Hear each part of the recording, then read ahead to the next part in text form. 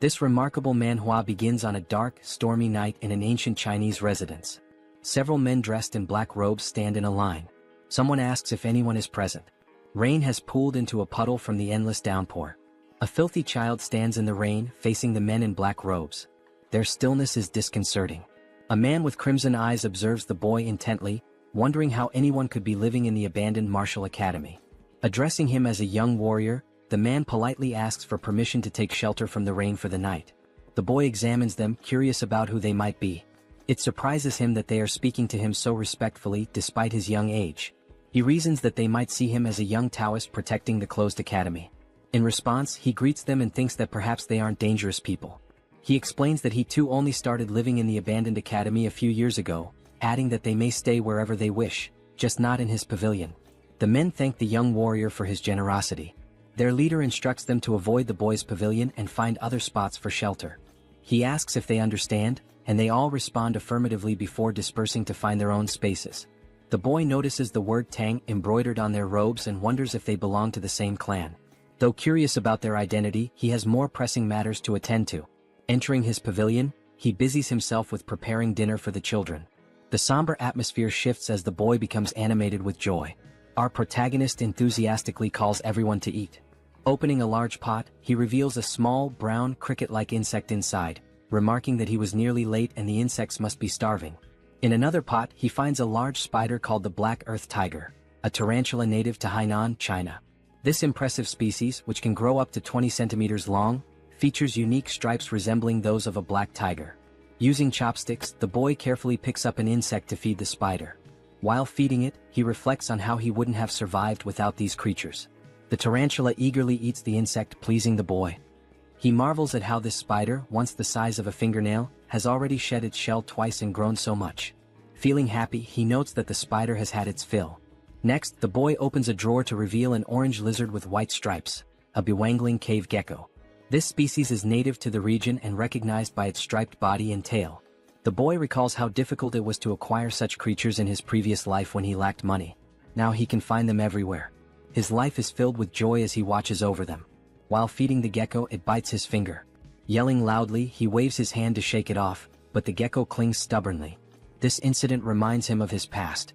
Before inhabiting this body, the boy was a streamer named Spicy Fabre, a professional biologist with over 1 million subscribers. His content focused on venomous creatures, and his final live broadcast became his undoing. In a quest to showcase the 10 most dangerous vipers, he embarked on a journey to find the black mamba, known for its aggressive nature. During the live stream, he lamented that he couldn't find the snake and decided to take a break. Viewers joked about the possibility of it being in his house, but to his shock, the black mamba was indeed there, curled up on his refrigerator. Before he could react, it bit him and he died instantly during the broadcast. Returning to the present, the boy pouts, reflecting on the irony of his death after such an exhaustive search. Meanwhile, an elderly man in a black robe knocks on the pavilion door. Thanking the boy for his kindness, he invites him to share their meal, a freshly caught deer. Excited at the prospect of eating proper meat rather than snakes or lizards, the boy eagerly accepts the invitation.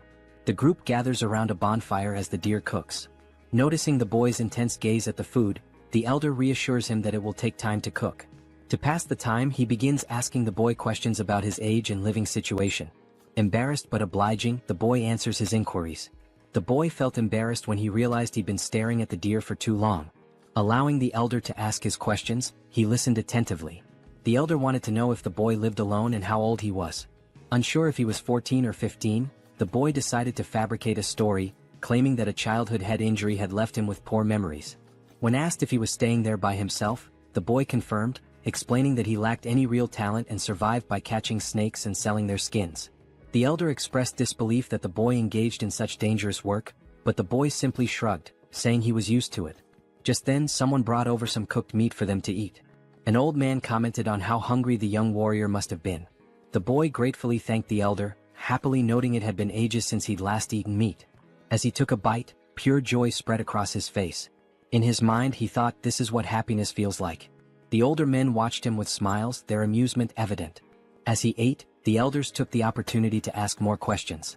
The elder explained that they were searching for something unusual and wanted to know if the boy had seen anything strange. Initially hesitant, the elder eventually decided it was safe to share the details since the boy lived alone and wouldn't cause trouble.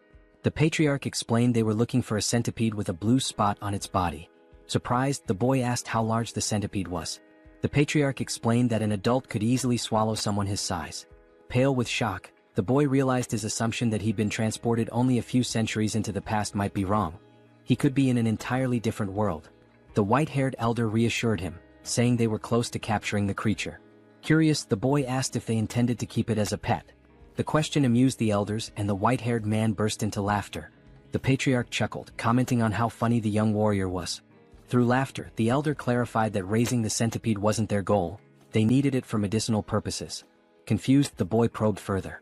Initially suspecting them of being traitors, he began wondering if they were involved in illegal drug-making. He asked how a centipede could serve as medicine. The elder explained that his granddaughter was gravely ill, and only the inner core of the blue spot centipede could save her. Moved by their determination, the boy thought about the lengths parents would go to for their children. Though he felt sorry for the centipede, he decided to help them, especially since they had treated him to meat. The boy began discussing the centipede, and the patriarch eagerly asked if he had seen one. He admitted he hadn't, but suggested he might know where they could find it.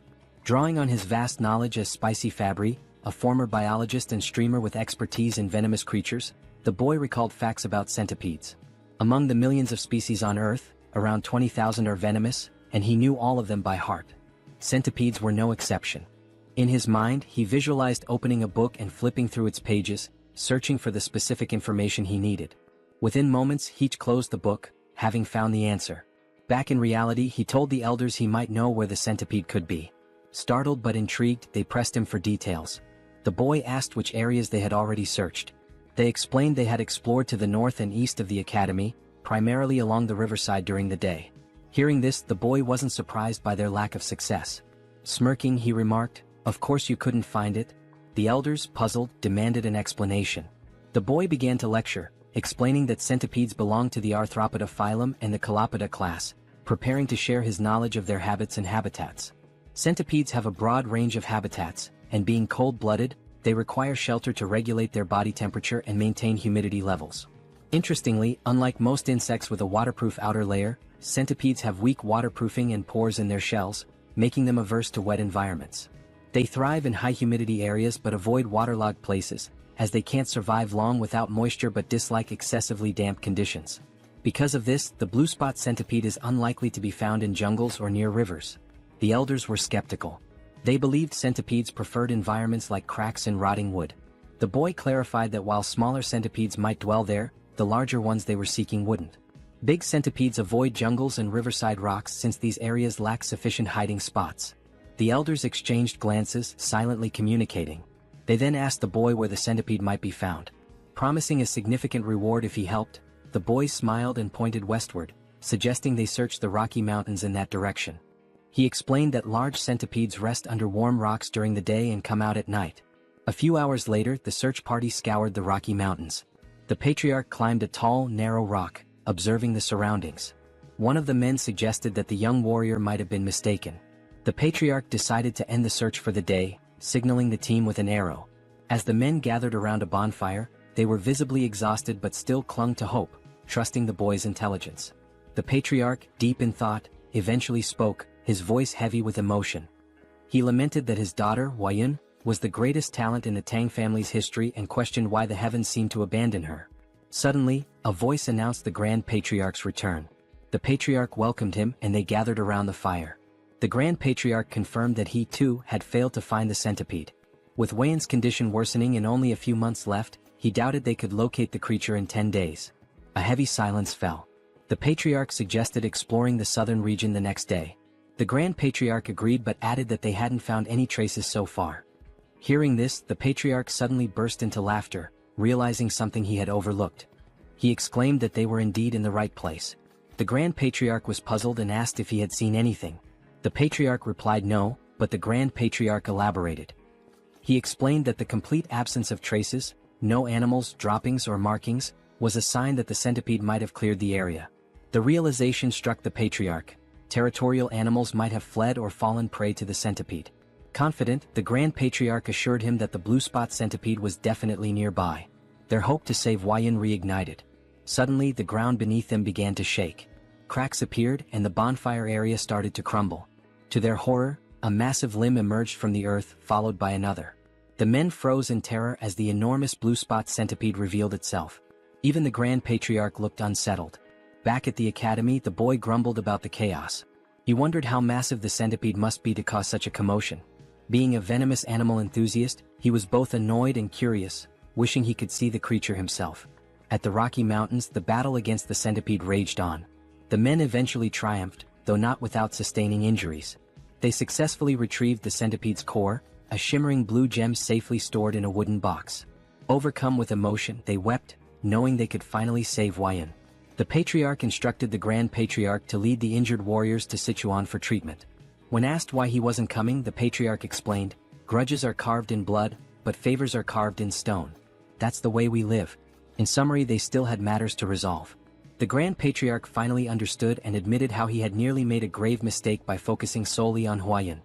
He agreed it would be appropriate to welcome the young warrior as a guest and grant his requests. The Patriarch instructed the injured warrior to receive treatment in the village while he went to visit the young warrior. He considered that the young warrior might also be curious about the recent events. Meanwhile, the young warrior was casually enjoying the company of 3 small yellow Pokemon-like creatures. The young warrior found himself in a peculiar situation. He had unexpectedly become the father to 3 blue spot centipedes. These tiny creatures, resembling caterpillars, were undeniably cute, especially as they affectionately rubbed against his face. Looking at the pot, a memory flashed in his mind. When he had brought the eggs home, he cleaned them and placed them on his nightstand. By the time he woke up, they had all hatched. 1 centipede happily rested on his head. Although the young warrior had anticipated the eggs might hatch, he hadn't expected it to happen so quickly. He tried to remove the centipedes clinging to his shoulders, but they refused to let go, treating him as their parent. A flashback revealed what had transpired the previous night. Driven by curiosity about the massive blue spot centipede, the young warrior had ventured into its lair, despite knowing the risks. During his search, he accidentally kicked an insect in frustration, causing him to lose his balance and drop his torch. Thankfully, the 3 eggs he had collected remained safe. Relieved that the rain had stopped, he realized how lucky he had been to retrieve the eggs without losing them. Determined to protect the eggs, he hurried back home, promising them a proper bath once he arrived. Back in the present, the young warrior felt satisfied that even though he couldn't see the live adult centipede, he had managed to save its offspring. He reminded himself that they wouldn't need food until after their second molting, but it was a challenge dealing with them constantly clinging to his body. Thinking of a solution, he smirked and decided to take a shower, hoping the water would make them leave him alone. Elsewhere, the elder patriarch arrived at the academy and approached the pavilion. Knocking on the door, he called out to the young warrior but received no response. After a brief hesitation, he turned the knob and entered the room. Inside, he noticed herbs, jars, and medicines, which made him wonder if the young warrior was a healer. Feeling it was intrusive to enter uninvited, he decided to leave, but the rustling sound from a pot caught his attention. Curious, he opened the pot and found a spider inside. His gaze shifted to the drawers where he discovered a gecko. Checking another pot, he saw beetles, alongside eggs and dried snakes scattered around. The elder was astounded. He couldn't comprehend how the young warrior managed to raise such venomous creatures and their offspring. Even the Tang clan, well-versed in handling poisons, had only been able to extract venom, not cultivate eggs like this. The elder realized his encounter with the young warrior was the true stroke of luck, far beyond the centipede's discovery. As the young warrior appeared and greeted him, the elder noticed the boy's concern about his bandaged arm. Dismissing it as a minor injury, the elder began to share something important but was interrupted by a sudden ominous energy. An explosion rocked the entrance behind them, and a shadowy figure began to emerge. As its form became clear, it resembled an ogre with a single eye and burned scars on one side of its face. The elder immediately shoved the young warrior aside, urging him to flee. The young warrior was caught off guard and confused. The monster let out a deafening roar and moved with alarming speed, attacking with its hand. The elder blocked the strike with his uninjured arm, enduring immense pain. The monster retaliated, throwing the elder back and sending him crashing into the ground. The area filled with dust as the elder struggled to catch his breath, coughing up blood. He realized the monster's strength rivaled that of his own father. He desperately told the young warrior to escape, but when the dust cleared, the scene revealed the young warrior being held in the air, choking as the monster gripped him tightly. The young warrior gasped for air as the monster roared with laughter. The creature mocked him, claiming he had heard that members of the Tang clan had arrived in Hainan. It sneered, saying no one could have imagined that the son of the myriad poison's divine sovereign would end up wounded and alone. The elder calmly retorted that he had no idea who the monster was and demanded to know why both he and the young warrior were being targeted. The creature scoffed, asking if its disfigured face and powerful fists didn't make it obvious. It then introduced itself as Takanyang, the blood hand Rakasa, and blamed the elder's father for its mutilated appearance. The elder recognized the name. He recalled hearing that Takanyang had been struck by a poisoned palm and fallen off a cliff, presumed dead. Yet here he was, alive and seething with vengeance.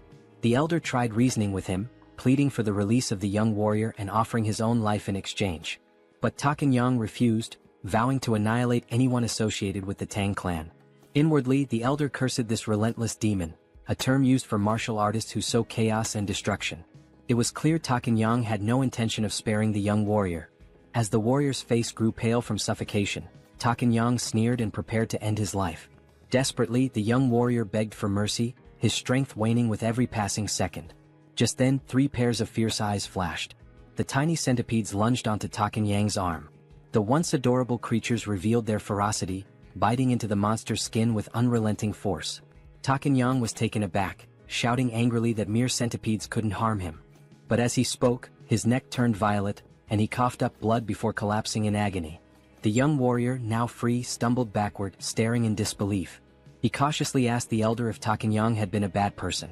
The elder, equally stunned, watched as the lifeless body of Takanyang lay on the ground. Slowly, his shock turned into a wide grin as he realized the young warrior was far more extraordinary than a mere guest.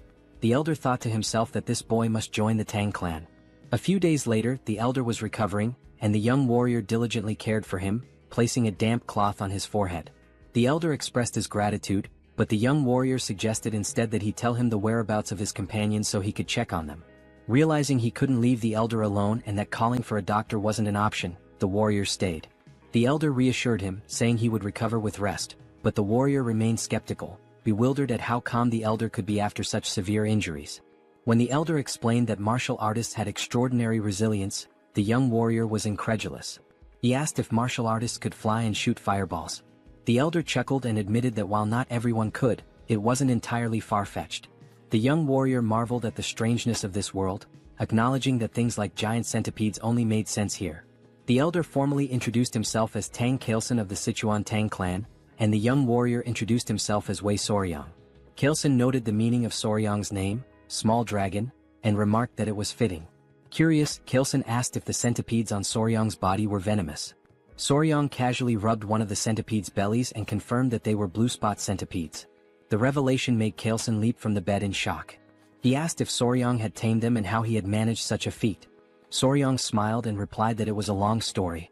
When Kailson insisted he didn't mind, Soryang began recounting how he had raised the centipedes from eggs. When the story concluded, Kailson could hardly believe it and asked for confirmation.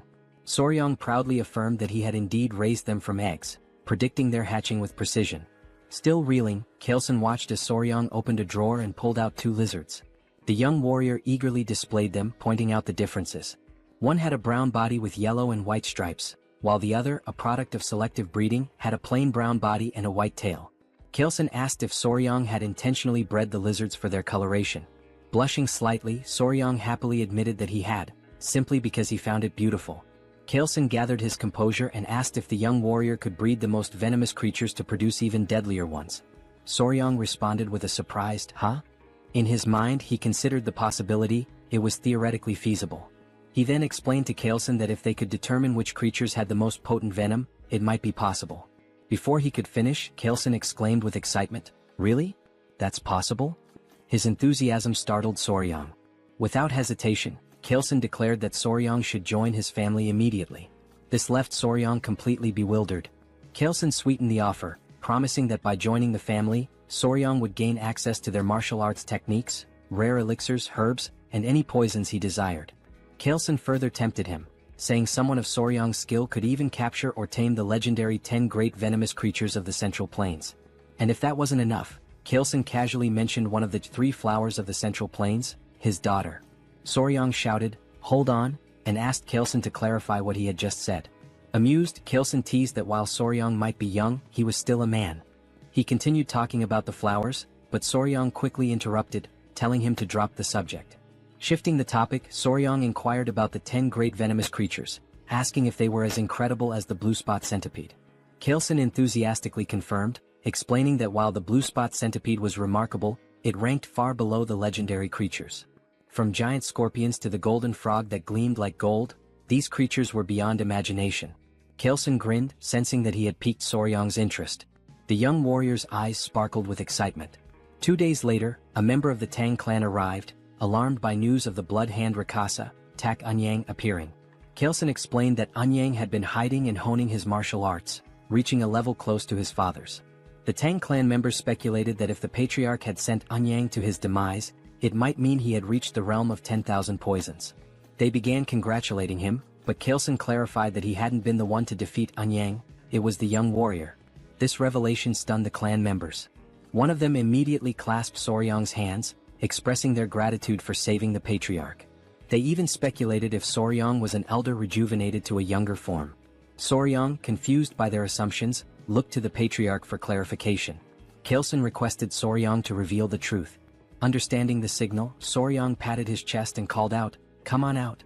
The Tang clan members watched in amazement as Soryang's clothes rustled, and 3 tiny centipedes peeked out.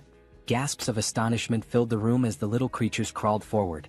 The clan members recognized them as blue spot centipedes, creatures known for their venom. Kaelson explained that these centipedes had been the ones to defeat Anyang. The clan marveled at the feat, as taming such creatures was unheard of. Kaelson then declared his decision to formally accept Soryang into the Tang clan, but Soryang hesitated, saying he needed more time to think. A clan member encouraged Soryang, emphasizing the great opportunity, while Kaelson urged him to prepare quickly, hinting at something important they couldn't delay. Kaelson then explained the sinister nature of Anyang's martial art, the blood hand poison claw, a dark technique requiring human blood and bone marrow to reach mastery. Soryang found it grotesque. Kaelson continued, stressing that if Anyang had left behind secret scrolls or disciples, they needed to eliminate them to prevent the resurgence of such dangerous martial arts. He also mentioned the possibility of rescuing any captives. The patriarch then asked if Soryang would assist, considering his familiarity with Hainan Island. Soryang appeared pensive, realizing that joining the Tang clan would be a lifelong commitment. He thought to himself that before committing, it was essential to observe the clan's dynamics, just like assessing a workplace during an internship. Soryang agreed to help once the patriarch recovered. They praised his decision, but Soryang privately resolved to use the opportunity to evaluate the Tang clan thoroughly. After 3 days, Kaelson was well enough to travel. Together, they journeyed to a village near an abandoned martial academy, suspected to be Anyang's base. There, they began investigating reports of missing villagers. An elderly man mentioned that 1 or 2 people typically go missing in the jungle each year, but there haven't been any patterns of regular disappearances. Chilson fell silent, lost in thought. They thanked the village chief for sharing the information. The chief replied humbly, expressing his honor in assisting the renowned patriarch of the Sichuan Tang Clan. They then took their leave, though they hadn't uncovered any significant leads. As they made their way through the forest, Soryang remarked to Chilson that there didn't seem to be anything unusual about the village. Chilson explained that when Anyang had revealed himself, it had been in that area, but the exact location was difficult to pinpoint. Soryang found it equally strange that there were no traces left behind. Remembering Anyang's words, he suddenly had an idea. Soryang asked if Chilson recalled what Anyang had said when he appeared. Chilson admitted that he didn't, as he'd been knocked away by Anyang's attack at the time. Soryang reminded him that Anyang had claimed to have heard that the Tang clan had come to Hainan, implying someone had informed him of their presence. Soryang proposed they retrace their steps through the places the Tang clan had visited in Hainan and ask around with Anyang's portrait. The Tang clan members were taken aback by Soryang's quick thinking. It made sense that someone who had seen them would have tipped off Anyang. Energized by the idea, they set out immediately. Their journey brought them to a gloomy village. One Tang clan member reported hearing rumors at the Hainan port that this was the village they were looking for. Chilson confirmed it was a place where the Halai people lived, and he assumed they wouldn't be hostile. However, the village had an eerie, lifeless atmosphere. When the Tang clan called out, asking if anyone was around, a villager noticed them. The villagers appeared weak and sickly. An elderly man, possibly the village chief, approached while holding the hand of a frail little girl. 2 guards accompanied them, also looking unwell. Kaelson introduced himself politely, while Soryang observed the interaction. He noticed how weak the child looked and how lifeless the villagers seemed. Soryang began suspecting something unusual. Many villagers appeared to have taken some kind of medicine. The chief denied that anything was wrong, insisting there were no missing villagers or unusual events. He abruptly told them to leave. When Chilson tried to point out the disproportion between the number of houses and the few people present, The chief cut him off, repeating that there was nothing of interest and urging them to leave again. Both Kailson and Soryong were puzzled. Kailson whispered to Soryong, wondering why the Halai people who should have been welcoming were acting this way. Soryong had no answer. Just then the little girl collapsed. Everyone was startled. The chief quickly cradled her in his arms, tears brimming in his eyes. He called out to her, saying she was his only remaining family and begging her not to leave him. The scene moved Kailson, who stepped forward and offered his help, explaining that he had some knowledge of medical arts. The chief hesitated and then asked if it was Central Plains medical knowledge. Kailson confirmed that, while he wasn't a physician, he had some expertise in medicine. The chief finally allowed him to examine the child. Before they entered, the chief explained that a plague had been spreading in the village, killing children and weakening healthy adults. He begged Kailson to try to save his granddaughter. Kailson promised to do his best. As they were ushered inside, Soryong asked a Tang clan member if the elder truly knew medical arts. The member explained that the Tang clan's deep knowledge of poisons also made them skilled in medicine. He added that martial arts training often begins with an understanding of one's own body, which includes medical knowledge. Soryong thought to himself that if he joined the Tang clan, learning medical arts would be far preferable to mastering their terrifying poison techniques. However, his thoughts were interrupted when the man casually mentioned that they sometimes tested poisons on captured criminals to study the effects. Soryong's expression turned comical as he realized this meant human experimentation, making him increasingly uneasy. Meanwhile, the streets of the village were eerily quiet. Inside one of the homes, Kailson sighed and explained that he had transferred some of his ki to the girl, stabilizing her breathing. The chief was overwhelmed with gratitude and begged them to save his only granddaughter. Kailson brought up an important point, noting that something seemed strange about the child's pulse. He asked if she had been born with a weak heart. The village chief explained that her illness began about 6 months ago. Not only his granddaughter but others in the village also started falling ill around the same time. They referred to it as a mysterious disease. That was why he initially told them to leave when they arrived at the village's entrance. Kailson reassured the chief, saying he would provide good medicine for the heart. He asked the chief to gather the villagers so they could distribute the remedy. Overcome with emotion, the chief burst into tears, expressing his heartfelt gratitude. Soryong quietly observed Kailson's actions with admiration. Later that night, as Kailson walked with Gu Pai, a member of the Tang clan, Pai acknowledged the effort Kailson had put into treating the villagers. Kailson thanked him before Pai inquired about the symptoms. Kailson explained they were unusual: lethargy, swollen eyes, mild fever, irregular pulses, but the most severe cases all involved heart issues. Curious, Kailson asked about Soryong's whereabouts. Pai replied that Soryong, likely exhausted from helping despite having no martial arts training, had gone to bed. Kailson agreed that it was understandable and decided to check on him. Pai offered to lead the way. When they entered Soryong's room, they found him sleeping soundly on the bed, with 3 centipedes resting in a basket nearby. Kailson observed from the doorway before suddenly stepping inside. Without hesitation, he raised his hand and slapped Soryong. Soryong jolted awake, clutching his stinging cheek, confused and in pain. He demanded to know why Kailson had hit him. Kailson, with a serious expression, apologized and explained there had been a bug on Soryong's face, and he had only wanted to get rid of it. Soryong looked at him skeptically but allowed Kailson to explain further. Kailson said he had come to check on him before going to bed but noticed the bug. In this region, venomous insects were common, so he had acted quickly to prevent any danger. He showed Soryong the bug, a large, unsettling creature. Soryong was startled by the sight and then seemed to piece something together. He asked Kailson if all the patients with different symptoms shared one common condition: arrhythmia. Kailson confirmed this. Soryong suddenly realized the source of the village's mysterious illness and pointed at the bug, declaring it the culprit. He identified the insect as a kissing bug, a member of the Reduviidae family. These bugs feed on blood, often biting near the eyes or lips, and are so discreet they can draw blood more quietly than a mosquito. Known as vampire or assassin bugs, they aren't venomous but carry harmful parasites in their stomachs.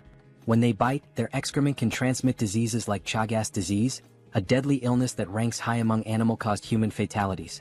Soryong then asked the village chief if the village's dogs exhibited symptoms similar to those of the sick humans, such as shortness of breath. The chief confirmed they did and asked if the bug was to blame. Soryong affirmed this, adding that with proper medicine, his granddaughter and others could be saved.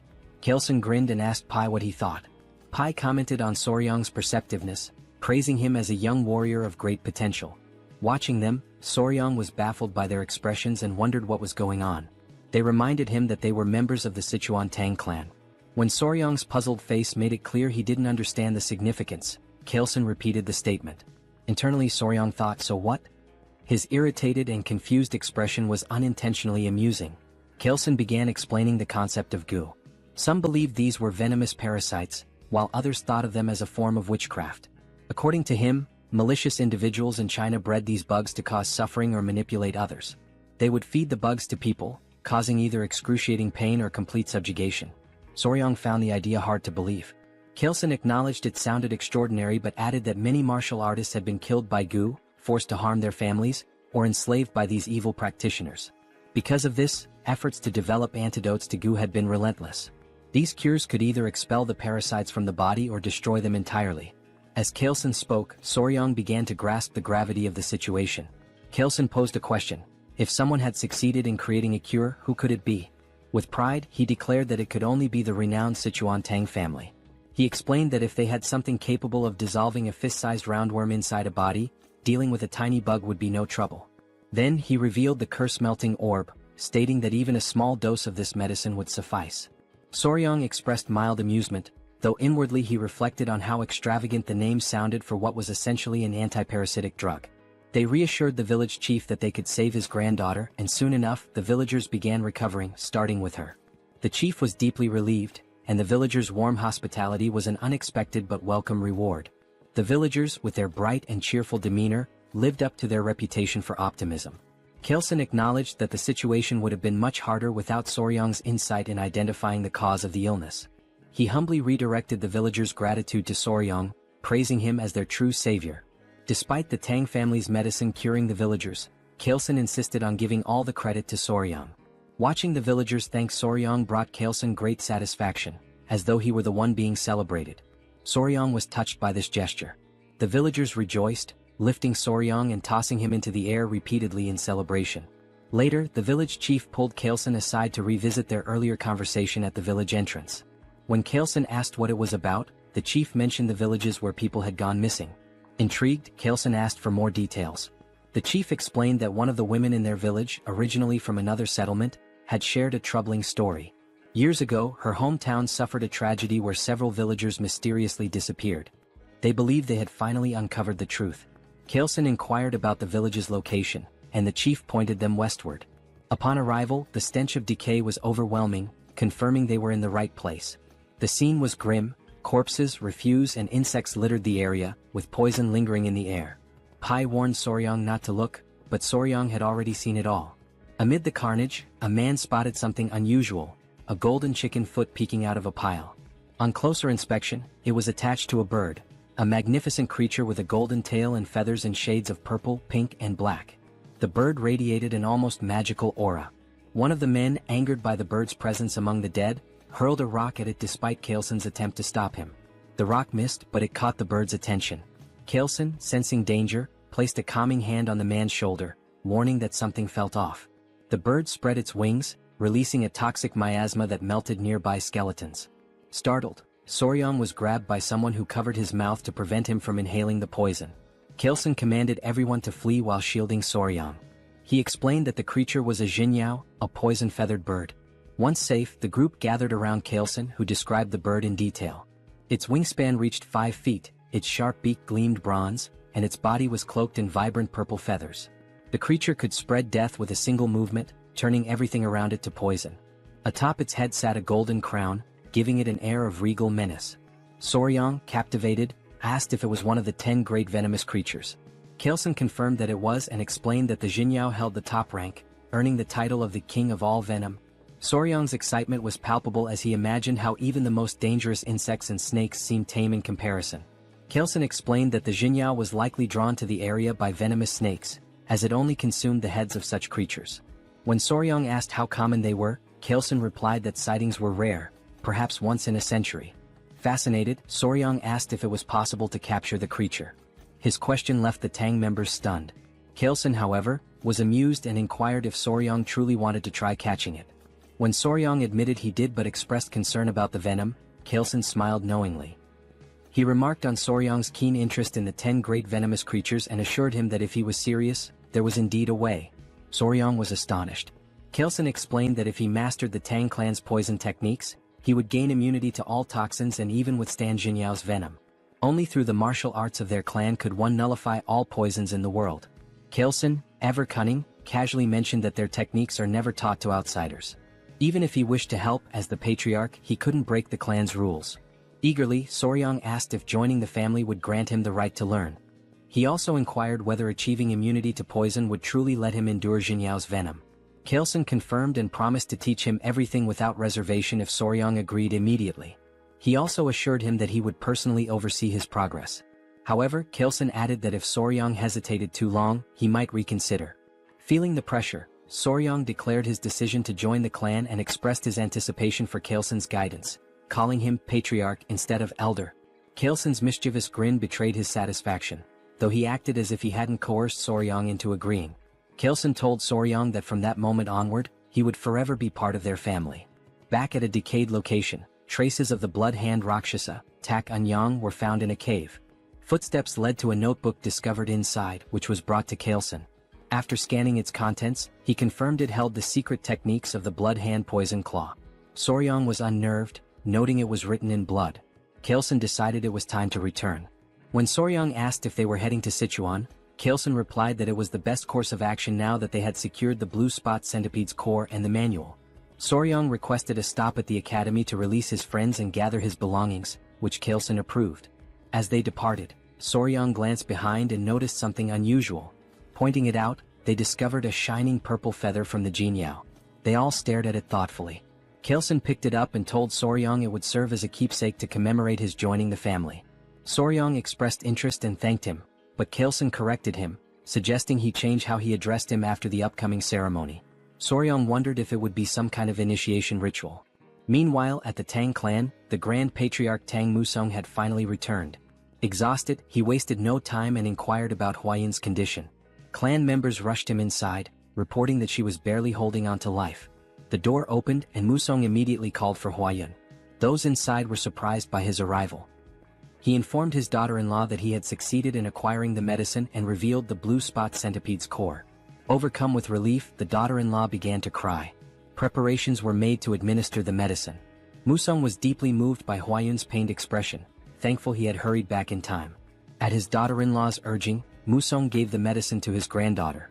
A radiant blue light enveloped her as he placed a finger on her wrist to check her pulse. Everyone anxiously hoped for her to open her eyes, watching and waiting. Meanwhile, Soryang felt groggy, marveling at the vastness of the Central Plains, which far exceeded his expectations. The journey had taken over a month and a half, beginning with a boat ride from Hainan to Hangzhou and continuing through Nanjing before finally arriving in Sichuan. At the residence of the Sichuan Tang Clan, Pai excitedly announced their destination to Soryang. Standing at the grand entrance, Soryang gaped as he learned the entire mountain belonged to the Tang Clan, aptly named Tang Clan Mountain. He swallowed nervously, overwhelmed by the sight. Immediately, members of the Tang Clan emerged to greet the patriarch. Soryang was astonished by their sheer numbers, wondering if all of them belonged to the Sichuan Tang Clan. Among the crowd, a girl in a red dress ran toward them, her face lit with tears of joy as she called out for her father. It was Huayan. She embraced her father tightly, crying tears of relief. Soryang meanwhile was spellbound. Her radiant beauty left him speechless, surpassing even the celebrity he had once been involved with in his past life. Chilson, pleased to see his daughter alive, introduced Huayan to Soryang. Dazed, Soryang struggled to piece together Chilson's earlier comments, muttering something about weeds or grass before Chilson corrected him. It was all about the flower. Huayan's cheeks flushed red. Chilson told Soryang that the girl beside him was the flower he had previously dismissed. Soryang was left dumbfounded. He recalled their earlier conversation about the flower and felt a wave of embarrassment. In that moment he knew he had made a grave mistake. He never imagined he had overlooked the chance of being with such a beautiful woman, the only daughter of the Sichuan Tang Clan, famously known as the venomous flower Tang Huayan. Since childhood, Huayan carried a hidden emotional weight. She once overheard elders discussing her. While they were uncertain of her talent, they agreed her beauty was exceptional, enough to rank her among the 3 flowers of the Murim. The conversation shifted to finding her a suitable husband. One elder mentioned suggesting the patriarch take a second wife, but the patriarch had declined, leaving him baffled. Hearing this, Huayan resolved to prove herself to the clan by excelling in their martial arts. She wanted to show that even as a woman she could contribute greatly to the family. However, her impatience led her astray, creating an internal heart demon that caused a key deviation in her training. When Huayan awoke, her mother, the Grand Patriarch, and 2 others surrounded her bed. Her mother looked visibly relieved. Tears streamed from Huayan's eyes as she apologized, lamenting that she had failed her family and lost all her inner chi. Her grandfather, the Grand Patriarch, called her a brat and told her to stop crying. He reminded her how far she had come to reach the level of mastering 100 poisons and told her to cheer up. Huayan's confusion grew when he mentioned 100 poisons. She noticed her aura glowing and asked for clarification. The Grand Patriarch revealed a story about a mysterious young warrior who had not only saved her life but also endowed her with the inner chi of 1,000 poisons, far surpassing what she had previously achieved. In the present, Huayan asked about weed, leaving Soryang utterly embarrassed. His earlier flippant remark comparing her to weeds resurfaced in his mind. He berated his past self for such thoughtlessness but tried to dismiss the moment by joking that the Patriarch had taken the comment too seriously.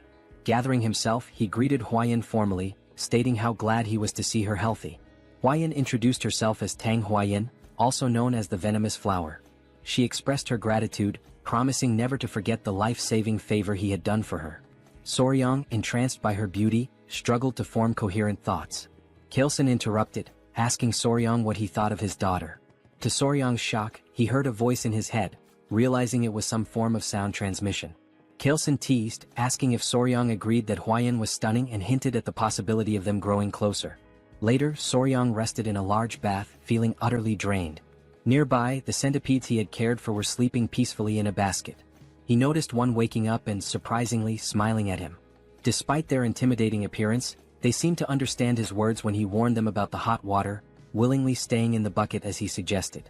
Amused by their behavior, Soryang recalled Pai's mention that centipedes were spiritual creatures. He made a mental note to learn more about them later. However, Kaleson's earlier remarks about Huayan lingered in his mind, leaving him restless. At another pavilion, the family gathered around a large table. The Grand Patriarch, the Patriarch, his wife, and Huayan. Kaleson announced his decision to give Soryang the East Wing Room, a space traditionally reserved for couples in Chinese residences. The Grand Patriarch questioned if Soryang was truly that talented. Kaleson confirmed, explaining that Soryang's remarkable abilities went far beyond mere chance encounters. He elaborated that Soryang not only possessed unparalleled knowledge of venomous creatures but also defeated Ouyang, encountered legendary spiritual creatures, and even hatched the blue spot centipede eggs himself. The Grand Patriarch commented on the Patriarch's luck in finding such a treasure. The conversation then turned to Huayan. Kaleson told his daughter that he wished to make Soryang his son-in-law, asking for her opinion. As Huayan processed her father's words, realization dawned on her. She grew quiet. Huayan wanted to prove that she could bring greater value to the clan now that she possessed the 1,000 poisons constitution, surpassing the mere 100 poisons constitution. She responded that as a member of the Tang Clan, she understood her father's intentions. However, she declared that it was her responsibility to determine if the young warrior was truly deserving of her. Without waiting for a reply, she dashed out of the room, leaving behind an awkward atmosphere. In Kaleson's mind, he thought the young warrior ought to be cautious. Though his rose was stunningly beautiful, her thorns were equally sharp. Huayan ran swiftly, her emotions in turmoil. Now that she had achieved the 1,000 poisons constitution, she was determined not to stop there. She knew that unless she pushed further, the elders would never fully recognize her. She resolved to evaluate the young warrior thoroughly, from his abilities to his character. Meanwhile, Soryang was lost in thought, contemplating how to navigate the situation. He suspected Huayan might harbor resentment toward him. Half-jokingly, he asked his centipedes, his kids, for advice. Suddenly, Huayan appeared before him, stunning him completely. She was breathtaking. Side note: the art style here is so vivid it feels like a scene straight out of a classic manhwa. Back to the moment, Huayan quickly excused herself, saying she was in a hurry, and asked for his hand. Soryang extended his hand hesitantly, blushing as he did so, feeling like a loyal pet offering a paw. Trying to lighten the tension, he suggested that they should only do such things after getting closer, as there's a proper order to such matters. Huayan froze for a moment before understanding his misunderstanding. Her face turned beet red as she corrected him, insisting that wasn't her intention at all. Realizing his mistake, Soryang felt a wave of embarrassment. Huayan sighed and clarified again, explaining that she had only wanted to check his pulse. She apologized for startling him by suddenly asking for his hand. Sitting beside him, she admitted that her approach had been abrupt and assured him that she only wanted to explain some things. Soryang listened attentively. Huayan began recounting her struggles, sharing how, as the Tang clan's sole direct descendant, she constantly faced schemes from the branch families. To secure the family's future, the elders had decided to seek a capable son-in-law. They even considered how Soryang's role within the family might change should he join.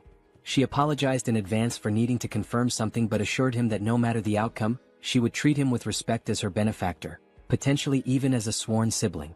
Soryang reassured her, offering his hand again and saying she was free to confirm whatever she needed. Hwayan placed her hand on his wrist, emitting a faint blue aura as she assessed his pulse. She explained that the Tang clan's martial arts were unique. They required practitioners to adapt to toxins gradually as their internal energy grew.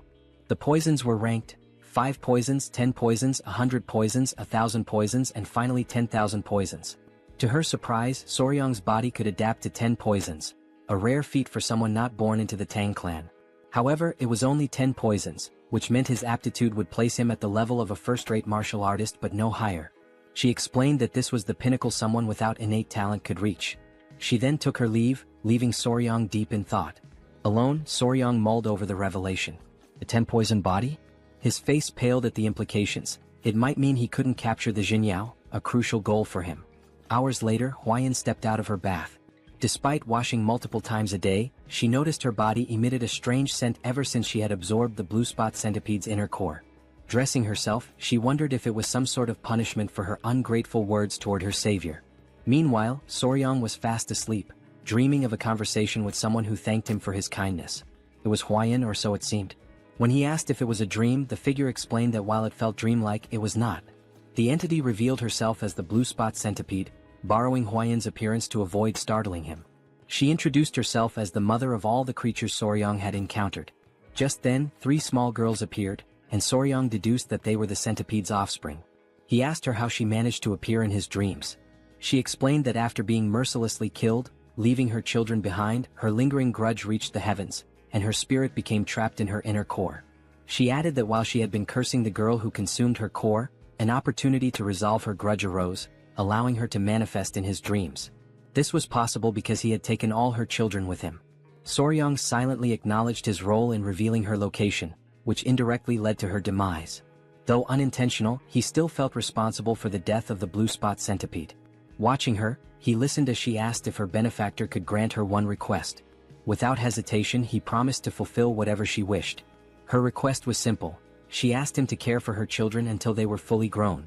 Soryang was puzzled, noting that centipedes typically become independent after molting twice. She clarified that while this was true for ordinary centipedes, her species was unique. Until her offspring molted twice, they required the flow of qi from their mother's inner core to survive. Only afterward could they sustain themselves by feeding on the qi of other beings. This revelation led Soryang to ask whether the children needed to remain with Hwayan, as she had consumed the inner core. The mother centipede explained the circumstances. She admitted that, in her anger, she had cursed Hwayan, causing her body to emit a foul odor. The curse ensured no man would approach her, preventing her from ever having children. However, she was willing to lift the curse if her children were allowed to absorb the qi from Hwayan's inner core. Perhaps in this way, Soryang could even win the girl's heart. Soryang considered her words carefully before smiling and responding that it didn't feel right. He couldn't take advantage of Hwayan's predicament. The mother centipede admired his integrity and asked how he planned to handle the situation.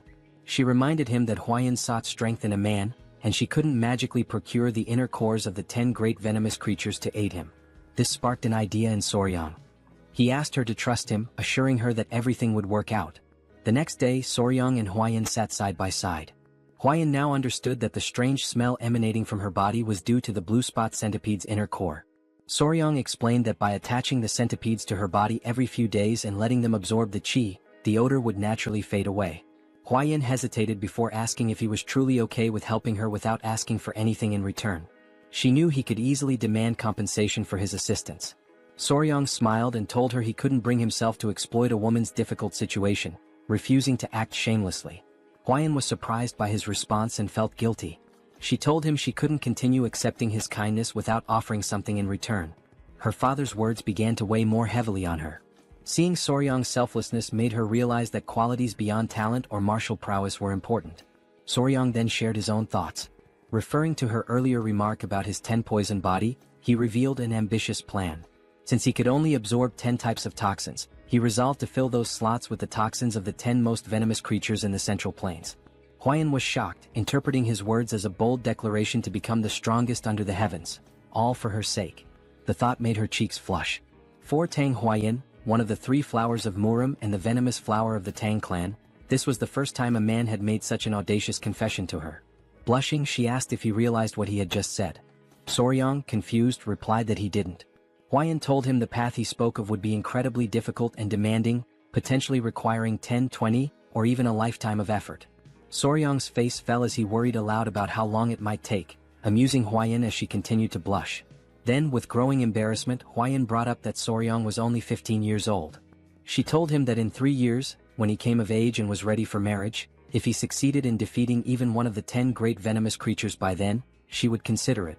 Blushing deeply, she admitted that if he succeeded, there might even be a possibility of a wedding. She cheered loudly, saying she would be rooting for him, then bolted away. Soryang was confused and called out to her. She stopped, turned around, and asked if there was anything else he wanted to say. He suggested that she get some rest and stay for a couple of hours. Embarrassed, she hesitated but eventually returned. He reassured her there was no need to worry since the little centipedes wouldn't bite. Gathering his kids, he told them to go to their mom instead of their dad.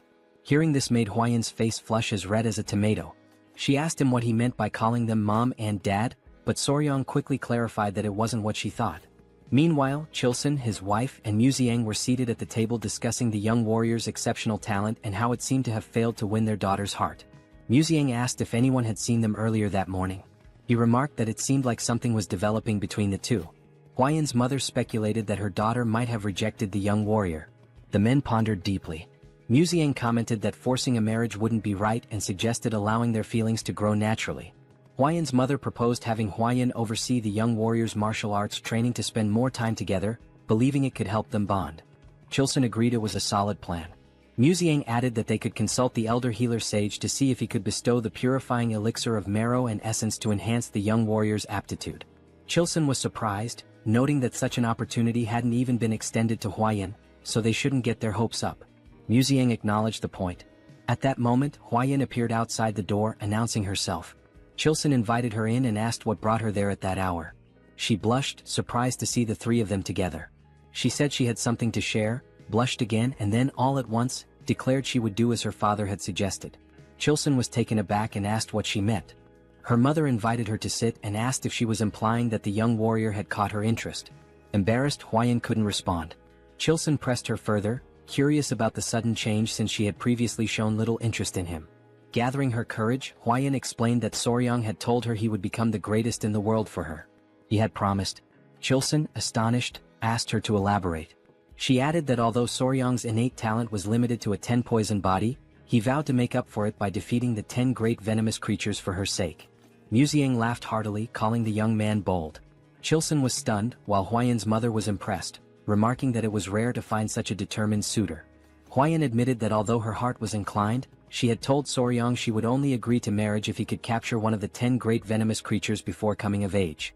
Her father joked that she should have raised the bar to 3 creatures, while her mother commented that men often miss subtle hints.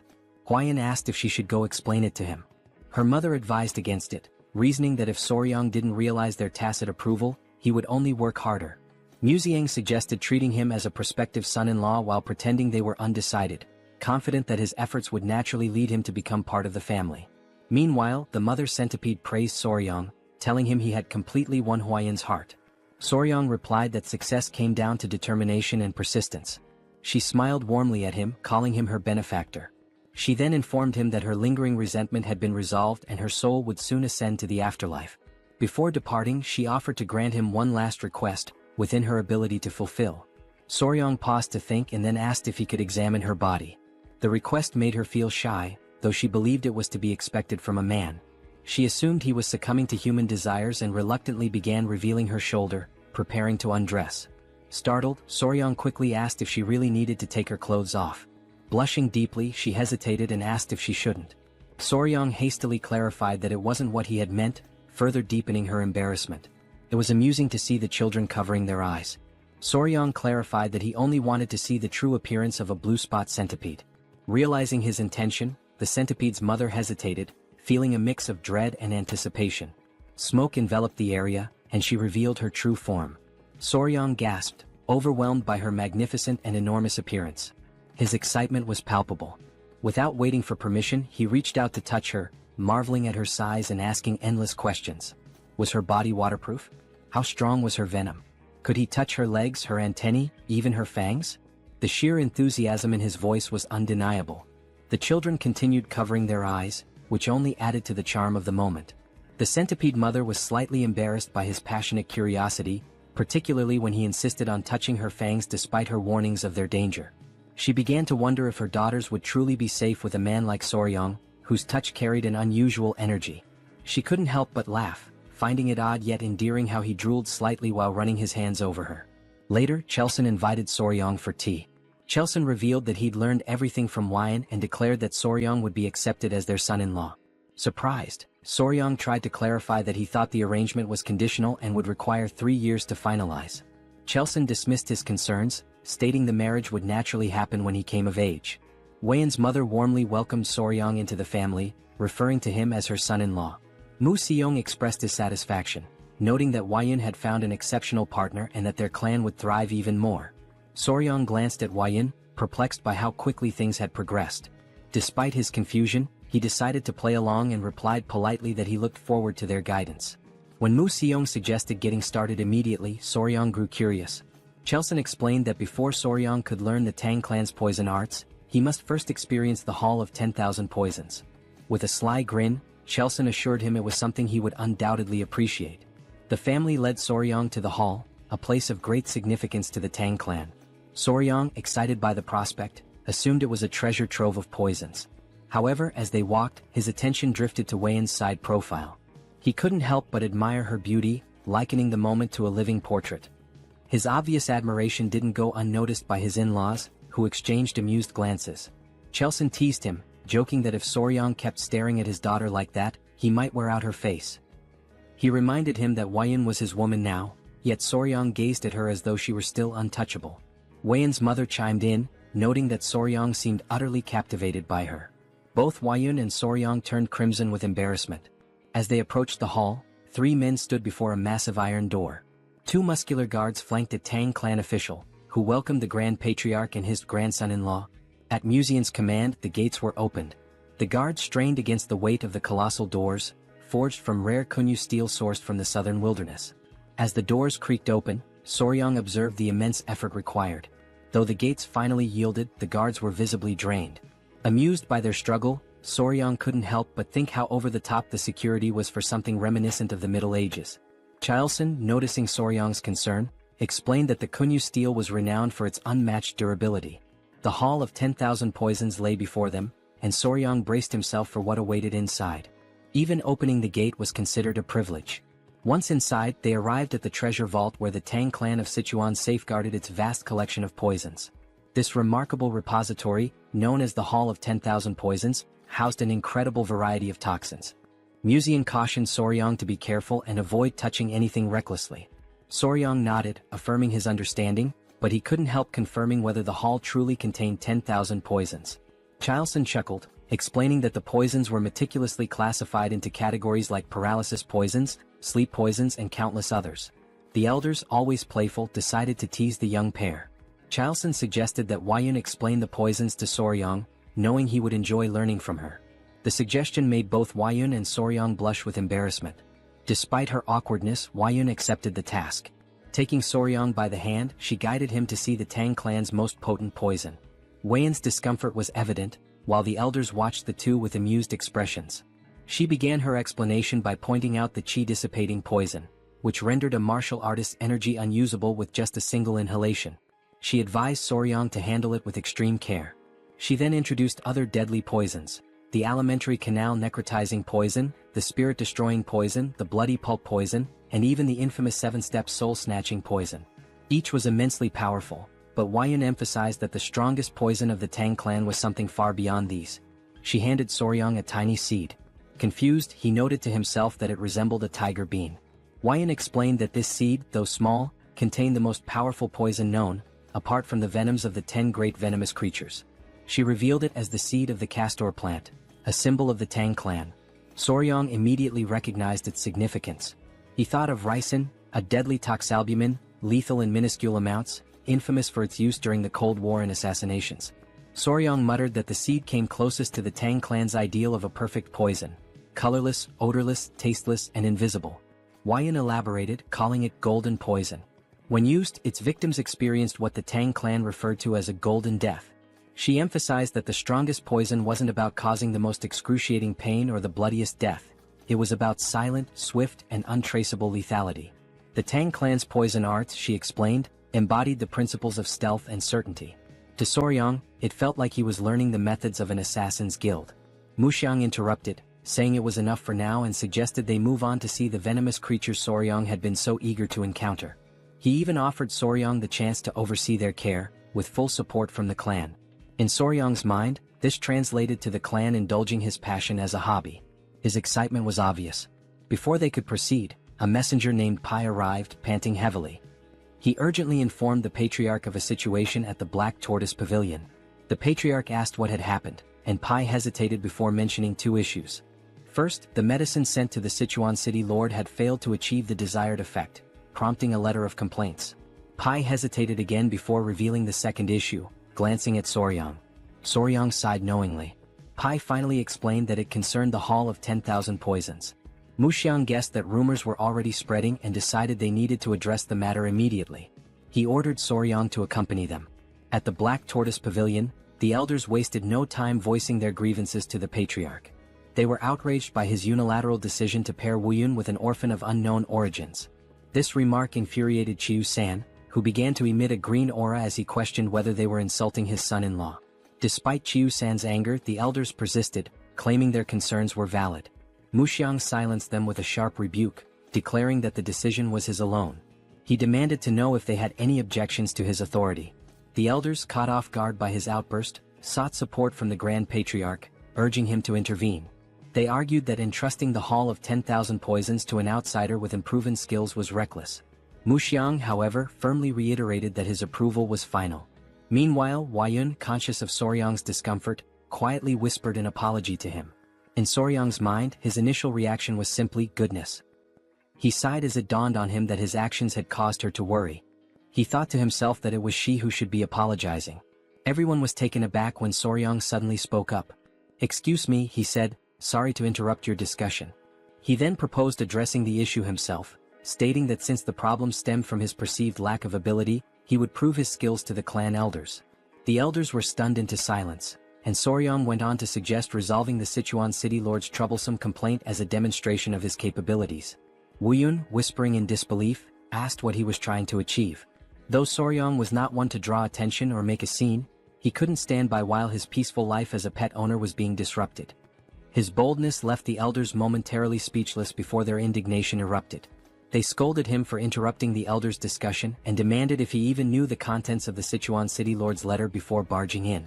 Calling him insolent and irrelevant, they complained to the patriarch about his interference. The elders seized the opportunity to argue for a son-in-law from a reputable martial family instead. Chao Sen's wife, however, was visibly annoyed by their tirade. Meanwhile, Soryang internally remarked on how absurd these old codgers sounded the longer they spoke. Recalling his days as Spicy Fabre, a streamer with over 1 million subscribers and thousands of viewers per session, he likened the elders' complaints to the nonsensical trolling he used to deal with. Addressing the group, Soryang pointed out that they still refused to acknowledge him as the Sichuan Tang Clan's son-in-law, meaning he was merely a guest. With his streaming experience, Soryang was well versed in handling chaos. He reminded them that he had saved the clan's beloved Lady Huayun, defeated the bloodhand Rakshasa Takanyang, and saved the patriarch's life. He then challenged them, asking if it was part of the clan's etiquette to insult a guest and benefactor to their face. The elders, embarrassed by his pointed remarks, admitted to speaking rashly out of desperation. Inwardly, Soryang thought of them as pathetic. The Grand Patriarch, however, appeared impressed by his composure and cleverness. One elder tried to downplay the significance of defeating Takanyang, claiming it was overstated. The Patriarch quickly silenced the objection by presenting a document, none other than the secret manual of the blood sect's bloodhand poison arts, written in blood. The elders gasped in shock. Their astonishment deepened when the Patriarch asked Soryang to reveal his companions. Tapping his chest gently, Soryang summoned the 3 baby spotted centipedes, which emerged happily. The elders grew visibly uneasy at the sight of the creatures. The Patriarch proudly explained that these were the offspring of the blue-spotted centipede, and Soryang had been raising them. He further revealed that these centipedes were the ones that had killed Takanyang. One elder, still in disbelief, confirmed if Soryang had truly managed to control a blue-spotted centipede. Soryang and the patriarch shared knowing grins, teasing the elders. Chao San added that addressing Soryang as a young warrior instead of recognizing him as the clan's son-in-law was telling. Soryang even joked, warning the centipedes not to bite anyone unless they wanted to end up as lifeless as Taken Yang. The elders, thoroughly flustered, began backtracking. They denied refusing to accept Soryang, offering feeble excuses about proper procedures and natural hesitations. The Grand Patriarch, exasperated, decided to table the discussion on Soryang's status for the moment and focused on the Hall of 10,000 Poisons. He asked why Soryang was not allowed entry, to which the elders replied that Soryang was not fully integrated into the family and was too young to be entrusted with such responsibility. The Grand Patriarch, seeing an easy solution, asked Soryang to demonstrate his abilities. Soryang smiled confidently and declared that he would prove himself worthy of the Sichuan Tang Clan in their own style, by using poison. The elders were aghast, misinterpreting his words. They shouted in disbelief, asking if he intended to poison the Sichuan city lord instead of helping him. Soryang was left utterly confused by their reaction. Deep down, Soryang was puzzled as he believed that the Sichuan Tang Clan addressed poison-related matters the following day. The Grand Patriarch announced that Soryang would now begin training in the Tang Clan's martial art, the 5 Venoms returning technique. Soryang asked if the training would also involve physical exercises. The Grand Patriarch explained that as Soryang practiced martial arts, his body would naturally adapt to align with the techniques. Mu Soryang further clarified that the Tang Clan focused on practicality, so Soryang would learn skills that could be immediately applied in real situations. Mu Soryang unpacked an array of weapons, arrows, daggers, shuriken and more. They started with concealed throwable weapons such as needles, coins, darts, powders, daggers and throwing knives. Mu Soryang explained that while there were many unconventional concealed weapons, they could mostly be divided into 5 types. He asked Soryang which one he thought was the easiest to handle. Soryang guessed it was the dagger or throwing knife, which turned out to be correct. Then Mu Soryang inquired about the most difficult weapon. Soryang suggested powder, as it needed to be scattered effectively. However, Mu Soryang informed him that the needle was the most challenging. Surprised, Soryang assumed it was because the needle was small and thin, making it tricky to throw. Mu Soryang explained further, it wasn't just about the difficulty of throwing. Soryang would also need to remember exactly where he threw each needle. To demonstrate, Mu Soryang separated the head of a brush from its handle and made a quick motion. Suddenly, the brush's bristles floated in the air and transformed into needles, raining down and embedding themselves into the ground. Soryang was stunned by how the bristles acted like actual needles. Mu Soryang revealed this was part of the Tang Clan's hidden weapon technique called sky-obscuring flower rain, a secret art where hundreds or thousands of needles fall like flower petals, covering an area. In Soryang's mind, it seemed like the technique involved scattering needles everywhere and then fighting on the same turf. He expressed concern that with an area filled with such needles, there would hardly be any space to move. Mu Soryang laughed and confirmed his assumption, adding that Soryang would have to remember the needles' positions to avoid falling victim to his own technique. To Soryang this seemed almost unbelievable. He broke into a sweat as he confirmed with Mu Soryang that he would need to remember the positions of needles that deflected opponents as well as those that missed their mark. Mu Soryang affirmed this, informing him that with the 5 Venoms body, he'd need to memorize at least 100 positions just to begin. Soryang turned pale at the thought. Afterward, Soryang collapsed face-first onto the ground. Lady Huayan arrived, wearing a beekeeping suit, and asked if she looked ready. She explained that she had heard he was planning to catch a hornet and wondered if the suit was unnecessary. Soryang assured her it wasn't. Her suit would allow them to catch one themselves instead of waiting for it to come. Huayan asked if he knew where the hornet's nest was, and he replied that she'd understand once they arrived. Huayan informed him she had spotted a nest nearby, so they headed out together. As they walked, Huayan brought up the letter sent to the Sichuan city lord and asked if Soryang had read it. Soryang confirmed he had. Blushing, Huayan expressed concern that he might not fully understand the letter's contents due to his young age. Soryang responded confidently, remarking that yang qi, a man's vital energy, was indeed important. Embarrassed, Huayan quickly told him that was enough, but it was clear he already understood. The great issue troubling the Sichuan city lord, as Soryang revealed, was erectile dysfunction. His rod was no longer functioning. Huayan grew suspicious of Soryang's knowledge on the subject, given his age. Soryang brushed it off, explaining he had lived alone for some time. Embarrassed, Huayan quickened her pace. A few hours later they arrived at the forest. Soryang became distracted by the creatures there, and Huayan had to keep him focused until they reached their destination. The nest was located inside a small cave-like hollow, which seemed like an ideal spot for hornets. As they approached, Huayan asked what it meant to find a hive without bees. They put on their headgear as Soryang explained that while they were looking for hornets, they wouldn't be capturing any bees. Hwayan was confused but followed his lead. They reached the hole, and Soryang explained that the venomous insect they sought was more likely to be found in smaller, weaker hives. Hwayan hadn't known this but was relieved to see that the hive seemed to contain what they needed. An insect emerged from the hive, and with a swift movement, Soryang caught it using chopsticks. They hadn't come there to catch a hornet. The insect they were after was something else entirely. That tiny creature would solve the Sichuan city lord's problems. Hwayan asked about the bug, wondering if it was a ground beetle. She guessed correctly. Soryang realized that in this world, the insect was indeed called a ground beetle. In the Central Plains, the bug found in the giant hornet's nest was known as a ground beetle, though in the modern world, it's referred to as a blister beetle. Hwayan asked if it was normal for ground beetles to be found in a hornet nest. Soryang explained that their life cycle was quite unique. Blister beetles have an unusual method of reproduction. Unlike most insects that either guard their eggs or create a safe space for them to hatch, this little creature simply lays its eggs wherever it pleases. Soryang joked about how the blister beetle would tell its boss to hold on while it dropped some eggs before leaving, with no particular care about the location. It would just lay them anywhere, with the only consideration being to pile them in one spot. When the blister beetle larvae hatch, they start crawling toward the highest point nearby. Once they reach the top, they engage in an odd behavior. They cluster together and mimic a flower. This false flower then attracts bees, which mistake it for the real thing. When the bees approach, the larvae swarm onto a carpenter bee's body, taking over its home in an instant. Soryang wasn't sure why the larvae favored giant hornet nests, but it seemed to be the ideal environment for their growth. Hwayan felt sorry for the giant hornets, but Soryang shrugged, saying there was nothing that could be done. Hwayan knew that the bug caused burns on the skin and had heard that eating too much of it could even be deadly. Soryang confirmed this, explaining that the orange liquid released by a blister beetle contains cantharidin, a toxic substance that causes burns and blisters when it touches the skin. Hwayan blushed and asked if it truly had such an effect. Soryang affirmed, adding that it also had the curious property of immediately raising a man's rod. Embarrassed, Hwayan quickly told him to stop explaining. She encouraged him to return to the Hall of 10,000 Poisons. Soryang, however, wanted to catch a few more beetles. They had already secured the blister beetle, and once back at the Hall of 10,000 Poisons, Soryang began teaching the warriors how to prepare the medicine. He instructed them to listen carefully and explained that they needed to dry the ground beetles and grind them into powder. 1/10 of that powder was toxic and 3 ml of it could prove fatal. If a person consumed 3/10 of a ml per guan body weight, about half of them would die. Soryang requested that they prepare the medicine using only 1/10 of 1 ml of the poison, about the amount in 10 drops of liquid. To clarify, 1 ml equals 3.75 milligrams, and 1 guan equals 3.75 kilograms. He asked if they understood. Deep down, Soryang felt as if his brain might explode from the complexity. One warrior, removing his mask, remarked that Soryang's explanations were incredibly detailed.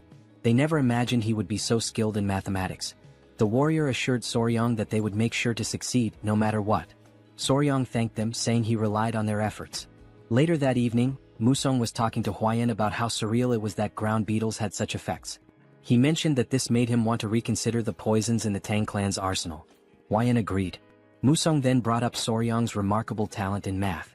Hwayan shared how Soryang had calculated the solution's concentration and estimated it to match the weight of 10 drops of liquid. Musong admitted that while he considered himself knowledgeable about poisons, Soryang was on an entirely different level. The more he learned about him, the more he realized what a gem the young man was. Teasing Hwayan, Musong asked if she liked Soryang even more now. Hwayan blushed, feeling flustered. She admitted that she regretted her hasty judgment in the beginning. Musong replied that as long as she made up for it going forward, that was what mattered. Musong then asked how they planned to test the medicine once it was ready. Hwayan turned bright red, almost as if she were a tomato. She mentioned that the branch family elders were saying Soryang had been too insolent. Soryang responded confidently that he'd test it by confronting the clan elders directly. Musong was left speechless, his jaw hanging open in shock. He laughed loudly, finding the boy amusing. The next day, everyone gathered in the hall. The clan elders were doubtful. A warrior handed Soryang a wooden box and explained that he had mixed licorice powder and honey to make the medicine sweeter and easier to consume. Soryang was impressed by how much attention the man had paid to the smallest details. He asked the warrior if he had followed the instructions exactly. The warrior confirmed that he had done so carefully. Other clan members scoffed, saying they were making too big a deal out of it. They even questioned how amazing it could truly be. The patriarch silenced them and then asked Soryang how he planned to prove the medicine's effectiveness. Soryang feigned surprise at the question. The clan elders shouted that it was only natural they needed confirmation. One elder yelled that they would never dare send unverified poison to the city lord of Sichuan. Another elder agreed, adding that if something went wrong it could lead to disaster. Soryang calmly responded that they had no other choice. The warrior understood, but the elders were confused. They grew irritated, feeling as though Soryang was implying they should test it themselves. A loud elder snapped at Soryang, asking if he even understood what that substance was. Another elder commented that Soryang had been out in the world for so long that it seemed like even his insides had turned black. Soryang grinned and called for his grandfather. Museong appeared, asking what he needed. Soryang brought up Museong's earlier statement that those who mastered the Tang clan's martial arts were never afraid of poison. Museong agreed with Soryang's plan and confirmed the statement. Soryang pointed out that the elders' reaction seemed to imply they were afraid. Museong agreed once more. Soryang taunted the great elders of a clan that was surely skilled in mastering 100 poisons. He used reverse psychology, saying that surely they weren't afraid of something as simple as ground beetle poison. This provoked the elder, who then split the medicine into two. He claimed they had no fear of such a trivial poison and consumed it. The elder warned Soryang that if the medicine didn't work, there would be consequences. The elder declared that they would uphold the laws and principles of the clan. They chewed the medicine and a tense silence followed. Then they smirked and declared that nothing was happening. However, one elder felt his manhood stir. The long slumber of the snake was over. Embarrassed, the elders quickly tried to hide their reactions, and from that day on, the clan's laws and principles were firmly set, with a hint of humor. The medicine was sent to the city lord of Sichuan, and its effects were proven to be excellent. A little later, the elders walked through the hall, holding their pants to hide the evidence. Soryang told Museong it had worked just as he had said. By provoking the elders with something related to poison, they had fallen for it immediately. Museong knew that the elders' actions were driven by their pride, but also by their concern for the clan. He advised Soryang not to resent them too much. Museong reminded him that, in the end, they were all family. Soryang nodded, understanding. Huayun hurried in, saying something terrible had happened. They asked what it was, and she explained that their children were acting strange. Soryang turned red and was taken aback. Museong, now serious, called for his grandson-in-law and grabbed him by the collar. He demanded to know what was going on and asked why they had children. Soryang was drenched in cold sweat. Still holding on, he said they hadn't even had a wedding ceremony yet. Huayun, her face flushing, shouted that they weren't human children. It was the centipede Soryang was raising. Soryang looked surprised and worried, quickly asking what had actually happened to the centipedes. He explained that he had been doing a lot of physical training lately and had asked Miss Huayun to look after them in the meantime. However, due to her recent efforts, she had completely forgotten about them. Suddenly concerned, he asked to see where his daughters were, but Huayun told him they weren't with her. The old man, witnessing this scene, was left in utter shock. Sometime later, the three small centipedes were shown looking sickly. Not understanding the situation, Soryang asked Huayun if it had happened suddenly. She confirmed, saying they had seemed fine earlier and asked if he thought they were ill. Their colors looked pale and their shells appeared strange. Soryang quickly realized what was happening and reassured Huayun not to worry. He explained that the process was called molting, during which creatures like centipedes shed their hard shells. He added that it was likely the time for it to happen. Huayun, still uncertain, asked if it was truly okay, and Soryang reassured her it was natural and would happen soon. The first centipede started moving within its shell and moments later, it broke out, revealing something unexpectedly adorable. Everyone was amazed at what they had just witnessed, and Huayun noticed the other two centipedes were also starting to crack their shells. Seconds later they emerged as well. Now gathered together, all three appeared twice as large and even more charming, leaving everyone captivated by their beauty. Huayun asked Soryang if he had names for them yet, but he admitted he hadn't thought about it. After a brief pause, he suggested calling them number 1, number 2, and number 3. Without hesitation, Huayun rejected the idea, saying such generic names wouldn't do. She explained that centipedes of this species could transform into dragons after living for 1,000 years and deserved names worthy of such grandeur. Soryang, skeptical, dismissed the notion that a centipede could become a dragon, even after a millennium. The old man nervously interrupted, laughing, and explained that these centipedes were known as heavenly dragons, meaning they would indeed transform. Realizing who had been spreading such nonsense, Soryang shook his head but continued thinking of suitable names. After a moment of contemplation, he proposed Nova, Myra, and Grace. Huayun was taken aback. Soryang explained the symbolism behind each name. The first, Nova, represented a beginning. The second, Myra, symbolized fragrance. The third, Grace, stood for elegance or kindness. Huayun was charmed by the names and their meanings, agreeing that the father should indeed name his children. Sometime later, while strolling through the city, the now larger centipedes clung to Soryang's body again. As he sat down to rest, he noticed that although his training had strengthened him, it wasn't enough for their increased weight, but at least he could still move. Opening his mouth to comment on their added heaviness, one of the centipedes suddenly jumped and hit him square in the face. Now lying flat from the impact, he realized they were clinging to his entire body. As he mulled over the situation, he overheard a conversation nearby that caught his attention. Two men, carrying a bag of money, remarked on how extravagant the Tang clan of Sichuan was, planning to visit a brothel that night. They added that earning money had never been easier, sparking Soryang's curiosity. Later, the patriarch shared good news with Soryang. He asked if Soryang remembered the medicine they had sent to the elders some time ago. Soryang confirmed he did. The patriarch explained that the medicine had worked exceptionally well, mentioning that the Lord had sent a message of gratitude along with a generous reward, which delighted both Soryang and Hwain. The father-in-law praised Soryang for achieving something remarkable, admitting he hadn't expected to reap benefits so quickly from accepting him as a son-in-law. Soryang was pleased by the compliment. Finally, the patriarch suggested granting him one of his elixirs, urging him not to refuse out of modesty. Soryang pondered the benefits an elixir might bring. Excited, Hwain asked her father what type of elixir he was offering. He replied that it was the honey of the golden king bee. Soryang assumed it was just ordinary honey, but thought he should probably accept it since it might boost his internal energy and help him become a martial master. With a serious expression, Hwain called out her father, asking why he had mentioned giving a reward when in reality, it was just honey. Gripping Soryang's arm, she sternly said her father shouldn't be so stingy, emphasizing that Soryang's accomplishments weren't trivial. She also pointed out that the honey was a low-grade elixir. The patriarch, now looking downcast, explained that even though it was low-grade, it had been expensive to acquire. Hwain, visibly fuming, retorted that regardless of its cost, it was far too insignificant compared to what Soryang had achieved. The patriarch silently lamented how difficult it was to have a daughter. Unbothered by the argument, Soryang asked more about the golden king bee they were discussing. After a moment of thought, the father-in-law described the golden king bee as a venomous, mid-level creature found in forests. He explained that its size was comparable to that of a small dog.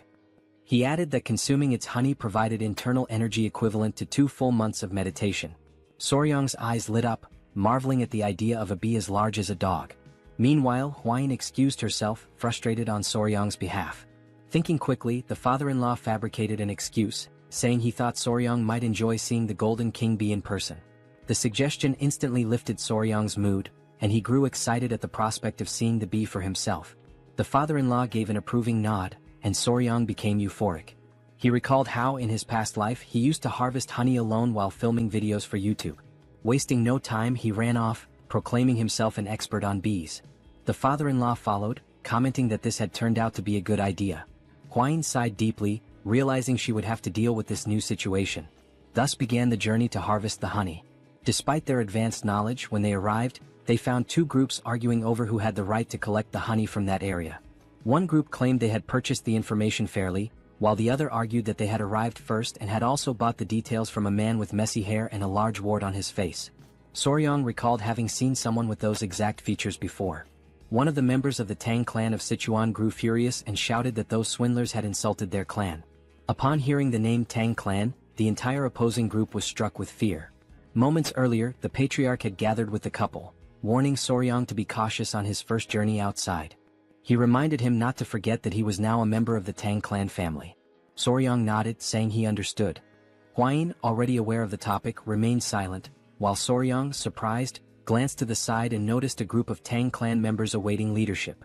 The patriarch explained that Soryang now needed to learn how to manage others.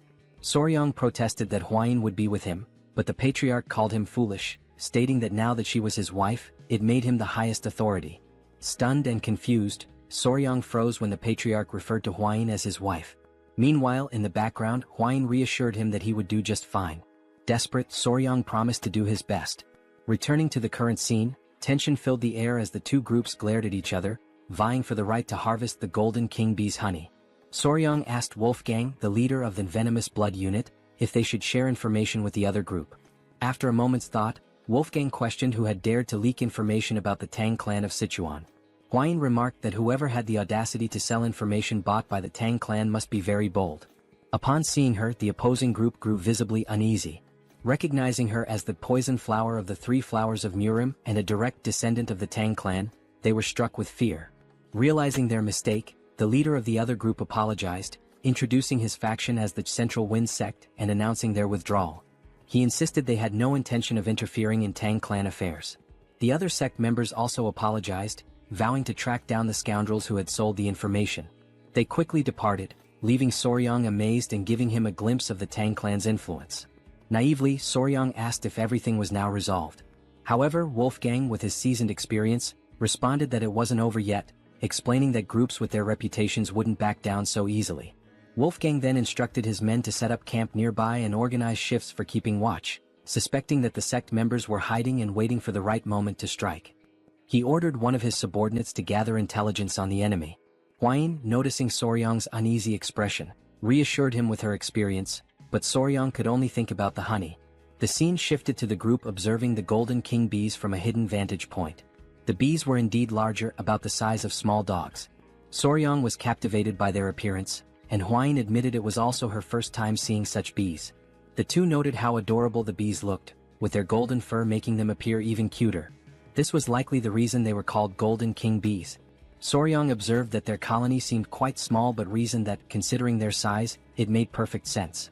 He explained that a small hive would usually house around 5,000 to 7,000 bees. This information caught Huayin off guard, prompting her to ask how he knew this without even entering the hive. Soryang replied that, based on his experience, he could deduce it simply by observing the number of bees entering and exiting the hive. Suddenly, someone approached them from behind. They turned to find it was the man sent to gather intelligence. He reported that he had located the sect, who had established themselves on the opposite side and appeared calm, likely waiting for the right moment to act. Wolfgang speculated that they were waiting for nightfall to use the Tang clan's technique to harvest the honey. Curious, Soryang asked about the technique. Wolfgang explained that it involved burning artemisia leaves, whose smoke would calm the bees, providing enough time to collect the honey. Soryang found the method ingenious. The scout then made an observation that left everyone tense. The wind was blowing in their direction. In the silence that followed, Soryang had an idea, pointing out that if the wind was blowing toward them, it would also mask their scent. Huayin agreed. Excited, Soryang leapt up, announcing he would make a quick visit to the hive. Huayin, alarmed, grabbed him to prevent him from approaching the venomous mid-level creatures. Holding onto his clothes, Huayin scolded him, while Soryang insisted he would only do it once. Meanwhile, they accidentally struck a stone, which bounced multiple times and landed near the tree that housed the bee colony. This left the pair frozen in terror. Before they could react, the bees poured out of the tree ready to attack. Realizing the danger, Huayin grabbed Soryang by the neck and bolted far away from the scene. After receiving a stern scolding for causing trouble, Soryang sat on a rock, deep in thought. He began pondering if there was another way to approach the situation. Lighting a fire against the wind could trap them between the sect and the hive. Additionally, he noted that these bees were different from the ones he was familiar with. They could detect vibrations from the ground several meters away. While he was lost in thought, someone approached him from behind. It was Huayin, who announced she had brought the children. She explained that they had finished their meal and were wandering off. Soryang thanked her for her concern. In a gentle tone, he asked the children to behave, and they chirped in agreement. Huayin then sat beside him, making Soryang visibly uneasy. She asked if there had been any progress, to which he replied that he needed more time to think and observe. She apologized, admitting she might be pressuring him too much. Clearly overwhelmed, Soryang insisted it was all in her head and assured her he wasn't feeling pressured. At that moment, Huayin noticed two monkeys near the tree, seemingly in a squabble, making quite a racket near the bees. She pointed out that one of the monkeys looked particularly aggressive. Soryang suddenly caught a strange scent and quickly asked Huayin if she could smell it too. She confirmed, noting it was a sweet aroma. Horrified, Soryang explained that the scent was pheromones released by the bees, signaling an imminent swarm. Without hesitation, Huayin grabbed him and leapt away to safety. From a secure distance, she looked back, astonished. A massive swarm of golden king bees had emerged, attacking the noisy monkeys near the hive. The bees bit relentlessly, leaving the monkeys covered in painful welts. The poor creatures had no chance. Now hidden, Huayin asked Soryang how he knew the bees were going to attack, even before hearing their buzzing. He explained it was the sweet scent the bees had emitted. She remarked that now that he mentioned it, the smell resembled a flower's fragrance. Before she could finish her thought, Soryang interrupted, asking if she could distinguish the pheromones and recognize the scent. She confirmed, identifying it as the scent of magnolia flowers. This revelation brought a smile to Soryang's face. As he prepared to speak further, Huayin blushed, sensing his enthusiasm. With a mischievous grin, Soryang declared that he had found the perfect solution to deal with the meddlesome rebels targeting their bees. Meanwhile, on the other side of the forest, all the members of the sect were gathered, waiting for the perfect moment to act. Everyone seemed to be enjoying themselves, especially the sect leader, who was quickly becoming drunk. As they roasted fish over a fire, the leader took another swig and remarked how delicious everything was. One of the members, a man with a scar across his face, asked the leader when he thought the Tang clan would move to collect the honey. The leader admitted it was hard to say, noting how 3 days ago the Tang clan was everywhere, but now it had gone completely silent. He speculated that the Tang clan would likely act soon, a notion the scarred man agreed with. The leader then asked if they were certain they could make good money from this, which made everyone burst into laughter. The scarred man explained that candles made from the golden king bee's wax were treasures exclusively used by the imperial family. He added that the Tang clan would only take the honey and leave the hives behind, leaving them to claim the real prize. Excitement bubbled among the group at the thought of the Tang clan failing their honey collection. Malicious laughter echoed as they imagined not only getting the honey but also the hives. One of the men brought up Huayin, referring to her as the infamous poison master known as the 3 Flowers of Murim. He warned the group to keep an eye on her and ensure she didn't die at their hands, at least not yet.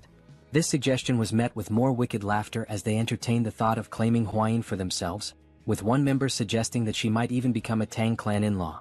Another joked that favors like that needed to be returned. As they laughed, one of the henchmen suddenly noticed a strange scent wafting in from afar. Still joking, he suggested it must be the natural perfume of the poisonous flower, Huayin. Another, chuckling along, bet that even her natural scent was as intoxicating as that aroma. The wind carried the fragrance across the forest, accompanied by an unusual noise. The man who had been joking moments ago now froze in fear and asked the others what the smell was. As they turned their attention to the sky, their expressions changed to shock and terror. Against the backdrop of the moon, a massive, swirling cloud was descending. It was an uncountable swarm of golden king bees. 2 members screamed in panic, asking if that was really a swarm of bees, and the others confirmed their worst fears. Without wasting another moment, they all ran for their lives, scrambling to escape the incoming wave of golden king bees. The once adorable bees, with their shining golden eyes, were now on a rampage, attacking anything that moved. Within seconds, the swarm had done its work, leaving the sect members covered in painful welts caused by the bees' bites, just as they had done to the monkeys earlier. Meanwhile, the scene shifted to show the mixture of ingredients Soryang had prepared to produce the pheromone. It had been strategically placed on the ground so the wind could carry the scent toward the henchmen's camp. Hidden behind trees and rocks, Soryang and Huayin watched as the bees mobilized, following the pheromone's trail. Huayin was astonished that the plan had actually worked, while the sect leader stood slack-jawed, amazed that the entire swarm was heading in one direction. Huayin turned to Soryang and asked how he had managed it, admitting she hadn't expected the bees to become so aggressive over the scent of flowers. Soryang, clearly excited, explained that the smell had triggered the bees to launch a full-scale attack. Curious, Huayin asked how simply crushing some flowers and fruits and spreading the juice could provoke such a response. Soryang, brimming with enthusiasm, explained that the specific scent acted as a signal for the bees. Using examples like the Giga Chad beetle and adorable bees, he elaborated that the phenomenon was due to pheromones, a type of chemical signal used by animals of the same species to communicate. He added that social insects like ants and wasps heavily relied on pheromones for tasks such as locating food. Finally, he explained that the pheromone he used was the exact same chemical signal the bees released when initiating a mass attack, isoamyl acetate. Huayin, enchanted by Soryang's explanation, said it was fascinating that he knew the scent emitted by magnolias was the same one bees used to signal an attack. Embarrassed by her praise, Soryang replied that what was truly fascinating was her ability to recognize those scents. She explained that as a descendant of the Tang clan, which specialized in poisons, she had to be highly sensitive to smells. Shifting focus from their explanations, Soryang noticed no bees were emerging from the hive. He concluded that this was the perfect moment to act and ventured into the golden king bee's hive to harvest their honey. Holding smoldering mugwort leaves whose smoke soothed the bees, the trio moved cautiously, observing their surroundings.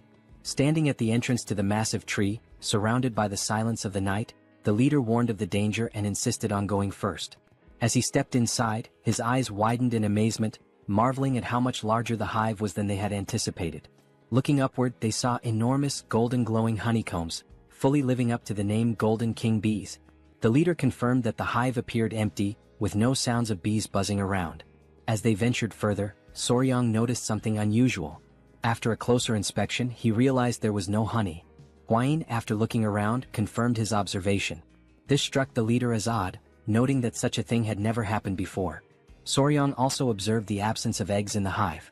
Curious, the leader asked if this might be related to the lack of honey.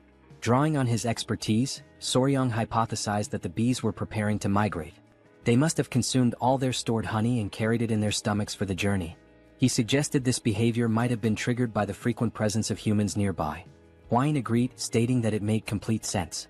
Soryang elaborated that when bees prepare to migrate, the queen stops laying eggs because they can no longer care for larvae during their transition. While exploring the tree's interior, Soryang suddenly froze in shock. Hidden and camouflaged among the hive's remains, he spotted a lone golden king bee that had been left behind. With a sly smile, Soryang turned to the leader and asked how long he could sustain his mobility techniques without resting. The leader, confused by the question, estimated he could manage about half a day.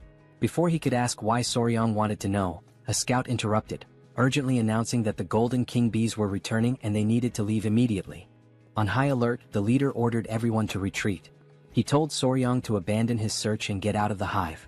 In the background, Soryang continued inspecting the hive until Huayin came to retrieve him. Grabbing him by his clothes, she insisted they leave immediately. They all dashed to safety, knowing that even the Tang clan's techniques to calm the bees wouldn't be enough to prevent an attack. As Soryang was dragged along, it became apparent that he had taken the golden king bee and hidden it inside his clothes. Moments later, the group finally breathed a sigh of relief, grateful to have narrowly escaped a potential mass attack. Huayin expressed her relief at having made it out before the bees returned, only to pause when she noticed something moving inside Soryang's clothing. Horrified, she demanded to know what he was carrying. With a sheepish smile, Soryang revealed the golden king bee queen and nonchalantly explained that, since they couldn't retrieve the honey, he had brought the one who could produce it. Everyone stood speechless, processing the situation. When the gravity of what he had done sank in, they were thrown into a panic, unsure of what to do next. The golden king bee queen, ever adorable, emitted a soft sound that only emphasized her charm. Soryang, now grinning, turned to the squad leader and warned that the bees would soon realize their queen was missing and start chasing them. As if on cue, a massive swarm of golden king bees, willing to sacrifice themselves for their queen, appeared on the horizon, heading straight for them. With an innocent smile, Soryang cheerfully stated, "We need to run, now." And so began a life-or-death chase. Woolgang carried Soryang on his back, running as fast as his legs would allow. The queen bee was restless, her wings trembling with unease. Soryang gently stroked her head, trying to soothe her, and promised that he would take her to a place where no one could disturb her. It had been several days since their desperate escape from the swarm of honeybees began. During this grueling journey, the group pushed themselves to their limits, sacrificing sleep and using their mobility arts to the fullest. Exhaustion was etched on the faces of every member of the team. By the time they reached their destination, several warriors from the Venom Blood unit had fallen behind. Silently, Soryang vowed that as soon as they returned, he would demand proper mobility arts training for everyone. As they pressed forward, one warrior stumbled and fell to the ground. Alarmed, another member shouted, drawing attention to their fallen comrade. The downed warrior was Huang Duryong of the Venom Blood unit. His condition was critical, half-conscious, with dark circles under his eyes, and both drool and snot dripping from his slack mouth. Soryang wasn't faring much better, dark circles shadowing his own eyes. Yet, he clung to the hope that once the queen bee was far enough from her colony, the relentless pursuit of the swarm would cease. Woolgang, however, began to lose faith. He questioned Soryang, asking if they could truly escape. Soryang's answer was vague, offering no definitive assurance. 3 days later, another warrior collapsed, falling face-first onto the dirt path. Weakly apologizing, he admitted he could no longer continue. Soryang grew increasingly worried about Woolgang's condition. Before he could act, Huayin stepped forward, insisting she would carry Soryang in Woolgang's place. Soryang protested, suggesting he could run on his own. Despite her disheveled and exhausted appearance, Huayin declared with unshakable resolve that a member of the Tang clan never gives up. When they finally reached the gates of the Tang clan estate, 2 guards were stationed there. They quickly noticed the approaching figures and immediately recognized Huayin, their young lady. Leaning on Soryang for support, Huayin staggered forward. The guards were stunned by their battered state and wasted no time calling for assistance. The commotion drew the attention of the clan elder and Chai Olsen, who hurried out to see what was happening. Both men froze in shock at the sight of Huayin's weakened condition. Chai Olsen gently placed her head on his lap, using his healing arts to tend to her injuries. Furious, he demanded an explanation from Soryang. Soryang pleaded for calm, explaining that Hwain was merely exhausted from 10 consecutive days of using mobility arts without rest.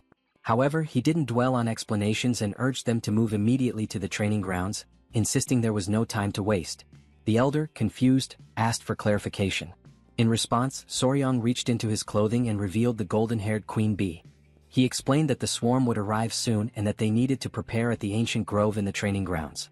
A heavy silence fell over the room, as everyone struggled to process what they had just heard. Finally, the elder broke the silence, bursting into laughter at the absurdity of the situation. Chai Olsen, however, was less amused. He reminded Soryang that his task was to gather honey, not bring the queen bee herself. With a firm grip, the elder placed his arm around Soryang's shoulders and declared they would head to the training grounds immediately. A startled cry escaped Soryang as the elder effortlessly lifted him and began running at breakneck speed. Midway through, Soryang shouted, alarmed. "What's wrong now?" the elder asked. "The bees, they're coming our way," Soryang exclaimed. The elder turned to see a massive cloud of bees swarming after them. "Did you bring the entire colony with you?" he asked, incredulous. The two quickened their pace, racing toward the ancient grove. Soryang's body strained to endure the overwhelming speed, but the elder's secure grip held him steady, like a living seatbelt. At last they arrived. Soryang approached the tree and gently addressed the golden-haired queen bee, explaining that this was the safe haven he had promised her, a new home where she would be undisturbed. With care, Soryang released the queen bee, asking, "Not bad, right?" The queen bee emitted a soft, melodic sound as if acknowledging his words. She inspected the tree and turned back to Soryang, her excitement evident. Soryang chuckled, asking aloud if she truly liked her new home. The elder, standing nearby, reminded everyone that they needed to leave quickly, as the swarm was still approaching. The members of the Tang clan watched in awe as the golden-haired bee colony arrived, flying in perfect harmony above the tree. The queen bee let out a series of sounds as if calling to her followers. Obediently, the bees settled into the tree. The elder watched in awe, admitting that he had never witnessed anything like it in his entire life. The mission was a resounding success. The golden-haired queen bee had been relocated safely, marking an extraordinary achievement for the Tang clan. Soon after, the adorable bees, each the size of small dogs, could be seen drinking a sugary mixture. Sugar water had been offered to the exhausted golden bees, who had followed the group tirelessly. As the saying goes, bonds are often forged over shared meals, and goodwill begins with a moment of kindness. Fortunately, in this world, a refined sugar substitute existed, working perfectly for the task. Soryang hoped this small feast would help ease the bees' distrust of them. Deep down, he wished for more, for the bees to eventually see him as their master. Suddenly, Soryang shouted, his expression changing as he remembered something. Both Chul-san and the elder turned to him with suspicion, asking what was wrong. Nervously, Soryang asked about Hwain. Irritated, Chul-san retorted that Soryang was only thinking of her now, after everything that had happened. He explained that he had instructed other members to escort Hwain back to her mother so she could rest. Chul-san then asked, clearly annoyed, whether they had really used mobility arts to travel from the forest all the way back to the estate while being followed by the bees. Soryang hesitated, then confirmed with an awkward nod. He apologized, explaining that they had managed only 4 hours of sleep per day, spending the rest of their time running. The elder suddenly seemed to realize something. Turning sharply to Soryang, he asked where the members of the Venom Blood unit were. Sweat beaded on Soryang's forehead as he stammered out a hesitant answer. They had collapsed somewhere along the roadside. Quickly he added that he would go back to retrieve them. Eventually, the members of the Venom Blood unit returned safely to their families. In Hwain's room, she had recovered enough to sit up and look cheerful. Soryang sat beside her. Excitedly, Hwain remarked that the golden bees had regained their strength. Soryang explained that the bees were now busy gathering nectar from the poisonous flowers on the Tang clan's mountain. Hwain laughed, commenting on how adorable it was. At that moment, someone burst into the room, calling Soryang's name urgently. It was Pei, insisting that Soryang come quickly. Something seemed wrong with the golden bees, they appeared to be searching for something. Soryang and Hwain rushed outside to find the bees scattered everywhere. As soon as the bees spotted Soryang, they swarmed toward him, clinging to his clothes and tugging at his shirt. Confused, Soryang couldn't make sense of their behavior. The bees tugged harder, lifting him off the ground. Hwain watched in astonishment as Soryang floated in midair, arms outstretched and legs stiff, forming a T-shape. After a moment, the bees set him back down. Still dazed, Soryang asked what was going on and why they were acting so strangely. The bees began nudging him toward the hive and he finally understood. They wanted him to go inside. Looking around, Soryang noticed that the bees had already begun constructing part of their hive and were diligently collecting honey. That's when he saw the queen bee approaching him. Extending his palms, he asked if she needed help climbing up. Before he could react, the other bees grabbed him again, pinning him in place. One even pinched his cheek. Soryang glanced at the queen bee, noting her elegant and surprisingly charming appearance. And then, to his utter shock, the queen bee closed her eyes and leaned toward him. Panic surged through Soryang, but he didn't have time to protest. The queen bee pressed her lips to his. He felt something placed in his mouth and instinctively swallowed. Immediately, the other bees released him and the queen bee stepped back. Face blazing red, Soryang shouted at her, utterly mortified. "That was my first kiss. What were you thinking?" But before he could say more, an intense wave of pain shot through his body. He collapsed to the ground, writhing in agony. "What did you give me?" Soryang wondered in his mind. From his perspective, the queen bee watched him with an enigmatic expression, leaving him completely bewildered. Meanwhile, Soryang was lying on the ground, writhing in pain, while the queen bee observed him passively. As he agonized on the ground, he noticed that beneath the strange discomfort, like an intense itch, his entire body was engulfed in overwhelming heat, and his heart was racing uncontrollably. He turned toward the queen bee beside him, still struggling, and demanded to know what she had made him eat. She simply stared at him adorably, offering no response as his senses began to fade and his eyelids grew heavy. A few minutes later, still unconscious, Soryang heard someone calling his name over and over. When he partially opened his eyes, he saw Hwayin and the Great Elder. Hwayin, frantic, exclaimed that something was seriously wrong with him, and the Elder confirmed, saying it seemed he had ingested a highly potent elixir. Soryang fainted again as Hwayin pleaded for him to hold on, promising to guide his chi. Moments later, Soryang regained full consciousness. He woke to find Hwayin beside him, worry etched across her face as she asked if he was okay. He sat up in bed, scratching his head and asked where they were. She explained they were in the Tang clan's medical wing. Hwayin elaborated, saying that when she saw him being dragged off by the queen bee, she and the elder immediately ran to the hive. By the time they arrived, he was already unconscious, so they brought him there. She asked if he remembered what had happened at the hive. Soryang paused to think. It was then that he realized his first kiss in this world had been with the queen bee. Embarrassed, he flushed deeply. Hwayin, still concerned, asked if he was feeling all right and if there was anything wrong with his body. She offered to call the Great Elder for his expertise if necessary. Looking down at his hands, Soryang shook his head and said there was no need. After letting out a long sigh, he decided to explain what had really happened. He told her that the queen bee had fed him the same food she eats, which was undoubtedly the cause of everything. Curious, Hwayin asked what exactly he had eaten. Soryang admitted he didn't know the exact name but said that if he had to name it, he would call it the king bee elixir. Hwayin was shocked. He went on to explain that worker bees collect nectar and pollen for sustenance and that only those dedicated to their labor consume it. Still puzzled, Hwayin asked what the queen bee eats. Soryang replied that from birth to death, the queen bee exclusively consumes the elixir made by the worker bees. In other words, he explained, the substance the queen bee had forced him to consume was royal jelly. Hwayin understood and remarked that it must be the queen's exclusive food for her entire life. Soryang then added that the king bee elixir has special effects.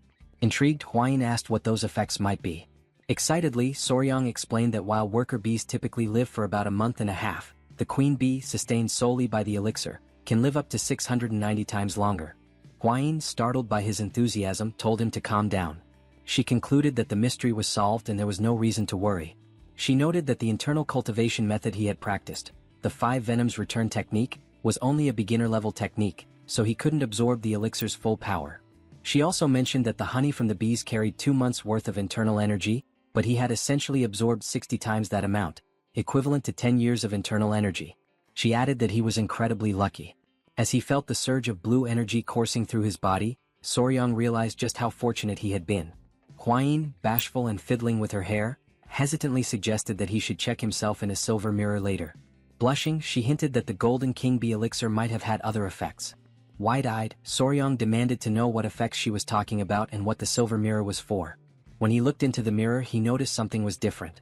His body was taller, his abs were defined, and even his hair had grown longer. Examining himself further, he realized there was definitely something unusual. He questioned whether royal jelly always had such effects. He noted that his cultivation had improved significantly and that his skin was unbelievably soft, almost like a woman's. Panic set in as he wondered if he was turning into a woman since the substance he had consumed was meant exclusively for the queen. Determined to confirm, he decided there was only one way to check. by analyzing his baseball bat. After a meticulous inspection, he was relieved to find everything intact, or perhaps even slightly enhanced. Relieved, Soryang lay down on the floor and realized everything was where it should be. Hwain mentioned that the elder had guided his chi, otherwise the outcome could have been disastrous. Soryang admitted that he had indeed been at death's door and that the great elder had saved him. Later, as he walked through the city, Soryang noticed he was receiving strange stares that hadn't happened before. He wondered if it was due to the increase in his internal energy. When he overheard two girls talking about him, he decided to slip away quietly. Now at the Sichuan clan's restaurant, Soryang sneaked in, trying not to draw attention.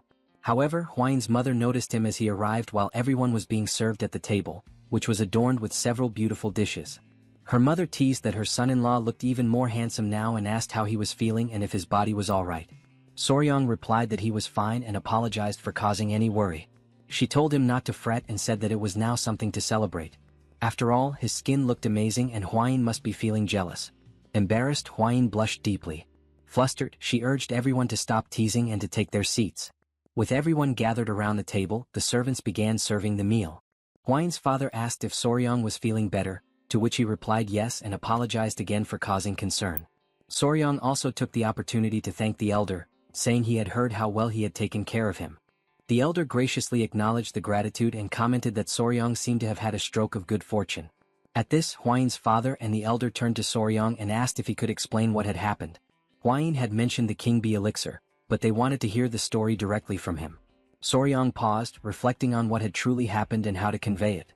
He began by explaining that it seemed the queen bee had been so pleased with her new home that she decided to reward him for his kindness. She dragged him into the hive and fed him the king bee elixir, which started all the commotion. Everyone at the table was shocked, marveling that even mid-level venomous creatures could show gratitude. It was truly fascinating. The elder then asked Hwain's father if there was any way to obtain the elixir again, noting how it could greatly benefit the Tang clan. Hwain's father responded that while the honey alone was an incredible treasure, the king bee elixir would indeed be an extraordinary blessing. Excited by the idea, Hwain's mother turned to Soryang and asked if it would be possible for him to acquire more of the elixir. The question silenced the entire table as everyone waited for his response. Hwain herself addressed him directly, asking if it was truly possible to get more. Soryang thought about it, considering that with ordinary bees, it might be feasible to create multiple queen cells and trick the worker bees into producing royal jelly for them. However, he concluded that attempting such a trick with the highly intelligent king bees would likely result in them turning everyone into a hive. He explained that royal jelly was essentially baby food produced by worker bees, but what he had consumed came directly from the queen herself, raising the possibility that it wasn't even the same substance. Debating whether to be fully honest and risk dashing their hopes, Soryang finally said he didn't think it was possible. The elder and Hwain's mother immediately asked why not. Soryang replied that even if someone could eat it, he wasn't sure they would want to. Confused, Hwain's father asked if the issue was with the taste or the smell. Soryang clarified that it wasn't about either. The king bee elixir came directly from the queen bee's mouth, and the only way to receive it was through direct contact with her. He went on to explain that the process involved forming a bond by joining lips, with the queen's tongue entering the recipient's mouth to transfer the elixir. The entire table froze in shock at the revelation that Soryang had kissed the queen bee, especially with his wife sitting right beside him. Still stunned, Hwain's father concluded that it was best to assume acquiring more was impossible since the queen bee had only favored Soryang, making it unattainable for anyone else. At that moment, the sound of chopsticks dropping broke the silence. It was Hwain, her face serious, who asked Soryang about this so-called kiss. With a look of disbelief, she demanded to know if he had really kissed the queen bee. It seems our young warrior might be in serious trouble now. Meanwhile, night had fallen, and the full moon illuminated an otherwise calm and serene place. In a secluded room, someone appeared visibly irritated. His hand, scarred and veined, rested heavily on the table. This hand belonged to none other than Ju Yonghak, the leader of the Murim Martial Alliance and known as the Emperor of the Fist. Suddenly, from outside the room, a voice announced the arrival of tea. Yonghak allowed the person to enter, and a young woman with brown hair stepped in, carrying a tray with a tea set. She mentioned that she had prepared Seosan Bikro tea, which startled Yonghak, as it was the tea of his homeland. He commented on the coincidence and she smiled, explaining that she was aware of its origins because the tea was famous. Grateful, Yonghak thanked her and promised to savor it. As she poured the tea, he prepared to take a sip, the woman watching him intently. Just as the tea neared his lips, another voice interrupted, identifying itself as General Jiggle Hu. Young Hak asked what brought him there at such an hour and invited him to enter. Jiggle, full of respect, apologized for disturbing the leader's rest and explained that he had received an urgent message from the Sichuan Tang Clan that he believed required immediate attention. Young Hak assured him it was fine and urged Jiggle to share the news, assuming its urgency meant it was important. Jiggle stepped forward, placed a scroll on the table, and began explaining the situation. He revealed that the message concerned Rakshasa blood hand, Tak Anyang. Jiggle detailed how the Tang clan had recovered not only Tak Anyang's head but also the secret manual of the blood hand poison art, which had been in his possession.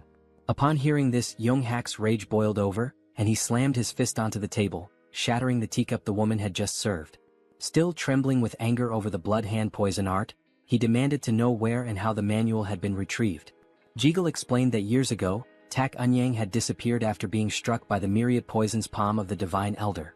Subsequently, he had fled to the Hainan Islands where he lived in seclusion. With a slight smirk, Jiggle added an even more fascinating piece of news, that the infamous demon Tak Anyang had been defeated by a young poison master.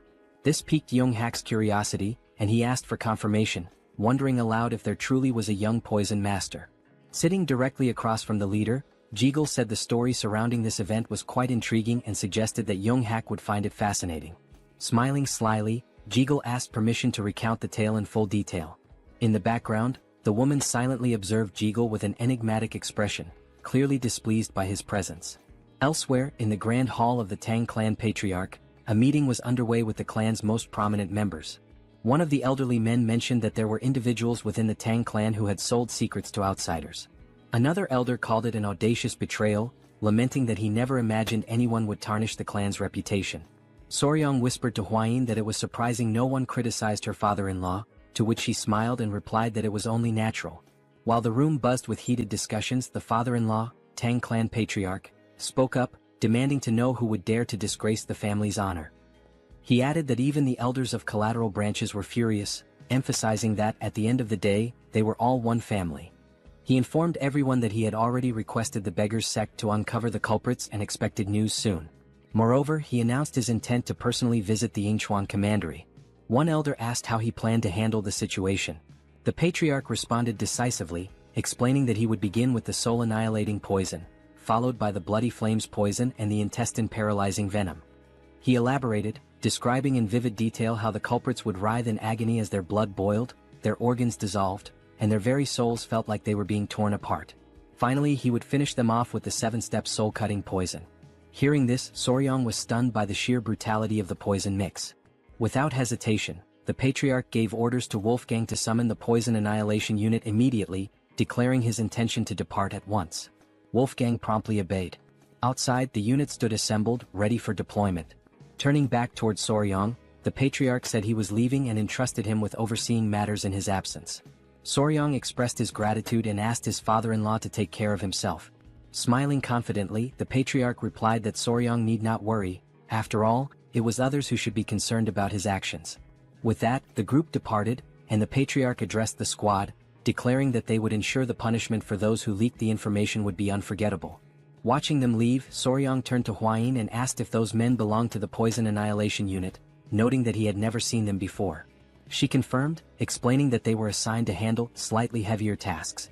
With a knowing smile, she elaborated that their primary role was to eliminate people, which was why they were aptly called the Annihilation Unit. Soryong couldn't help but wonder what exactly slightly heavier tasks entailed for them. As they continued their conversation, a voice called out to them from behind. Turning around, Soryong saw it was the elderly elders approaching. Both Soryong and Hwayin greeted the elders respectfully. One of the elders mentioned they had heard rumors about Soryong's recent stroke of good fortune. Pausing for a moment to think, Soryong realized what they might be referring to and admitted it was true. As he pondered, his thoughts turned to the royal jelly of the Golden King bees. One of the elders coughed awkwardly and, now a bit sheepish, explained that the reason they had approached Soryong was to ask him for a small favor. Surprised, Soryong asked what kind of favor they had in mind. When he inquired if it was related to the Golden King bees, the elders quickly denied it, asking if he thought they would stoop so low as to covet such a thing. After all, they explained, miraculous elixirs and rare treasures naturally find their destined owners. Still puzzled, Soryong asked what, then, they wanted from him. The elders fumbled awkwardly, clearly hesitant to answer directly. One of the elders leaned closer to Soryong, lowering his voice to keep others from hearing, and asked if he remembered the remedy, the earth beetle medicine, that had given them such a boost the other day. Since Soryang had been in charge of it before, he still had authority over the medicine. It was only then that Soryang, now smiling, realized what they were referring to. What sly old men, he thought. With a smirk, he pulled out the earth beetle medicine and began to handle it deftly, almost as if performing a juggling act. Though he was still adjusting to life in the clan, he knew that if the elders supported him in various ways, there would be nothing he couldn't offer in return. The elders burst into laughter, promising that from now on, they would fully support their son-in-law. Huayin, however, felt slightly disappointed. At that moment, the great patriarch emerged from the temple and noticed the elders laughing boisterously. Just as Soryang was about to hand over the earth beetle medicine, the patriarch asked what was causing such merriment. Panicking, the elders scrambled to cover up their intentions, awkwardly beginning to dance, claiming it was just a friendly gathering. The plan worked. The great patriarch believed them, thinking they had finally come to appreciate Soryang's true value. Huayin, however, remained disappointed and quietly furious. Their moment was interrupted when a man rushed in, announcing a serious problem. Everyone turned their attention to him, and the great patriarch demanded to know the issue. The man revealed that Lord Sichuan was on the verge of death. Shock and panic spread throughout the room. Soryang immediately asked if Lord Sichuan had been using the medicine correctly. The man confirmed but explained that after observing its effects, Sichuan had taken a new concubine and consumed more than double the recommended dose. Sweat formed on Soryang's brow as he imagined the potential consequences of such recklessness. The great patriarch, visibly displeased, decided to personally investigate the matter. Since Soryang was the only man left in the household, he was tasked with protecting the women while the patriarch was away. Accepting the responsibility, Soryang bid him farewell and took up the role with determination. The great patriarch departed, leaving Soryang feeling reassured that nothing would go wrong under his watch. Later that evening, with nightfall, Soryang and Huayin sat on a bench talking. She asked how he was finding the 10 Venoms dual origin art he had been learning. He replied that it wasn't as difficult to grasp now as it had been at the start. He explained that if the 5 Venoms returning technique felt like a single large sphere moving through the body, the 10 Venoms dual origin art was more akin to a twin-cylinder engine. Huayin noted that by this point, Soryang must have already developed some tolerance to common poisons. She added that he could now release his inner energy directly or infuse it into objects.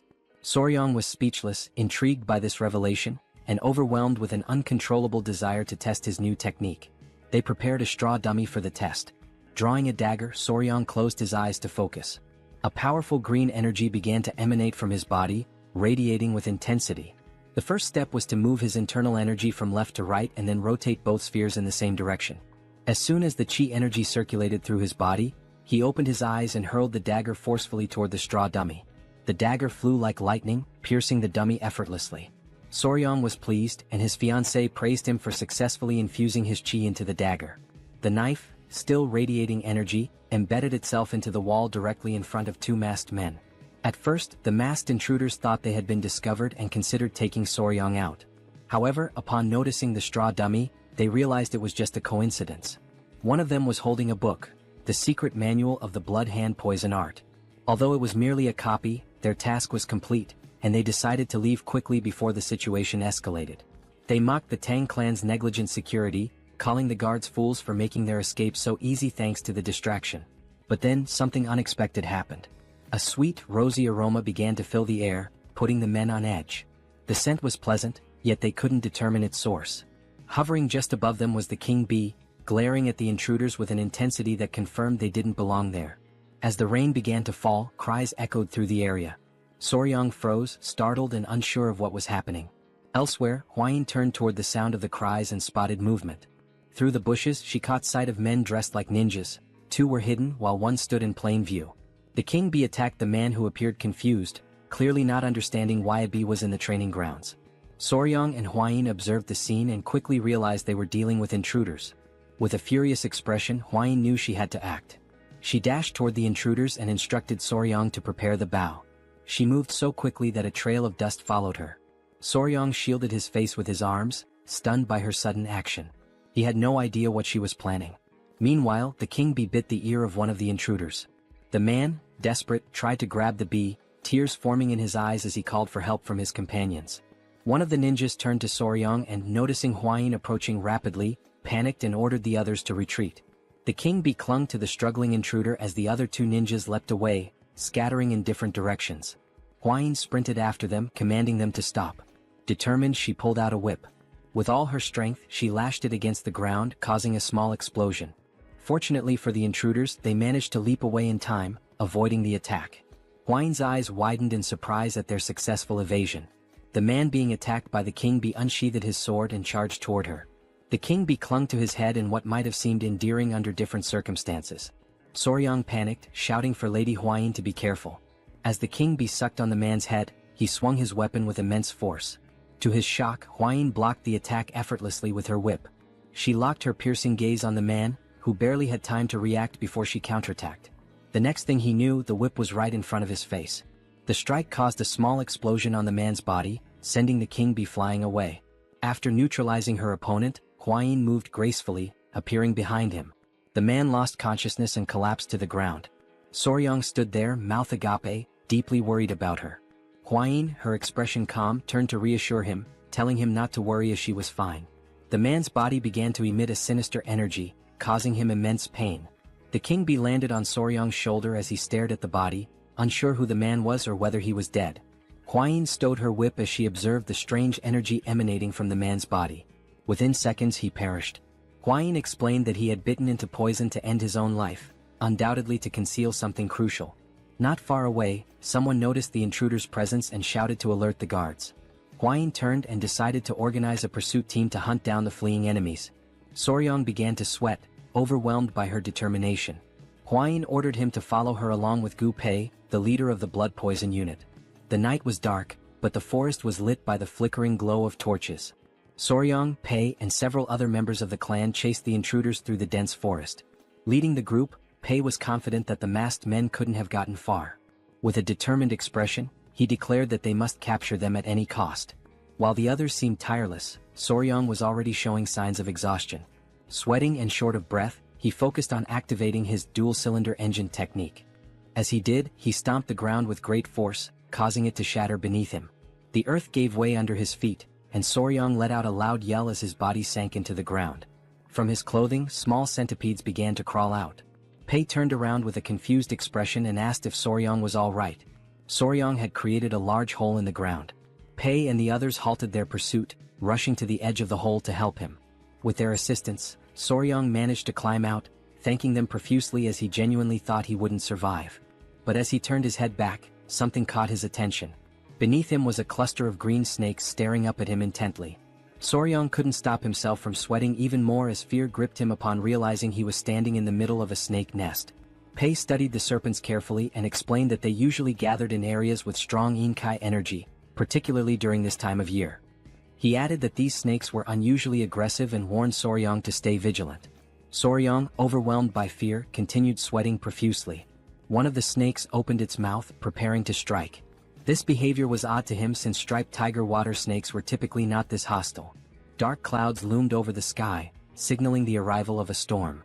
Soryang admitted that it was his fault they were delayed. Knowing that rain was imminent, he suggested they move quickly. Pei and the others agreed, resuming their chase. They couldn't afford to lose sight of the intruders. Not far ahead, a faint light became visible. Pei turned to Soryang, announcing that they had found the intruders. The masked men, visibly furious, found themselves cornered at a dead end. Behind them was a towering rocky mountain, cutting off any escape route. As thunder rumbled across the sky, Pei and his group arrived, encircling the intruders. Pei and his team reached into their robes, declaring that this was the end for the masked men. Soryang remained silent, while on the other side, one of the masked men glared at his companions and commanded them to tighten their formation. The blood poison unit members drew their kunai, prompting the masked men to unsheath their weapons in response. The blood poison unit advanced, ready for combat. One of the masked men wielded a sword and charged forward. Two members of the unit threw kunai at him, but the ninja skillfully deflected the projectiles with his dagger. He counterattacked fiercely, his sword clashing violently with the ninja's daggers. The ninjas were shocked by the man's strength, their expressions hardening in frustration. One of them moved swiftly and delivered a powerful kick to the man's face, forcing him to drop his weapon. They ordered him to step aside. Witnessing this, a member of the blood poison unit panicked. While the ninjas were distracted, something began approaching them rapidly. It was Pei who attempted a surprise attack. But the ninja ducked quickly, evading the strike with ease. Pei stood still, observing silently. The ninja retreated with small leaps, but Pei activated his skill, Triple Mirage Kill, and hurled kunai at the enemy. The kunai flew toward the ninja, exploding midair and splitting into 3 separate blades. The ninja was stunned by the unexpected attack. Luckily, he managed to block 2 of the blades, but the third embedded itself in his shoulder, causing excruciating pain. He clutched his wounded shoulder, grimacing. Pei approached, mocking him as a lucky bastard. By now, 2 of the masked ninjas were already down, leaving only one standing, injured and fatigued. Pei and his men began to close in on the last remaining enemy. The ninja was fortunate. The rain had diluted the venom on Pei's kunai, sparing him from a more severe fate. Pei glared furiously at the ninja, but suddenly, a chilling laugh echoed through the air, interrupting the standoff. The voice mocked the pathetic insects gathered there. Pei and the others froze, their confusion apparent. On high alert, Pei adopted a serious expression and demanded to know who was there. At that moment, a figure descended from the top of the rocky mountain, landing before the remaining ninja with enough force to crack the ground. The newcomer was an old man with a long, scraggly beard and a sinister smile. He scanned Soryang and the others with a murderous gaze, exuding an aura of malice. Feeling the man's powerful energy, Pei immediately became alert, recognizing him as a martial arts master. Without hesitation, Pei ordered his men to retreat. The old man's body began to radiate a sinister aura. He stood upright and, with a wicked smile, started walking toward them. Turning to the ninja, he asked if they had retrieved the item. The ninja closed his eyes and pulled a book from within his robes, explaining that it was not the original but a copy made by the Tang Clan. This revelation stunned Soryang, whose eyes widened in disbelief. Memories of the great patriarch's words came flooding back to him. He had warned that this book was something only evil men would desire. Soryang's gaze locked onto the book as recognition set in. He quickly realized it was a replica of the malicious tome his grandfather had studied long ago. Meanwhile, one of the captured ninjas had been tied up nearby. Soryang, seated beside Pei, revealed that the book was a copy of the secret manual of the blood-handed venomous art, leaving Pei visibly shocked. Pei's eyes burned with fury and he clenched his teeth tightly. As this was happening, the ninja handed the book to the old man, who opened it with an unsettling grin spreading across his face. Pei's fists trembled with indignation. He couldn't fathom the kind of people who would dare to covet something so dark and cursed. He demanded the old man reveal his identity. With a sinister smirk, the elder began flipping through the pages one by one. As he had suspected, the book was indeed a copy. It contained the forms of the techniques but lacked the crucial formulas. Still, for him this was more than enough. After finishing the book, he shut it decisively. Even though it was early, there was no better way to announce their return. The old man gave the ninja, whom he addressed as Bloody Glory, permission to unleash the cultivation martial arts and ordered him to leave no one alive. Bloody Glory cracked his knuckles and, with a determined expression, vowed to carry out the command. Beside him lay the lifeless body of one of his fallen comrades. Reaching out toward the corpse, he began to concentrate. A crimson energy emerged from his hand and moments later the blood from the body shot toward him, absorbed through the palm of his hand. Pei's eyes widened in terror as he realized what technique the man was using. On the other side, Soryang clutched his head in disbelief, overwhelmed by the horrifying sight. The ninja's eyes started to glow as he smiled and continued absorbing the blood from the corpse. In the blink of an eye, the kunai embedded in his shoulder fell to the ground, and his wound healed completely. The old man erupted into maniacal laughter. He summoned an energy sphere into his hand and, with a malicious glare, declared his identity. He was none other than a senior member of the blood cult, the feared Blood Falcon Daggerclaw, known as Lord Guchenak. Soryang gritted his teeth and drew his kunai. Guchenak's gaze shifted to him, his interest piqued. The old man instantly recognized the vigor in the young warrior's body. Drool began to drip from Guchenak's mouth. He licked his lips, his eyes glinting with excitement, as he murmured that it had been far too long since he'd tasted the pure blood of youth.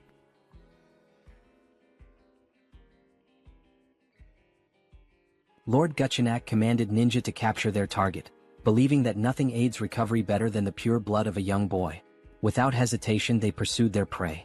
In response, Pai ordered the deployment of the 5 Poison Annihilation Formation, determined to prevent their enemies from reaching Soryang. Amused by their efforts, Lord Guchenak retaliated with a devastating attack, unleashing a powerful explosion that sent debris flying in all directions. In the chaos, Soryang was instructed to evade, but before he could react, a force seized him from behind. Ninja's grip tightened around his neck, immobilizing him as he coldly declared that the elder required his blood. Soryang, struggling to breathe, managed to utter a signal. At his command, baby centipedes emerged, sinking their fangs into Ninja's flesh. The sudden attack caught him off guard, their bites relentless. Before he could recover, a dagger pierced his skull, and his body was consumed by flames. A familiar voice called out to Soryang. Hwayin had arrived, accompanied by Wolfgang and an elder. However, their approach came to an abrupt halt as they noticed the 5 poison annihilation formation, leaving them momentarily unsettled. Pai acknowledged Hwayin's presence and informed her of the blood cult elder's assault. Without hesitation, Hwayin commanded everyone to support Pai. Wolfgang, responding swiftly, instructed his allies to enhance the formation, transforming it into the 9 poison annihilation formation.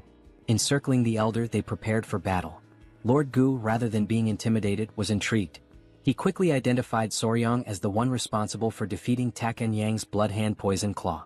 Dismissing the title as mere exaggeration, he mocked the irony of such a fearsome technique falling victim to centipedes. Wolfgang, unfazed, warned him to stay silent, threatening to bury him alongside the others. Lord Guchenak merely laughed, daring them to try, his expression twisted with anticipation. As the battle raged on, rain poured from the sky, explosions erupting across the battlefield. Amidst the chaos, Soryang attended to an injured warrior, urging him to hold on despite knowing deep down that their situation was dire. Their forces were growing weaker, while their enemy continuously replenished his strength by absorbing blood. A sudden crash broke his thoughts. Hwayin had been thrown against a tree, wincing in pain. Rushing to her side, he asked if she was all right. Though coughing up blood, she reassured him before grasping his hand and advising him to return to the Tang clan to summon reinforcements. Their current numbers were insufficient. Soryang hesitated, torn between the truth of her words and the reality that he could do nothing to change the battle's course. Wolfgang and the others pleaded with him to go, vowing to hold their ground as long as possible. With a pained expression, he finally agreed, promising to return quickly, though he doubted his own speed. Before he could dwell on it, Hwayin pulled him into an embrace, assuring him that he was capable. She reminded him of his hard training and promised they would search for more poisons together in the future. Entrusting him with their survival, she returned to the battlefield. Watching her leave, Soryang struggled with his emotions, feeling overwhelmed by the situation. Pushing forward, he sprinted as fast as he could, until he tripped, landing in a puddle. The baby centipedes emerged, offering him comfort, a gesture he found oddly touching. Then realization struck. Even if he ran at full speed, it would take nearly half a day to reach the clan, and most of their skilled fighters were away. Even if he called for help, they wouldn't arrive in time. Looking up at the sky, he understood the truth. They had sent him away not for reinforcements but to save him. The thought left him conflicted. Was it because he was the youngest or because they saw him as weak and in need of protection? Doubts crept in about the true nature of martial artist chivalry. Yet, as he recalled Kaelson's words, that he was part of the family, he reflected on the meaning of the word. He had never truly considered himself a member of the Sichuan Tang Clan. But as he recalled cherished memories with them, he realized that everyone had already accepted him as family. Everyone except himself. A small smile formed on his lips. For an assassin clan, they were surprisingly warm-hearted. Rising to his feet, his resolve hardened. With newfound determination, he whispered to himself, ready to act. He sprinted forward, driven by a singular goal, to save those who had risked their lives for him. His mind raced through possible solutions, considering every factor: blood cult regeneration, venomous creatures, poisonous beasts, and lethal herbs. Then he came to a halt. Before him lay a snake den, its eerie inhabitants slithering within. He turned to the baby centipedes, instructing them to wait before carefully setting them down. Without hesitation, he ran toward the den, leaving them puzzled by his actions. With unwavering resolve, he leaped into the pit of serpents, ready to embrace whatever lay ahead. The blood-stained snakes, known as flower snakes, appeared harmless at first glance, but they were highly venomous vipers. Unlike other venomous snakes with hooked fangs at the front of their mouths, these had smaller venomous fangs located in the molar area, making it more difficult to inject their toxin. However, their venom was among the most potent of any terrestrial snake in East Asia. As Soryang descended into the snake's nest, dozens of them immediately coiled around his body, biting his hands and legs. He remained composed, enduring the pain and even urging them to bite him harder. Though their venom exceeded that of a black mamba in strength, the Tang clan's internal energy techniques allowed him to resist its effects, ensuring his survival for the time being. The small centipedes, watching from a distance, became worried and called out to him. He reassured them, telling them to remain calm as he would be leaving soon. However, as he examined his arm, now covered in snake bites, he decided that he had acquired enough venom for his purposes. Just as he prepared to leave, he suddenly found himself unable to move. Looking down, he saw that the snakes had wrapped tightly around his legs. The unexpected situation unsettled him, and panic flickered across his expression. Before he could react further, the small centipedes leaped into the nest, landing on his head and shoulders. Their presence caught him by surprise, and their actions, though unexpected, struck him as oddly endearing. One of the centipedes, enraged by the snake's aggression, let out a tiny but fierce roar. Soryong watched with growing confusion as the confrontation escalated. A snake locked eyes with the centipede and began to hiss, provoking the small creature further. Its patience quickly ran out. With sudden intensity, the centipede lunged at the snake, biting it before slamming its body against the ground with surprising force. Soryong could only watch in disbelief. The tiny creature then turned its attention to another snake, continuing to fight with unexpected ferocity. Within moments, it had defeated its opponent, its eyes gleaming with triumph as it flashed a satisfied smile. With most of the snakes now deterred, Soryong crouched down, realizing that the centipedes had intervened out of concern for him. He gently patted the head of the victorious centipede, his expression softening. The small creature climbed onto his head and, seemingly exhausted, fell asleep. With a quiet smile, Soryong prepared to leave, knowing he still had something important to do. Meanwhile, back on the battlefield, Hwayin was exhausted, but her determination remained unwavering. Many members of the clan had already fallen, and those who remained surrounded Guchenak, who showed no signs of slowing down. He grabbed another warrior by the neck, draining his blood to restore his energy. Foam formed at the victim's mouth as his life was drained away. Guchenak's eyes gleamed with twisted delight as he mocked his opponents, claiming their struggle was meaningless. Though weary, Hwayin refused to retreat. She drew her whip, prepared to fight to the very end, all while hoping that Soryong had managed to escape safely. She instructed the remaining warriors to keep Guchenak in their sights while maintaining as much distance as possible. Noting that the rain was about to stop, she ordered a signal to be sent to any nearby reinforcements.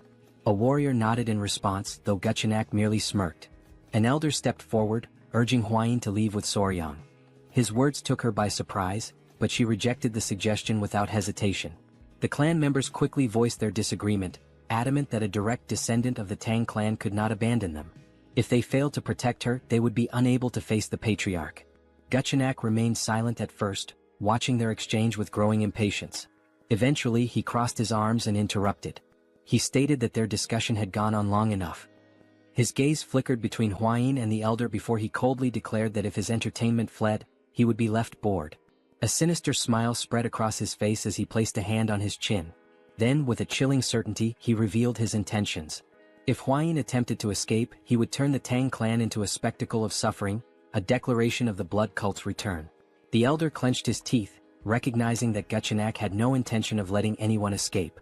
Hwayin, resolute, prepared to fight, vowing to take at least one of his arms, even at the cost of their lives. The determination of the clan members was evident as they fixed their gaze on Guchenak, who responded with a knowing smile. However, just as the tension reached its peak, an unexpected voice interrupted, reinforcing the belief that a member of the Tang clan never abandoned their own. The revelation left everyone in shock. Hwayin's eyes widened in disbelief as Soryong emerged, approaching with a confident stride. The elder was at a loss for words, while Hwayin, though relieved to see him, could not shake off her concern. Without hesitation, Soryong carefully removed the small centipedes from his body and instructed them to stay behind. Declaring his unwavering loyalty to the Tang clan, he removed his shirt, his eyes burning with determination. With no intention of retreating, he prepared for battle, drawing his weapons before charging directly at Guchenak. Seeing Soryong's reckless advance, Hwayin's worry deepened, but Guchenak simply welcomed the confrontation with amusement. He had previously spared Soryong's life, and now the young warrior had willingly returned. To him, this was sheer foolishness. Without much effort, Guchenak seized Soryong by the neck, his eyes gleaming with cruel delight. With his grip tightening, he placed a hand on Soryong's abdomen, eager to taste his blood. Despite the pain, Soryong reacted swiftly, blocking the attack with his arm.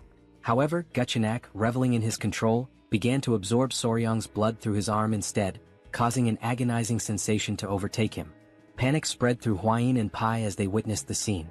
Without hesitation, Hwayin commanded the others to assist Soryong, but before anyone could reach him, Guchenak exerted his power. With a forceful stomp, he unleashed the blood-filled wave technique, shattering the ground beneath him and repelling all who approached. Pai and the others were thrown back, crashing violently onto the ground. Fortunately, Hwayin managed to react in time, catching Soryong as he lost consciousness. Meanwhile, Guchenak, now feeling invigorated, smirked in satisfaction. The hidden weapons thrown at him had been bothersome, but thanks to Soryong, he had dealt with them all at once. Hwayin, filled with desperation, held Soryong close, attempting to wake him. Observing the situation, Guchenak decided to grant Soryang a swift and painless death. However, as Hwayin refused to accept this fate, Soryang suddenly coughed, slowly regaining consciousness. His awakening startled Guchenak, whose expression twisted into one of confusion and horror. Drool dripped from Guchenak's mouth as he demanded an explanation. His hair began to fall like scattered leaves, his youthful vigor fading as his body rapidly aged. A growing fear overtook him as he realized the cause, a potent energy-dissipating poison. Strength drained from him and his limbs trembled as the truth set in. This should have been impossible. The cult's internal energy techniques were designed to resist such poisons. Panic consumed him. He clutched his face, unable to comprehend how this had happened. The reality of his weakening body was undeniable, and he demanded to know Soryang's true identity. But Soryang, now recovering, merely smiled. With deliberate calm, he pointed at Guchenak and declared himself his natural enemy. Hwayin, witnessing Soryang's resilience, finally felt a wave of relief wash over her. As the poison continued to take effect, Guchenak trembled with fear, unable to accept his defeat at the hands of a mere child. Soryang, drained of energy, used the last of his strength to direct a weary gaze toward Hwayin, revealing something that left her in shock. Guchenak's eyes burned with rage as he fixed his gaze on Soryang.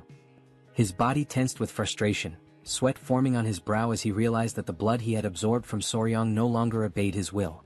Panic set in as he struggled to comprehend what had been done to him.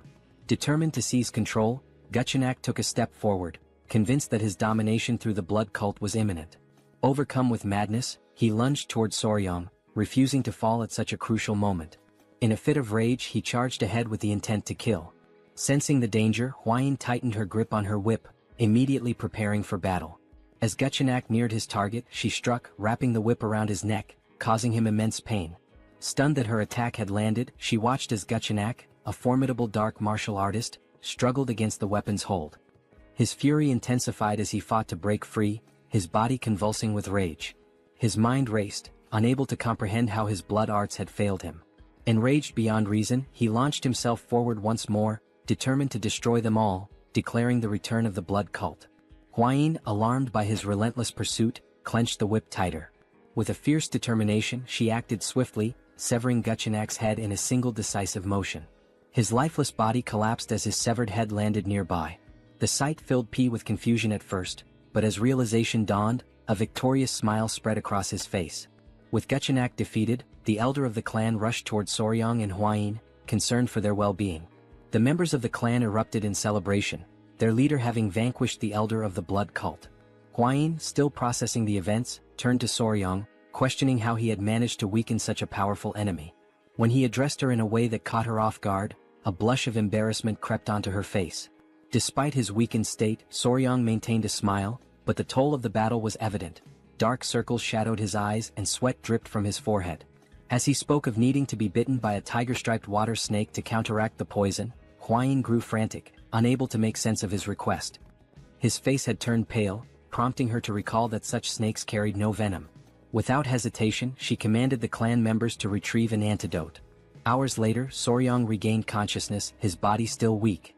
Confusion filled his mind as he found himself in an unfamiliar place. The Great Patriarch, observing him closely, advised him to remain still. Hwayin, also present, noted his condition with a mix of relief and concern. Soryang lay face down, unable to move, his confusion deepening as he questioned his predicament. The Great Patriarch channeled his energy into Soryang's back, aiding his recovery. As he learned that 10 days had passed since he collapsed, Soryang was left in shock. Hwayin, with a grateful expression, acknowledged that his actions had allowed her to defeat their formidable foe. She explained how his condition had been dire, and without the timely return of the Great Patriarch, the situation would have been disastrous. The memory of being bitten by a snake in his past life resurfaced in Soryang's mind, sending a shiver of fear through him. With the treatment complete, the Great Patriarch assured him that he would recover. With Hwayin's help, Soryang managed to sit up and expressed his deep gratitude. The Great Patriarch then studied him carefully before deciding it was time to discuss something important. Placing his hands on Soryang's shoulders, he questioned whether the tiger-striped water snake truly possessed venom and sought to understand how Soryang had managed to defeat the elder of the blood cult. As Hwayin grew anxious and urged her grandfather to remain calm, Soryang, still feeling the lingering effects of the poison, prepared to explain everything. With a calm expression, Soryang raised 2 fingers and explained that the tiger-striped water snake possessed 2 types of venom. one located in its mouth and the other produced by venom glands at the back of its neck. Huayin and the Great Patriarch, seated near his bed, listened with growing curiosity, as this was information previously unknown to them. Soryang continued, stating that these snakes were naturally shy and typically avoided humans, and their fangs were too small to be easily noticed. In fact, it was not until the 1980s that people discovered their venomous nature. The Great Patriarch, quick-witted as ever, immediately connected this revelation to the dissipation of the Elder of the Blood Cult's internal energy. However, he hesitated, recalling that the Blood Cult had long been known for its resistance to toxins. Soryang, turning toward him, clarified that while it was only a hypothesis, he believed that the Elder's energy loss had resulted from exposure to the snake's venom. He elaborated that the primary component of the venom was hemotoxin, a hemorrhagic toxin capable of destroying red blood cells, blood vessel linings and tissue cells. He then posed a crucial question. What would happen if cultists who relied on blood for their martial arts were exposed to such a substance? The success of his plan became evident. Resting his hand under his chin, Soryang speculated that the cultists' blood, the very core of their strength, had likely been altered, leading to their downfall. He also revealed that although little known, the tiger-striped water snake's venom was 5 times more potent than that of a viper. If enhanced with Yin energy, it became a lethal weapon. Upon hearing this, the Great Patriarch's eyes widened in shock, and a cold sweat formed on his brow.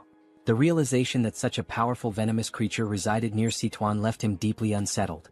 Huayin turned to Soryang with admiration, a smile forming as she acknowledged his incredible achievement. The Great Patriarch then cleared his throat, drawing their attention. Crossing his arms, he recalled that the Elder of the Blood Cult had referred to Soryang as the nemesis of heaven, his natural enemy. The title made Soryang uneasy as it sounded overly dramatic, almost like something from a high school fantasy. Embarrassed, he pulled the blanket over his face, looked away and blushed.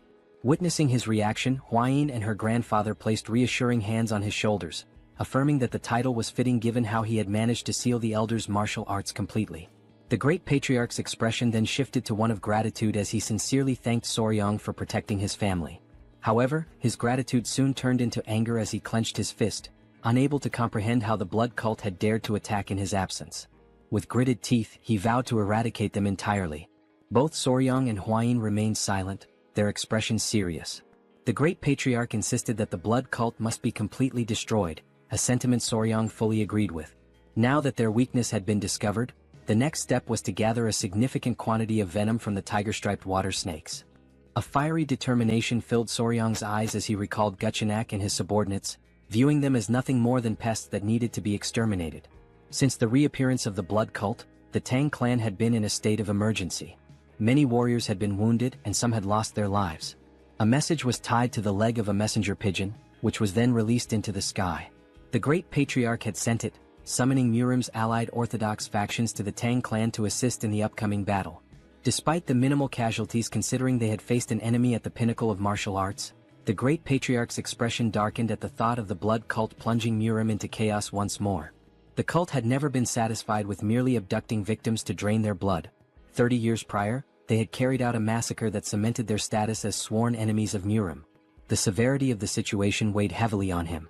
While Soryang remained lost in thought, the Great Patriarch placed a firm hand on his shoulder, pulling him back to the present. A confident glint appeared in the Elder's eyes as he stated that this time, the situation was different. Soryang's curiosity was piqued and he turned to listen. The Great Patriarch then revealed the reason behind his confidence. The Sichuan Tang Clan was now the natural enemy of the blood cult.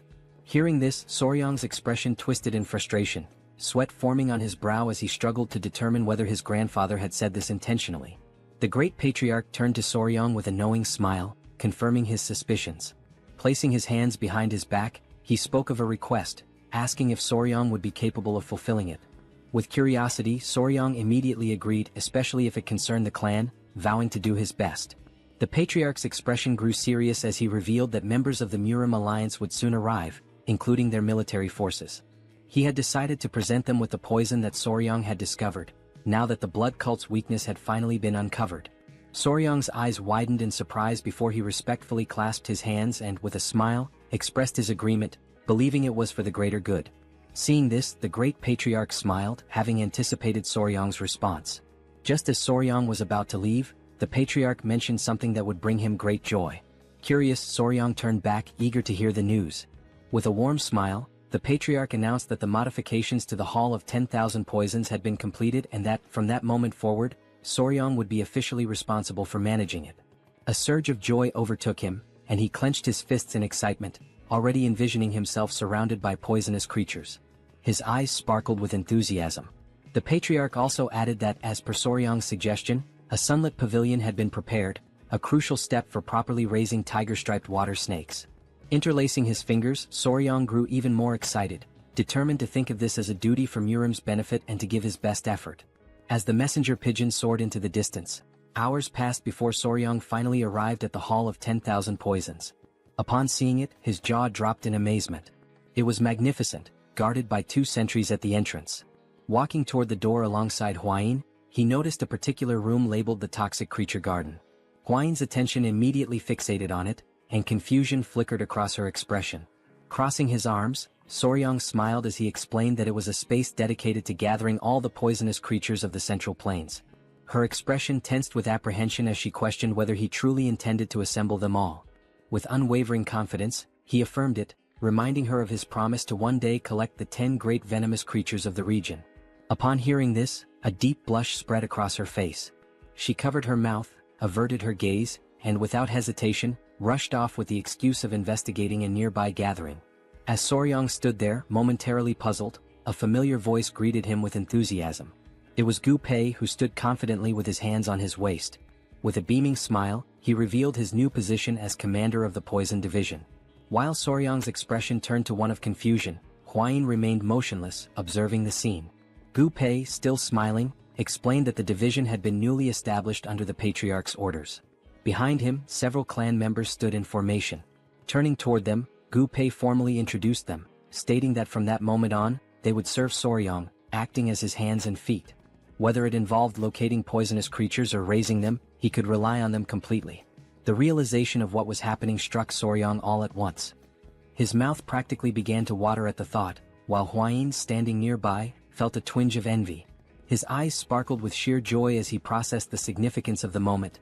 This was like having an entire team from a pet store dedicated to supporting him. For Soryong, this was another step toward turning his dream into reality. Meanwhile, far from the Tang clan, the messenger pigeon reached its intended destination. A woman with long black hair received the message and carefully read its contents. As her eyes scanned the words, she came to a chilling realization: the blood cult had returned. Lifting her gaze toward the sky, she understood that the peace that once reigned over the Central Plains was about to be shattered. A violent storm was looming on the horizon. At dawn the following day, Jaegal and his men set out toward the Tang clan. As they traveled, one of the elders turned to the group with a smile, remarking that they would soon arrive and would likely spend the night at the Tang clan mansion. A sense of relief spread across Jaegal's face at the thought of avoiding another night outdoors. As he walked, his mind wandered to an image of Jeong-hak, the emperor of the Fist and leader of the Murim alliance, his fist clenched and his eyes burning with rage. The thought made Jaegal uneasy, realizing the importance of bringing at least one valuable piece of news. His focus remained on the search for any trace of the blood cult. After some time, the group reached the entrance of the Tang clan, where 2 armed guards stood watch. Seeing the mansion in the distance, the elder could not hide his joy. One of the guards quickly took notice of the approaching visitors, his eyes widening in recognition. He assumed that they must be the honored guests from the Murim alliance. With a composed expression, Jaegal stepped forward, closed his fan, and formally introduced himself as the military advisor of the alliance. In response, one of the guards opened the gates, while the other greeted them respectfully and expressed gratitude for their visit, requesting that they wait a moment. However, there was a hint of nervousness in the guard's eyes. Glancing to the side, the guard hesitated before explaining that there were certain matters the visitors needed to be aware of before entering the mansion. Jaegal's eyes narrowed with curiosity, while the elder, more direct in his concerns, asked whether they were required to surrender their weapons before proceeding. The guard, appearing slightly embarrassed, brought a hand to his chin before revealing that, no matter how small or insignificant a creature might seem, it was strictly forbidden to take a life within the Tang clan. At this, Jaegal's expression shifted to one of surprise, and his mind conjured the image of a golden Buddha statue. The possibility of the entire Tang clan converting to Buddhism crossed his mind. Sensing the misunderstanding, the guard quickly reassured them that they would understand once inside but emphasized the importance of abiding by this rule. Upon hearing this, Jaegal and the elder became solemn. Before they could discuss the matter further, a familiar presence approached. The newcomer was visibly pleased by the arrival of the military advisor. Jagel's eyes widened slightly in recognition before a smile formed on his face. The ones greeting him were Huayin and Soryang. They both bowed their heads respectfully, and Jagao returned the gesture, acknowledging that it had been some time since he last saw Huayin. She placed her hands over her abdomen and, with a measured tone, noted that exactly 1 year had passed since their last meeting. With a light-hearted smile, Jagao inquired about the whereabouts of the myriad poison's divine sovereign. In response, Huayin closed her eyes briefly before explaining that her grandfather had left to search for traces of the blood cult, offering her apologies for any inconvenience. Jagao regarded her with a calm expression, dismissing any notion that it was an inconvenience. Instead, his attention soon shifted toward Soryang, his curiosity piqued. Studying the young warrior, he asked about his identity. With a polite smile, Soryang introduced himself, expressing his honor in meeting the military advisor. At this, Jagao and the elder exchanged glances, a hint of confusion in their eyes as they observed that the young man was not from the Tang clan. Before either could voice their thoughts, Huayin placed a hand over her chest, averted her gaze and hesitated before revealing that Soryang was her fiancé. A stunned silence followed. Jagao and the elder stood frozen in shock, while the men accompanying them reacted with disbelief. Whispers of jealousy spread among the group as realization dawned upon them. One of Murim's 3 flowers had a lover. Their hearts filled with despair as they clenched their fists, their eyes shimmering with unshed tears. To them, the world had never seemed more unfair. None could understand how or where Soryang had come from, and envy seeped into Jagel's expression as well. With a composed demeanor, he slowly unfolded his fan and lowered his gaze. He requested that they be guided inside, knowing that if the mood continued, the entire group might challenge Soryang to a sparring match. Just as tension simmered, an unfamiliar sound echoed through the air. Jagao and the elder instinctively tensed, their expressions shifting from confusion to intrigue as they searched for the source of the strange noise. The men were left in shock, their jaws dropping as they lifted their gaze to the sky. Their expressions of astonishment quickly drew the attention of everyone around them, revealing that something unusual had appeared above. The source of the strange sound was soon identified, the golden-haired king bees which were flying in the area. The sight of such highly venomous creatures within the Tang clan left the group in disbelief. Instinctively, several men moved in front of Huayin, drawing their swords and instructing the others to remain cautious. Their stance made it clear that they were prepared to protect her at all costs. Observing their reaction, Soryang became increasingly alarmed. A sense of urgency flashed in his eyes as he urged them to put away their weapons. Fear crept into his expression as he stepped forward, placing a hand on one of the men's shoulders in an attempt to explain the new regulations of the Tang clan. However, the warrior, overwhelmed by anger, shoved Soryang's hand aside and, with a furious glare, demanded that he step away. He made it clear that the golden-haired king bees were incredibly dangerous creatures, capable of killing an ordinary person with ease. Despite Soryang's efforts to calm the situation, the men continued pressing in on him, gradually suffocating him beneath their collective weight. Unable to suppress his frustration any longer, he forcefully pushed them back.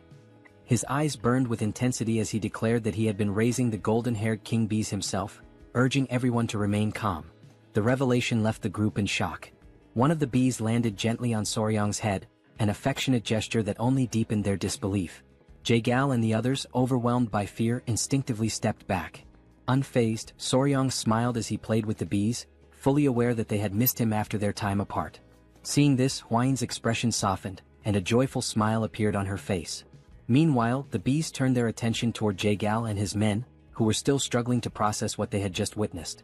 Soryang, maintaining his calm demeanor, stroked one of the bees and gently reassured them not to sting the guests. One of the warriors, watching in stunned silence, broke into a nervous sweat upon realizing that Soryang was treating these lethal creatures as if they were harmless pets. Gradually, the tension in the group dissipated, and the young warriors regained their composure. With the situation now under control, Jagao and the elder accompanied Soryang and Huayin inside. As they walked, Jagel's thoughts remained fixated on Soryang. It was difficult to believe that this young warrior from Hanan Island had become the fiancé of the renowned poisonous flower. The realization that an outsider had managed to secure such a position within the Tang clan left him in a state of disbelief. As they strolled further, something caught Jagel's attention. Nearby, 2 men were sitting and engaged in a heated argument. The black-haired man, his expression fierce, held up a small vase and insisted that a venomous scorpion would be a more fitting companion for the Tang clan. In response, the orange-haired man, equally enraged, produced a small chameleon and vehemently argued its superiority, directing everyone's attention to the creature's radiant crest. Jaegel's pulse quickened as unease settled over him. Placing a hand on Soryang's shoulder, he hesitated before asking why so many warriors within the Tang clan were preoccupied with insects and animals. Pulled from his thoughts, Soryang turned his attention back to the scene, his curiosity piqued.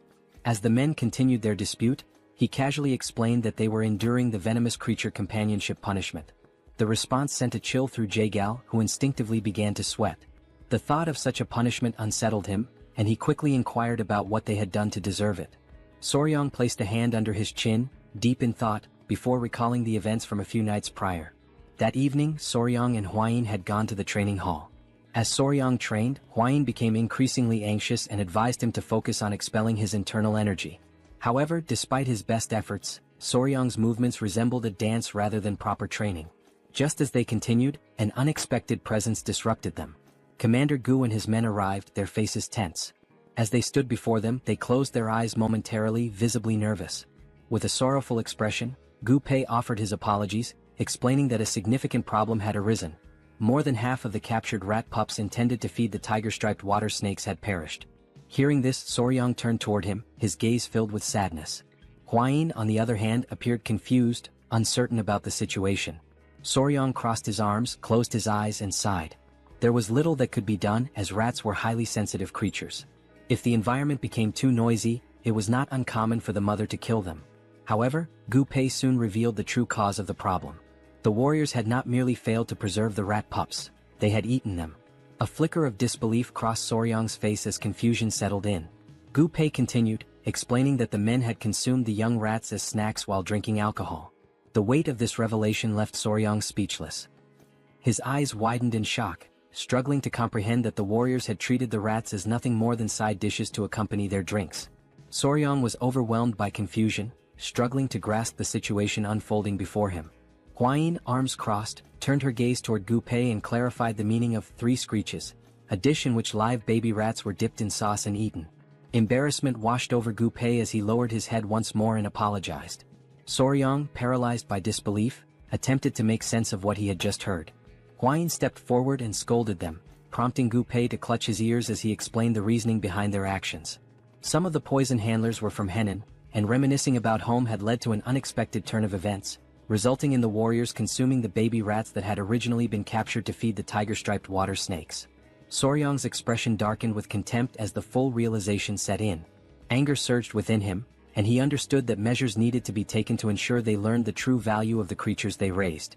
It was through this incident that the Tang clan of Sichuan established the venomous creature companionship punishment and implemented a new set of rules. Back in the present, Soryang stood with his arms crossed, his gaze unwavering as he explained that each warrior was now responsible for raising a venomous creature.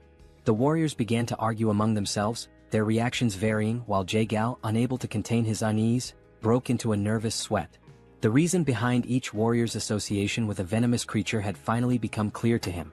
His curiosity intensified, and he focused his attention on Soryang, finding him increasingly fascinating. As Soryang observed the warriors with thinly veiled disdain, Jaegal came to a sudden realization. This young man was far from ordinary. When night fell, the great patriarch arrived, and the 3 of them sat together at a table for discussion. With a serious demeanor, the great patriarch recounted the series of events that had transpired. Jaegal, closing his eyes momentarily, smiled and remarked that Soryang must be the enigmatic young warrior whom the patriarch of the Tang clan had encountered on Henan Island. The great patriarch studied him for a moment before smiling and inquiring about his thoughts on the Tang clan's most treasured possession. Jaegal expressed his admiration for Soryang, remarking that the term enigmatic hardly did him justice. He acknowledged the astonishing nature of the golden-haired king bees, further reinforcing his intrigue. Soryang, however, could not suppress a sense of nervousness at being the subject of such praise. Jaegal's expression shifted to one of grave seriousness. His mind lingered on a troubling matter, the complete lack of any clues regarding the blood cult. The great patriarch, his composure steady, turned toward Soryang with a knowing smile. He declared that they could not afford to remain passive while the influence of the blood cult continued to spread unchecked. Soryang's curiosity was piqued, and he directed his full attention to the patriarch. Without hesitation, the elder instructed him to retrieve something. Jaegal, taken aback, felt his confusion deepen as his curiosity reached its peak. The great patriarch raised a finger and, summoning his power, formed a protective barrier around them. His eyes closed briefly as he explained that no sound could be allowed to escape, and for that reason he had invoked a Kai barrier. As Soryong reached into his clothing, Jae-gal turned his attention to the shimmering barrier, his jaw tightening in astonishment. With unwavering confidence, Soryong produced a small jar and placed it on the table. Jae-gal immediately seized it, scrutinizing the object while his mind raced with questions. The mere presence of the Kai barrier suggested the jar contained something of great importance. Unable to hold back his curiosity, he questioned what kind of item required such extreme secrecy.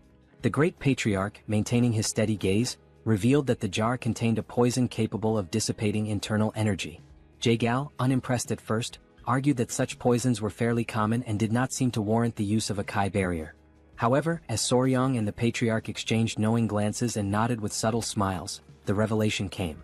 This particular poison had a unique property: it exclusively affected members of the blood cult. Jae-gal's expression shifted instantly.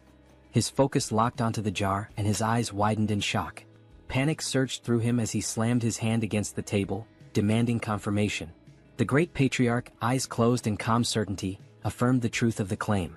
A deep, burning hatred flickered in Jae-gal's gaze as his thoughts turned to the blood cult. The significance of this discovery could not be overstated. He recalled the brutal rebellion of 30 years prior, when their fiercest battles had been met with devastating setbacks. The realization dawned upon him. The blood cult had survived the onslaught not because of their superior strength alone, but because the internal energy-dissipating poison had been entirely ineffective against them. The great patriarch, reflecting on the past, confirmed Jae-gal's suspicions. When martial artists like themselves were poisoned, their internal energy dispersed, rendering them powerless. However, the members of the blood cult had remained completely unaffected. Jae-gal, maintaining a serious gaze, inquired about the potency of this particular version of the poison. The great patriarch's expression radiated confidence as he explained that, according to Hwain, the poison was capable of reducing the physical abilities of its target to that of an ordinary person. He further revealed that she had successfully defeated a blood cult elder who had been poisoned, striking him down with a single blow. Upon hearing this, a smile spread across Jae-gal's face, his eyes gleaming with satisfaction.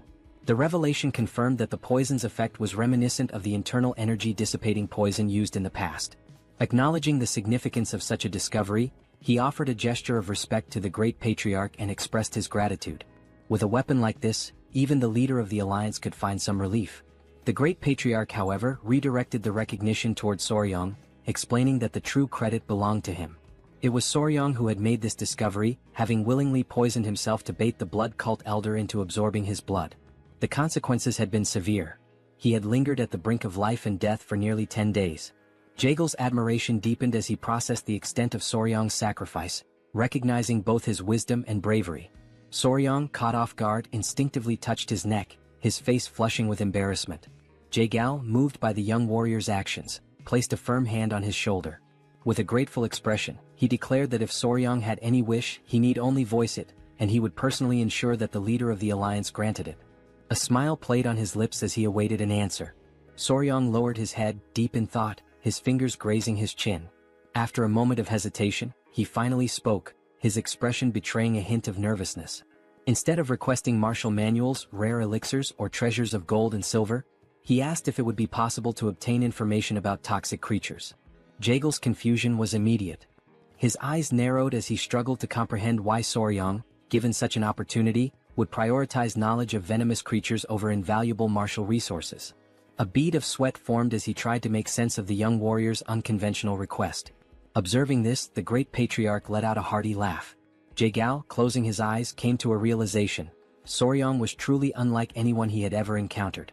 Even within the long history of Murim, such eccentricity was unprecedented. When he reopened his eyes, a knowing smile formed on his face.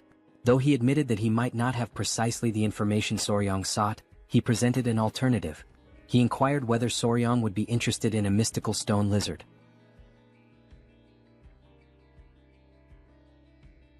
Jae-gal begins to recount how, during the day, they had arrived at a remote location on the island, where a majestic waterfall cascaded down the cliffs. Among them was Jae-gal's nephew, and he was the one who announced that they had finally arrived. They had reached Mount Gonga in Sichuan. His nephew, Cheon, remarked that it was exactly as their ancestors had described: the waterfall, the turtle-shaped rock, everything was identical.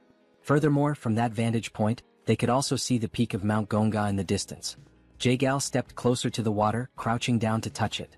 Feeling its icy temperature against his fingers, He commented that this water undoubtedly came from the melting of the eternal snow, as it was extremely cold. Smiling, Jae-gal gave orders to his men to wait there and instructed Cheon to follow him carefully. The men obeyed and Cheon's face lit up with excitement. Jae-gal then leaped forward, crossing the river toward the waterfall. Determined not to be left behind, Cheon mirrored Jae-gal's movements, closely following him. After some time they finally reached their destination. Jae-gal placed his hand on a rock, waiting for Cheon to catch up. The two of them then gazed beyond a cave hidden behind the waterfall. Observing the surroundings, Jae-gal remarked that, aside from the turtle-shaped rock, if they climbed along the waterfall on the cliffside, there should be an entrance to a cave near the fist-shaped stone. Still brimming with excitement, Cheon enthusiastically said that everything matched the records perfectly. Fixing his gaze on the cave entrance, Jae-gal declared that he would go in first and instructed Cheon to follow closely behind him. Cheon nodded in understanding. As they stepped inside, they found the cave walls covered with various herbs. Jae-gal and Cheon proceeded cautiously, mindful of any potential surprises lurking in the darkness. Upon reaching the heart of the cave, Jae-gal suddenly halted, his eyes widening. He murmured that this was truly incredible. A hole in the ceiling allowed sunlight to pour in, illuminating the entire chamber. Standing still with his hands behind his back, Jae-gal observed the breathtaking sight before him. Cheon, equally mesmerized, expressed his amazement, stating that such a mystical view was the last thing one would expect inside a cave. Still smiling, Jae-gal commented that this was the perfect environment for spiritual herbs to thrive. Then his eyes fell upon exactly what he had been searching for, a rare spiritual herb that had absorbed the extreme yin energy over time, the 100-year snow ginseng. Cheon took a step closer and remarked that now all they had to do was exchange this snow ginseng for the dark wool flower from the Namgung clan. Jae-gal nodded in agreement, adding that with this, the severed meridians of the Namgung clan's daughter should improve. Furthermore, they would obtain a 200-year-old dark wool flower in return. Stepping even closer, Jae-gal reached out toward the snow ginseng, his hand emanating a faint blue aura as he prepared to collect it. However, in that very moment he sensed a strange presence. Almost instantly, something shot out from between the rocks, leaping toward him. Reacting with lightning-fast reflexes, Jae-gal swiftly pulled out his fan and used it to defend himself, narrowly avoiding being struck. Having witnessed everything unfold in the blink of an eye, Cheon called out to his uncle, asking if he was all right. His voice carried concern, as it was now clear that there was more than just one creature attacking them. Amidst the flurry of movements inside the cave, Jae-gal reassured Cheon that he was fine but warned him to stay on guard, as these creatures were moving with astonishing speed. Seizing an opening behind Jae-gal, two of the creatures launched another attack. Sensing the danger, Jae-gal quickly turned around and blocked the strikes with his fan once more. But this time he noticed something unusual. These attacks carried a freezing effect as the tip of his fan was now coated in ice. Cheon approached and asked what was happening, but Jae-gal remained silent for a brief moment. Then he spoke, stating that this was a lizard. Cheon, puzzled, hesitated before asking if he had heard correctly. Jae-gal confirmed, explaining that yes, it was indeed a lizard, an incredibly fast, blue-scaled lizard with piercing yellow eyes and dark skin. Returning to the present moment after hearing this story, Soryong questioned whether it was truly real, as naturally occurring blue lizards were extraordinarily rare. The Great Patriarch inquired whether these lizards were venomous and if Jae-gal was certain that the situation was safe. Practically drooling with excitement, Soryong assured them that everything was fine and that they could leave it to him. Soryong mentioned that lizards carried venomous chi in their eyes. However, the Great Patriarch admitted that he had no idea what Soryong was talking about but trusted him nonetheless. Observing the entire exchange in Soryong's sheer enthusiasm, it became clear just how eccentric he was when it came to this particular subject. As night fell, Jae-gal stated that if he came across any new information regarding toxic creatures, he would make sure Soryong was the first to know. The following day his father-in-law returned. Calling out for his son-in-law, he sought Soryong. Still seated in the same place, Hwayin welcomed him, while Soryong asked if something had happened. Approaching him, the patriarch suddenly pinched Soryong's cheeks, asking if he was all right. Soryong, somewhat confused, responded that he was fine, while Hwayin observed the entire scene, shocked by her father's reaction. Then Soryong revealed his arms, which were covered in snake bites. He casually explained that although he had woken up after 10 days with scars all over his arms, he was in fact alive. Upon hearing this, the patriarch's expression darkened, his anger igniting against those wretched bastards from the blood cult. It was only then that the patriarch realized he had completely forgotten something. Then he turned to Hwayin and shouted, asking if she was all right. Hwayin, realizing that she had been momentarily overlooked, responded that she was fine and asked him to calm down. She reassured him once more, emphasizing that she was truly fine because Soryong and all the family members had saved her. Seated in the background, the Grand Patriarch remarked that Soryong had done something truly remarkable. He recalled that after taking down the elder, Soryong had boldly declared the words, "Your natural enemy is me." Hearing this, the Patriarch's eyes gleamed with interest, while Soryong blushed in embarrassment. Hwayin, however, corrected the statement, saying that the actual phrase had been, "I am your natural enemy." Soryong, fidgeting with his fingers in a timid manner, admitted that it happened that way because his plan had worked so well. Thanks to that, they had been able to uncover the weakness of the blood cult. Interrupting the family moment, Jae-gal called out to Cheolsun, the Patriarch, stating that he was also present. The Patriarch turned to him and asked how he had been. Clasping his hands in a formal greeting, the Patriarch remarked that ever since Jae-gal had risen in rank, they had not communicated much and were now finally meeting under these circumstances. Jae-gal acknowledged this as true and expressed his regret over it. Soryong, not entirely understanding the situation, had a confused look on his face. Meanwhile, Hwayin, smiling as she adjusted her hair, explained that they had been childhood friends. Jae-gal then invited the Patriarch to take a seat, mentioning that there was much to discuss, starting with the blood cult. Turning his gaze toward the couple, Jae-gal also requested that they sit down as there were more details to go over. Sometime later, the Patriarch asked Jae-gal how the search for the secret agent was progressing. Hearing this, Soryong thought to himself that they might be talking about a spy or something similar. So, he asked what kind of secret agent they were referring to. The Patriarch stroked his chin and gave a faint smile. He then asked if Soryong remembered how the bastards from the blood cult had invaded to steal the secret manual of the venomous claw of the bloody hand. Soryong confirmed that he did and added that it seemed like they considered it to be of immense value. The Patriarch stated that this was exactly the point. He then asked Soryong how he thought their enemies had discovered that the venomous claw of the bloody hand was in the possession of the Tang Clan. This revelation left Soryong in shock.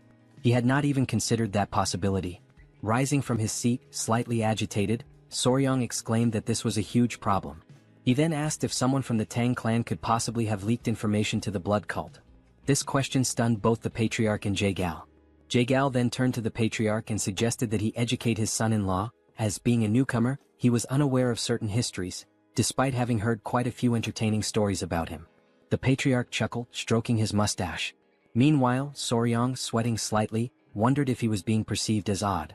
Hwayin then turned to Soryong and firmly stated that secret agents could never exist within the Tang Clan. She explained that even when selecting a mere servant, they conducted thorough background checks on all direct relatives and even distant cousins. Cheolsun added that only if the individual passed these strict evaluations would they bring all direct family members into the clan. He further explained that all children were raised within the Tang Clan. Under such circumstances, no one would dare betray them. Listening to this, Soryong realized that they took extremely rigorous precautions. Still processing it all, Soryong then asked who the secret agent was. Jae-gal revealed that it had been the woman who served tea. She had been discovered, and the necessary measures had already been taken. He also stated that she was a servant of the Murim alliance and mentioned that, within the alliance, only 3 people had knowledge of this matter. At this point, the leader of the alliance must have already captured her. Meanwhile, as the situation within the Tang Clan was beginning to settle, an unexpected guest arrived at the Tang Clan's mansion. The new visitor, standing at the entrance, requested that the guard inform the Patriarch of his arrival. He stated that he had finally made it there and that running the entire way from Hebei without using mobility arts had been quite an amusing experience. Then, pounding his chest, the man introduced himself as Peng Muin and asked the guard to announce that the leader of the Peng clan had just arrived. After he arrived, a signal in the form of an arrow was sent soaring through the sky. Without wasting any time, Soryong and Hwayin immediately rushed to receive the new guests. As they ran, Soryong grew concerned and questioned Hwayin about whether it was a good idea for only the 2 of them to go. She reassured him not to worry, reminding him that the others were engaged in an important discussion. With a subtle smile, she pointed out that the young master was also the son-in-law of the Tang family and encouraged him to have a bit more confidence in himself. Upon arriving at the location, Soryong slowly opened the door, convincing himself that it was merely a guest from another clan and that there was no reason to be nervous. However, the moment his gaze landed on the newly arrived individuals, he froze in place, overwhelmed by the intimidating presence of the men standing before him. Peng Muin studied him with a slightly suspicious expression before shifting his focus elsewhere. Suddenly, both he and his men brightened as soon as they saw Lady Hwayin. Their expressions softened with joy as she formally introduced herself and greeted the head of the Peng clan. Muin commented on how much time had passed since their last meeting and admitted that he had barely recognized her, as she had been much smaller back then. Huayin, smiling, agreed, remarking that it had already been 5 years, a considerable amount of time. As Muin observed Soryang standing beside Huayin, his expression shifted once more, and he questioned the identity of the man accompanying her. Still feeling nervous, Soryang respectfully clasped his hands together and introduced himself as Soryang, the son-in-law of the Sichuan Tang family. For a brief moment, Muin seemed utterly perplexed by this statement. Without warning, Muin reached out and pinched Soryang's cheeks before turning to Huayin and asking if he was truly her fiancé. She confirmed with a straightforward, yes. Even after hearing her answer, Muin remained skeptical, carefully studying Soryang's demeanor. The longer he stared, the more anxious Soryang became, his nervous sweat increasing as he struggled to maintain eye contact. Resting his hand on his chin, Muin suddenly came up with an idea. Before Soryang could react, Muin grabbed his baseball bat, seemingly wanting to verify something. Both Soryang and Huayin turned red at the unexpected action. After a moment of silence, Muin burst into laughter and casually remarked that he had been wondering if Soryang was too young, but judging from down there, he was certainly a man. His words made Soryang's face flush an even deeper shade of red. Turning back to Huayin, Muin praised her for finding a good partner, confidently stating that Soryang would become an incredible man in the coming years. Embarrassed, Huayin shyly covered her face, unable to hide her blushing cheeks. As laughter filled the air and Soryang remained awkwardly speechless, one of Muin's men silently noted that the Hebei Peng clan truly had no regard for etiquette or formalities. Perhaps this was simply the leader's unique way of assessing Soryang. Deciding to roll with the situation, Soryang accepted the compliment and in his mind, acknowledged that a man recognizes another man. Muin, still amused, let out another hearty laugh and commented that Soryang was unlike the useless heirs from other famous clans. With a firm pat on Soryang's back, Muin officially introduced himself as the head of the Peng family, expressing his pleasure in meeting him. Huayin then called out to Peng, prompting him to ask if something was wrong. She inquired whether he had truly come all the way from Hebei to the Tang clan to offer assistance and, more importantly, how he had managed to arrive so quickly. At her question, Muin's demeanor turned serious once again. He asked what kind of help was needed and whether something had happened to the Tang family. However, instead of giving a direct answer, he simply reached out and ruffled Soryang's hair, which in turn irritated Huayin slightly. Now joining the ongoing meeting with Jaegal, Muin was brought up to speed on the recent events concerning the blood cult's appearance. However, Huayin quickly reassured him that the cult members had already been eliminated. Hearing this, Muin sighed, regretting that he hadn't arrived a little sooner. At this point, Wilson, the patriarch, took his turn to speak, questioning why the leader of the Peng clan had traveled all this way. Muin, slightly embarrassed, admitted that in his anger toward the blood cult, he had completely forgotten to mention the real reason for his visit. He then revealed that, in truth, he had come to seek the Tang family's assistance. His words piqued everyone's curiosity, and the patriarch promptly asked what kind of help he needed. Scratching his head, Muin internally complained about the unnecessary formalities, finding them a hassle. Without further ado, he suddenly shouted for her to be brought in, saying that she needed to greet her elders. One of the scar-faced men who had arrived alongside Muin immediately stepped forward and opened the door. Both Huayin and Soryang were stunned, sharing the same thought.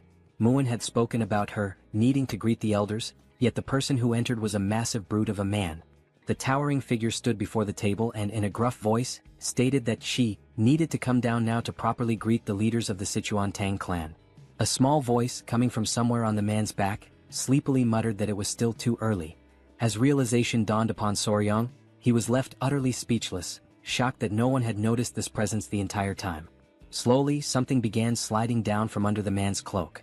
And before anyone could fully process what was happening, a tiny girl, sucking on a lollipop, emerged before them. The room fell into stunned silence as everyone at the table stared at the child, unsure of how to react. Calmly, the little girl clasped her hands together in a respectful greeting and introduced herself as Peng Ying of the Peng family. Muin pulls the little girl close and states that she is his daughter. Soryang and Huayin watch from the background, completely frozen in shock. Both of them, utterly astonished, can only think that this must be some kind of genetic miracle because she is incredibly adorable. Meanwhile, Muin proudly boasts that they look very much alike. Now gently stroking his daughter's head, Muin explains that this child is the reason he came to the Tang family to ask for help. While she calmly nibbles on a biscuit, he continues, stating that she has been feeling somewhat unwell and asks if the Tang clan could take a look at her. Upon hearing this, both the patriarch and Soryang exchange uncertain glances, questioning what kind of illness it could be. Something then catches Soryang's attention. When he looks at her closely, he notices a faint aura surrounding the little girl as she continues to eat biscuit after biscuit with a calm expression. Time passes and now night has fallen. Soryong lies in bed, surrounded by his centipedes, deep in thought. After hearing about and analyzing Ying's symptoms, they were still unable to determine the exact cause. As he absent-mindedly pinches the cheek of one of his tiny centipedes, he recalls Muin's explanation regarding his daughter's condition. Muin had described how, at times, she suddenly becomes short of breath, and large red blotches appear all over her body. In severe cases, she even loses consciousness. However, after some time, she regains consciousness as if nothing had happened, and no one has been able to figure out why. Muin also explained that he had already tried everything to uncover the cause. He had even sought out disciples of Yaxian, but all of them insisted that the child was perfectly healthy. There was even one occasion when a disciple suggested it might be poisoning. Muin had nearly beaten him up on the spot. Shaking his head, Muin had firmly stated that such a thing was impossible, as there was no one in his family capable of doing such a thing. The patriarch then pointed out that if it truly were poisoning, there could be an internal issue within the Peng family. However, Muin confidently reassured him that no member of the Peng family would ever commit such an act. Scratching his head, Muin sighed and said it was better not to dwell on it too much, as he didn't want to start suspecting his own family. Jagal then intervened, saying that jumping to conclusions would not help since poisoning is not always caused by another person. Looking at the little girl, the patriarch decided that they would provide an empty courtyard house where she could stay for some time, allowing them to observe her condition closely. After all, it was essential to confirm whether this was truly poisoning or something entirely different. Muin, feeling relieved, expressed his gratitude to the patriarch, acknowledging that from now on, they would be under the Tang clan's care for a while. Lying in bed, Soryong could only think that what was affecting the little girl might be juvenile diabetes since sugar seemed to be accumulating rapidly within her body. Sitting up, he tried to recall whether red blotches were a symptom of childhood diabetes, but he concluded that the best way to know was if more prominent symptoms appeared. At that very moment, someone knocked on Soryong's door. A voice called out, addressing him as young master, and informing him that a serious problem had arisen. Without hesitation, Soryong quickly opened the door and demanded to know what had happened this time. The woman before him wasted no time in explaining. The young lady of the Peng clan had just collapsed. In the dead of night, Soryong sprinted toward the scene as everyone rushed to verify what had happened. Upon arriving, he saw Muin crouched down, holding the unconscious girl in his arms, his expression filled with worry. He overheard Muin explaining that she had been sitting in the pavilion when she suddenly started coughing and then collapsed without warning. The patriarch, analyzing the situation, commented that since she had collapsed here as well, it meant there were no spies within the Peng family. As soon as he said this, he noticed Muin's face twist with anger and asked him what was wrong. Without a moment's hesitation, Muin delivered a brutal punch to his own face with all his strength. The impact was so powerful that one of his teeth went flying far into the distance. Now grinning, toothless, Muin apologized, admitting that despite what he had previously said, he had not been able to forgive himself for even briefly suspecting his own family. His men, overwhelmed with admiration, began to weep proudly. Muin, still holding his daughter, continued, saying that if Ying had collapsed here as well, then the cause must be something else entirely. The other men of the Peng family, moved by their leader's actions, followed suit, delivering fierce punches to their own faces and shouting apologies. They lamented their failure, insisting that despite being by her side, they had not been able to prevent the young lady from collapsing, branding it as their own disgrace. The patriarch, watching this bizarre display, simply sighed and urged them all to calm down. As yet another tooth soared through the air, Huayin placed a hand on Soryong's shoulder and quietly asked him what they should do now. Soryong responded with determination, stating that there was only one way. In the background, Soryong suddenly raised his voice, calling for everyone's attention and urging them to remain calm above all else. He then confidently announced that there was a method to uncover the cause of her symptoms and, at the same time, prove everyone's innocence. Both the patriarch and Muin immediately turned to him, asking what this method was. With deliberate steps, Soryong slowly approached Muin and the unconscious young lady, lowering himself to her level. The entire room fell into an uneasy silence, every person anxiously waiting for his next words. With a serious expression, Soryong finally declared that the first step was to remove all of the young lady's clothing. The room was instantly filled with shock. Huayin and the patriarch were left completely speechless, their faces frozen in sheer disbelief at the audacity of his statement. Meanwhile, Muin's expression twisted into pure rage as he struggled to comprehend Soryong's intentions in attempting to undress his daughter. Holding his daughter in his arms, Peng asked Soryong to repeat what he had just said, while the patriarch observed the situation in silence, showing no reaction. At that moment, countless doubts raced through the young warrior's mind. And just as he was about to repeat his request to change the young lady's clothes, he was suddenly grabbed by his collar at a speed even he hadn't anticipated. Muin, his heart burning with fury, demanded to know if he had truly just heard Soryang suggest removing his daughter's clothing, just like that, out of absolutely nowhere. With no other choice and in utter desperation, Soryang pleaded with him to wait. Sensing the imminent danger, a baby centipede emerged from within Soryang's clothing, crawling out to assess the situation, but he quickly ordered it to go back inside. Observing the tense atmosphere, the patriarch stepped in, urging Muin to calm down, as his son-in-law must have had something in mind. Hwayin, noticing that Soryang was struggling to endure the pressure, also intervened, asking Muin to at least listen to him first. Reluctantly, Muin released Soryang's collar, but his anger had not yet subsided. His voice remained sharp, his words laced with irritation as he pointed out that Soryang had dared to suggest removing his daughter's clothing, who had not even reached adulthood yet. He demanded a proper explanation for such an outrageous statement. Now that the tempers had cooled slightly, Soryang took a deep breath and asked Lord Peng to remain calm and listen to him until the end. He then clarified that what he truly meant was that her clothes should be removed and replaced with different ones, as there was a strong possibility that something within her garments or personal belongings had caused her to faint. It was only then that Muin finally grasped the boy's true intentions. Realizing his mistake and deeply irritated with himself, he clenched his fists, fully expecting to lose yet another tooth, as he begrudgingly admitted that he had doubted the young warrior's words. Soryang urged him to stay calm, pointing out that his daughter's sudden collapse must have left him shaken. Muin, now grinning despite his missing tooth, expressed his sincere gratitude for Soryang's patience and understanding toward another person's mistake. Taking on a more serious tone, Soryang then firmly declared that, from this moment onward, the young lady would remain under the care of the Tang clan. Until further notice, all contact with the Peng clan would be strictly restricted. Muin, visibly unsettled by this decision, immediately asked if that meant even he would be prohibited from seeing her. Soryang confirmed it without hesitation, stating that not even Muin himself would be allowed. He then explained that if she exhibited the same symptoms while under his care, it would prove that the cause had nothing to do with the Peng clan. He elaborated further, explaining that this technique was known as controlled environmental adjustment, a method commonly used by breeders of insects, reptiles, and amphibians. Since animals cannot verbally express what is wrong, humans cannot immediately determine the exact cause of their ailments. Therefore, breeders systematically alter aspects of the animal's environment, such as their food, feeding bowls, and even their habitat, to pinpoint the specific factor causing their illness. Soryang stated that he would apply this method to diagnose the young lady, completely resetting her environment and gradually reintroducing elements to identify the trigger. All of this was to ensure that she would no longer faint without understanding the reason behind it. The patriarch noted that this process might take some time, but he was confident that they would be able to uncover the root of her condition. He then praised his son-in-law for coming up with such a thoughtful solution. Hearing this, Soryang became visibly flustered, while Muin simply nodded in understanding. Then, with tears welling up in his eyes, Muin, his voice heavy with emotion, begged them to take good care of his daughter. Soryang smiled, pounded his chest confidently, and assured him that he could leave it to him. In his mind, he thought that after raising countless creatures, taking care of a little girl should be nothing in comparison. However, Soryang had not anticipated what happened next. Unlike the creatures he had raised, the child, being entirely different from them, began to cry. Minutes passed, yet the little girl still hadn't stopped crying, and he had absolutely no idea what to do. From the moment she had regained consciousness, she had burst into tears and had not stopped since.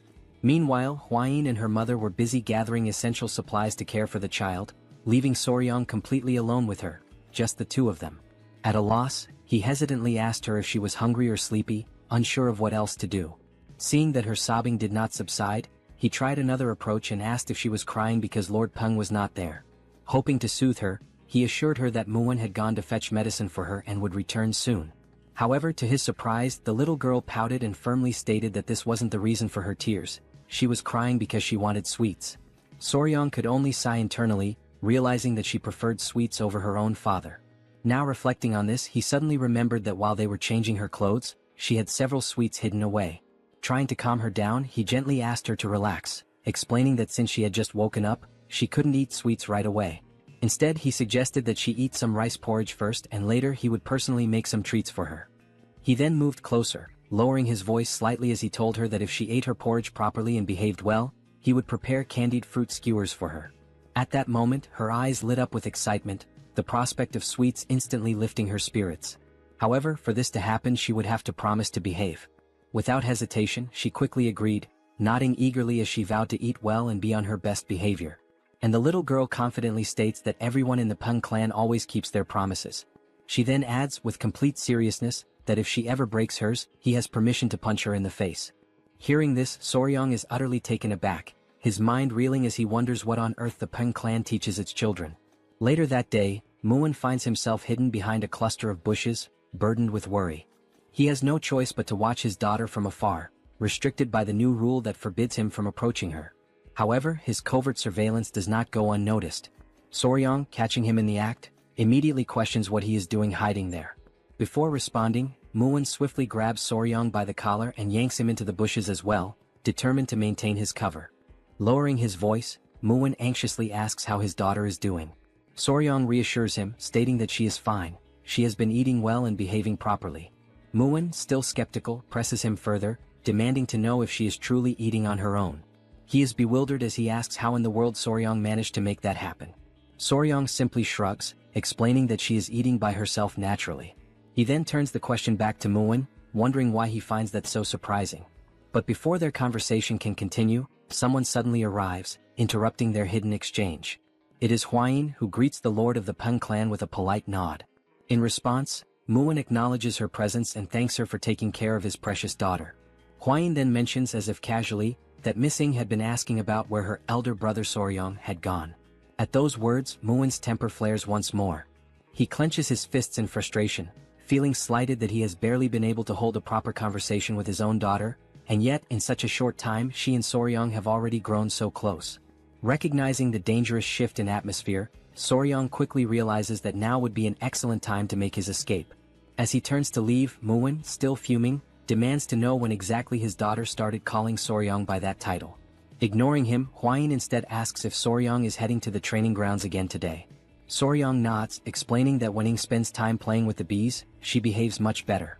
As he hurries toward the training grounds, he muses to himself that, oddly enough, the bees seem to have taken a liking to the little girl as well. Upon his arrival, he sees Ying happily holding one of the golden royal bees in her small hands. The moment she spots him, her face lights up with a genuine radiant smile, and she excitedly urges him to come over quickly. After watching her interact with the bees for a while, Soryong gradually realizes something. Thanks to these bees, he was able to form a bond with Ying in record time. The adorable golden royal bees were absolutely enamored with her. Most likely because while eating sweets she had managed to spill syrup all over herself and the surrounding area. At that moment, Ying points ahead, calling out to Soryong with excitement, saying that the queen bee is over there. Still seated at a distance, Soryong reminds her that the queen bee is busy and asks her not to disturb it for now. As he observes her, he thinks to himself that if he had a younger sister she would probably be just like this. Maybe, just maybe, taking care of children isn't as bad as he originally thought. However, Ying refuses to give up. She continues to call out to him, insisting that there are other bees there as well. Just as Soryong is about to explain that bees can sting if they feel threatened, his words barely leaving his lips, the inevitable happens. Ying is stung. In an instant, Soryong rushes to her side, his concern evident in his expression. Reaching her, he carefully inspects the sting mark on her arm and gently tells her that she needs to be more careful. Although it doesn't seem too serious, he decides to take her to the medicine hall just to be safe. After all, bee venom can sometimes cause people to become very ill. But then Soryong notices something strange. The little girl's breathing is becoming unusually labored, far heavier than it should be. With panic rising in her voice, she weakly calls out to him, pleading for elder brother Soryong to help her. And then, right in front of his eyes, she collapses into his arms. His chest tightens with worry. He recalls Murim mentioning that sometimes Ying would develop red blotches on her body and lose consciousness. And in that instant, everything clicks into place. Soryong finally realizes exactly what this reaction is. The reason Ying has been fainting all this time is anaphylactic shock. Anaphylaxis. Anaphylaxis is a severe allergic reaction caused by an overactive immune response. Normally, when harmful substances or toxins enter the body, the immune system immediately launches an attack to eliminate the threat. This immune response is known as inflammation. During this process, the body releases histamine, which dilates blood vessels, allowing white blood cells and antibodies to enter and neutralize the invader. However, problems arise when the body overreacts to certain harmless substances. When histamine is released in excessive amounts, The immune response malfunctions due to its hyperactivity. Blood vessels dilate too rapidly, leading to a dangerous drop in blood pressure. As the vessels expand, symptoms such as difficulty breathing and severe itching begin to appear. In extreme cases, anaphylaxis can be fatal. Realizing the severity of the situation, Soryong quickly lifts the little girl onto his back and starts running at full speed, aware that time is slipping away. As he sprints forward, he pleads with Miss Inying to hold on just a little longer. Reaching the palace entrance, he stops abruptly, his voice ringing out as he yells for help, urgently announcing that Miss Peng has lost consciousness. Hearing this, both the patriarch and Muin rush outside in a panic, their expressions filled with worry as they demand to know what has happened this time. Muin wastes no time. He takes his daughter into his arms, immediately sensing her struggle to breathe. Without hesitation, he pours his internal energy into her body, trying to help stabilize her condition. At that moment, a faint murmur escapes her lips. Soryong feels a wave of relief wash over him and silently thanks the heavens, realizing once again how truly remarkable internal energy is. Meanwhile, his mind quickly shifts to what he knows about anaphylaxis treatment. The primary goal is to stabilize blood pressure and keep the airway open. In modern medicine, various methods are used to achieve this, but in this world, qi-based techniques serve the same purpose. The patriarch, assessing the situation, notes that her symptoms appear to be the same as before and asks if Soryong saw what triggered it this time.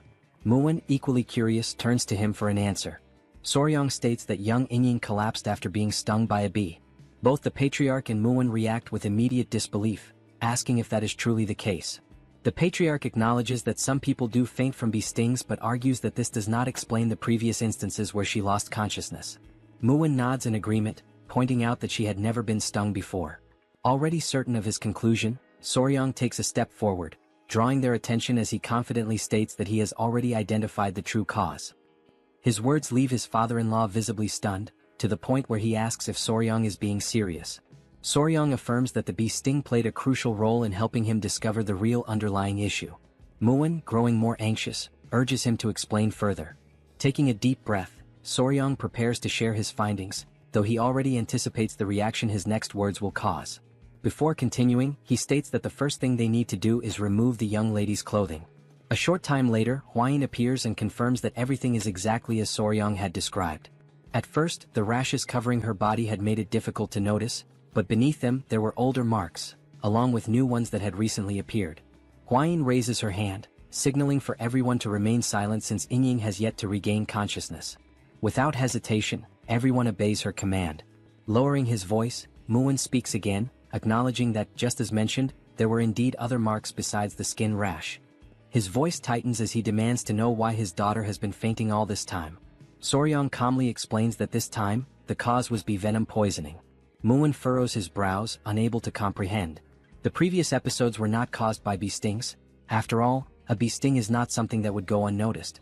With his confusion deepening, he questions Soryong, asking how he can be so certain that the culprit is bee venom. The young warrior, fully aware of Muin's concerns, acknowledges his reasoning before firmly stating that there is no doubt. The symptoms Inying displayed are a textbook case of anaphylaxis triggered by bee venom. At that moment he realizes what must be done next. He must search the records and identify another creature, one with venom similar to that of a bee. Something that contains melittin or peptides capable of inducing swelling and respiratory distress. Recalling that Hebei, China has a temperate continental climate, the venomous creatures in such a region would likely include certain snakes, scorpions and ants. Still lost in thought, Soryong quickly rules out snakes and scorpions. Instead, he tries to determine where she could have been repeatedly stung by a particular creature. Somewhere she frequents and something she does often. And then it hits him. Eating sweets. Soryong remembers that Hwayin had shown him that Inying had hidden pockets to store candies. Now, with a confident smile, he states that he has finally found the answer. He declares with certainty that the cause is bee venom, assuring everyone that they can trust his conclusion. Hwayin, however, remains doubtful. After all, Muin had already stated that his daughter had never been stung by a bee before. Soryong then explains that the people of the Tang clan surely understand that venom does not affect everyone the same way. For some, even the prick of a needle could be fatal, while others could withstand 10 times that amount without any issue. The patriarch nods, turning to Muin and acknowledging that, in a way, his son-in-law is correct. The same venom can have different effects on different individuals. Soryong continues, emphasizing that Inying is particularly sensitive to bee venom. One thing is clear. She is vulnerable to it. However, if there were no bees in her home, that leaves only one possibility. Hearing this, Muin grows even more intrigued and asks what that possibility could be. Soryong answers confidently, stating that it is indeed a bee, but a very special kind. Sometime later, as night falls, everyone is gathered near a particular area, their expressions tense. Hwain holds up a lantern, casting light over the scene. Still skeptical, Muin questions whether Soryong is truly certain. Without hesitation, Soryong confirms that he is. He then asks Hwain to illuminate the area more clearly, and she immediately complies. As the light reveals the ground, they see several ants feasting on one of Yingying's sweets. While they eat, one of the ants suddenly bites another. With 2 wooden sticks, Soryong carefully lifts the aggressive ant by its head, holding it up for everyone to see. He confidently announces that this little creature is the culprit. However, confusion spreads among the group. They hesitate, unsure if what they are looking at is truly an ant, or perhaps something else entirely.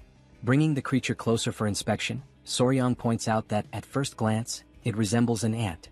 But upon closer analysis, it is actually a collateral relative of bees. To prove his point, he directs their attention to the creature's large, menacing stinger at the end of its body. At that moment, they finally understand what he meant by collateral relative. It is an ant, but one with a prominent, formidable stinger. Soryong then reveals the true identity of the creature. This little thing is a king stinger ant, he declares. And with that, the real culprit behind Yingying's condition is finally exposed.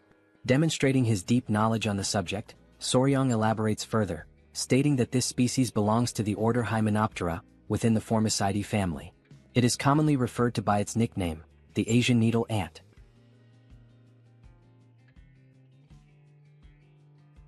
A detailed description of the giant stinger ant appears, outlining its classification within the insect order, its family, and its genus within the category of ants. Then, the central question that has been lingering all this time finally arises: can an ant really have a stinger similar to that of a bee? The answer lies in evolution. These stinger-bearing ants evolved from the same ancestors as wasps. Thus, even after countless generations, they have retained many characteristics of their wasp lineage. For this very reason, scientific studies on the venom of ants and wasps have shown that patients who experience anaphylaxis from stinger-bearing ants also tend to exhibit the same severe reaction to wasp venom. The research supports this connection. In any case, Soryong suspects that he came to hunt down demonic insects that had entangled themselves with the Tang family and in doing so, ended up stinging Yingying. After all, the giant stinger ant preys on demonic insects. Furthermore, the marks left by the ant's sting resemble mere blemishes, making it nearly impossible to identify whether the young lady had been stung before. It is now clear that, whenever Yingying woke up and noticed the marks, she and her family likely assumed they were nothing more than common skin spots. Upon hearing this explanation, Muin is stunned. He can hardly believe that his precious daughter had been fainting all this time because of such a tiny creature. Now convinced, Muin turns toward the patriarch and asks if he can develop an antidote. The patriarch nods and confirms that he can. He then adds that an antidote for bee venom already exists, but for someone as sensitive as Lady Yingying, it may not be entirely effective. Muin, momentarily uneasy, questions what might happen to his daughter. The patriarch reassures him, telling him to stay calm. Now that the cause has been identified, they can exercise greater caution to prevent future episodes before she faints again. Though still apprehensive, Muin takes a deep breath and agrees. Now, turning his attention to Soryong, he acknowledges that he has not yet properly thanked him. He expresses his deep gratitude to the young warrior for everything he has done. Soryong offers a modest smile and returns the gratitude. Then, in an attempt to reassure Muin, he tells him not to worry. Though the process will be slow, there is indeed a way to treat Yingying's condition. Muin, once again surprised, asks if there is truly a way to resolve this. Soryong confidently explains that the method is known as desensitization. Hwain, standing quietly in the background, watches him intently, thinking to herself just how brilliant her companion is. Then, Soryong begins to explain the process in highly technical terms, leaving everyone completely lost in confusion. Realizing their bewilderment, he simplifies his explanation. In more straightforward words, he explains that small doses of bee venom must be administered to Yingying over time, gradually reducing her sensitivity to it. The process will require patience, but it is effective. At this, Hwain suddenly frowns, visibly unsettled by the mere thought of deliberately poisoning the young lady, even if for treatment. Soryong reassures her, stating that while it will take time, once the process is complete, Yingying will no longer suffer allergic reactions to bee venom. Hearing this, the patriarch nods in agreement, saying that the approach makes sense. Even within the Tang family, certain training methods involve injecting small doses of poison to build resistance. Now filled with newfound hope, Muin eagerly asks again if this means that once the treatment is complete, his daughter will no longer suffer from this condition. The patriarch, maintaining his composure, tells him that it will take time, but yes, it is very likely. At this, Muin breaks into the most genuine toothy smile he has shown thus far. Still grinning, he slaps Soryang on the back in a gesture of deep appreciation for saving his daughter's life. With gratitude shining in his eyes, Muin declares that he cannot possibly let such a massive favor go unrewarded. He then asks Soryang if there is anything he desires, saying that he can grant him whatever he wishes. As Muin continues shaking him enthusiastically, Soryang can only wonder why the people of this world always throw around blank checks after receiving help. After composing himself, he clasps his hands together in a polite gesture of refusal. He tells Muin that Lady Yingying is like a younger sister to him now, and he cannot ask for any reward.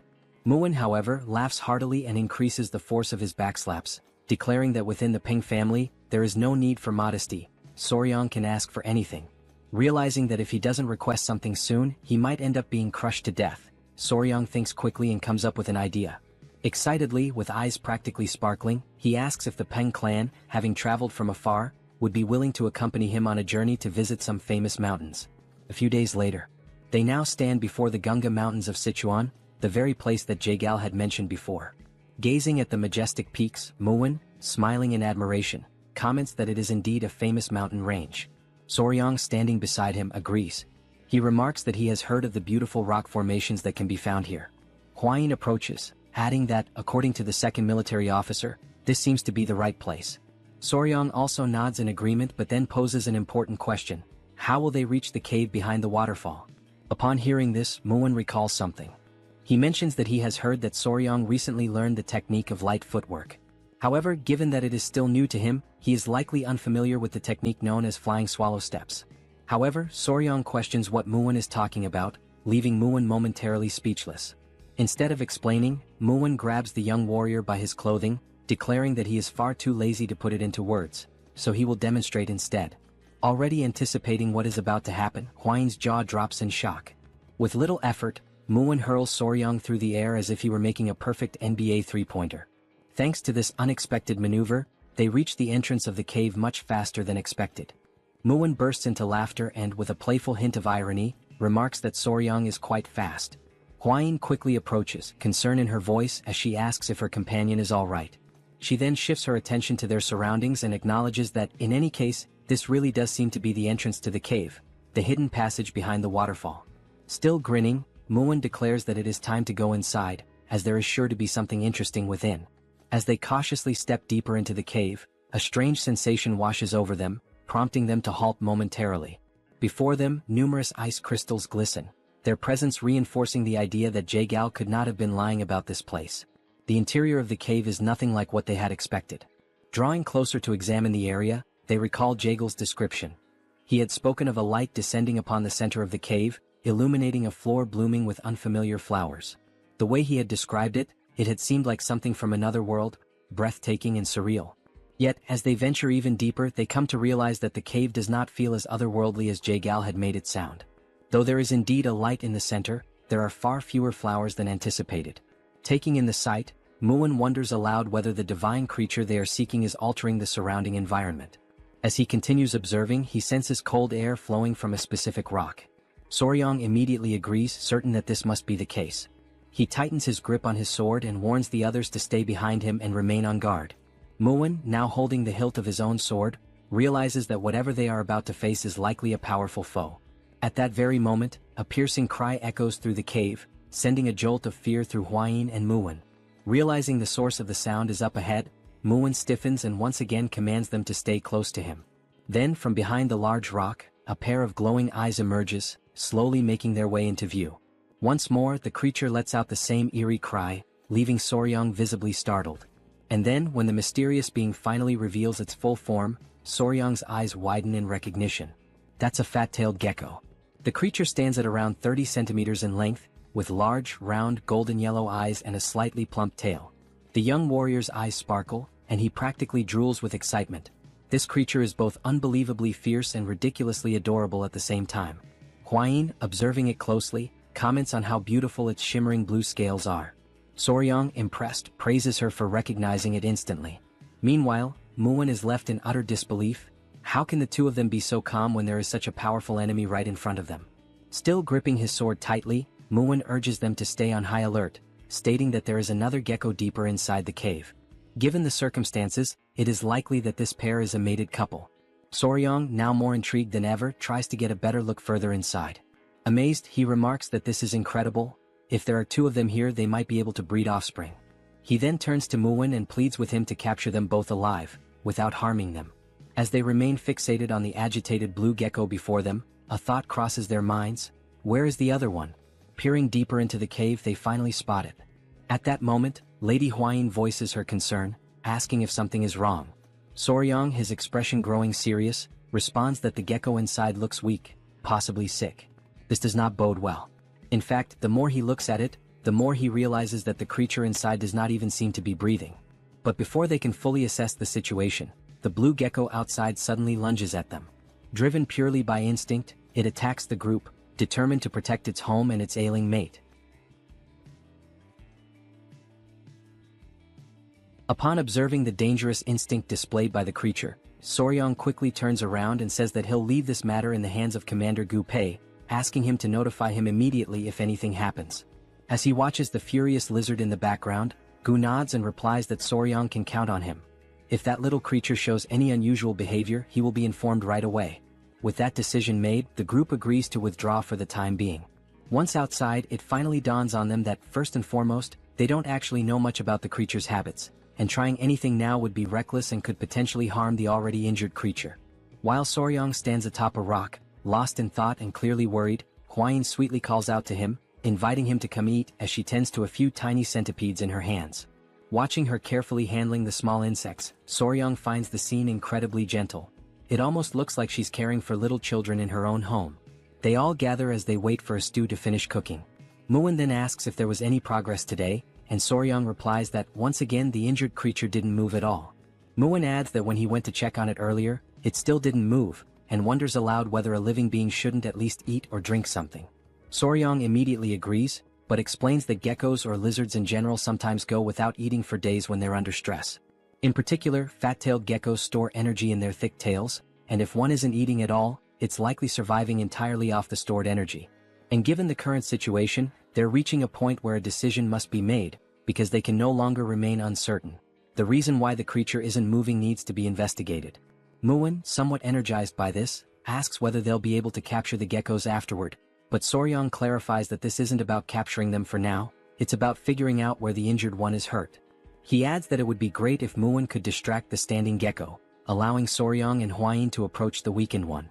This makes Muin slightly uneasy, but then the eyes of both Muin and the other Peng family men begin to gleam, and Muin suggests that it might be easier to just knock down the healthy one as well.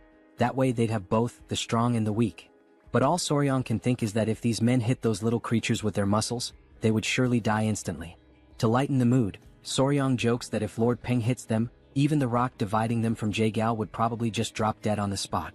Muin bursts into laughter at the comment.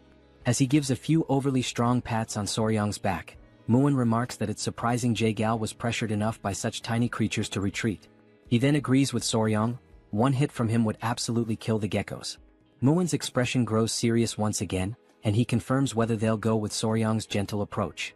The young warrior replies that it seems to be the best option. Using a small stick, Soryong begins drawing a rough map on the ground, explaining the plan step by step. First, Muin will lure the healthy gecko away, while Huayin and Soryong will go examine the one that seems injured. Huayin shifts a few small stones, explaining how the division of the venomous mist could help block the gecko's path, preventing it from getting to Soryong. Muin nods in agreement, saying this truly does sound like the most effective plan. Already clear on what needs to be done, Muin asks if there's anything else he should be cautious about, and Soryong simply tells him to be careful and keep the gecko far enough away so it doesn't get close to them. With a warrior's confidence, Muin pounds his chest and says they can leave it to him. He urges everyone to get moving, stating that his body is burning with anticipation and eager for action. He dashes off excitedly, while Soryong calls out for him to calm down and hold back some of that enthusiasm. As they watch him go, Soryong and Huayin can't help but worry. If the gecko inside truly is sick, it may not have much time left. A few minutes later, they're already back inside the cave, standing in front of the gecko, who now sees them as a significant threat and is ready to strike. Soryong whispers that it's time to begin the plan, and Muin, both excited and lucky, responds that he understands.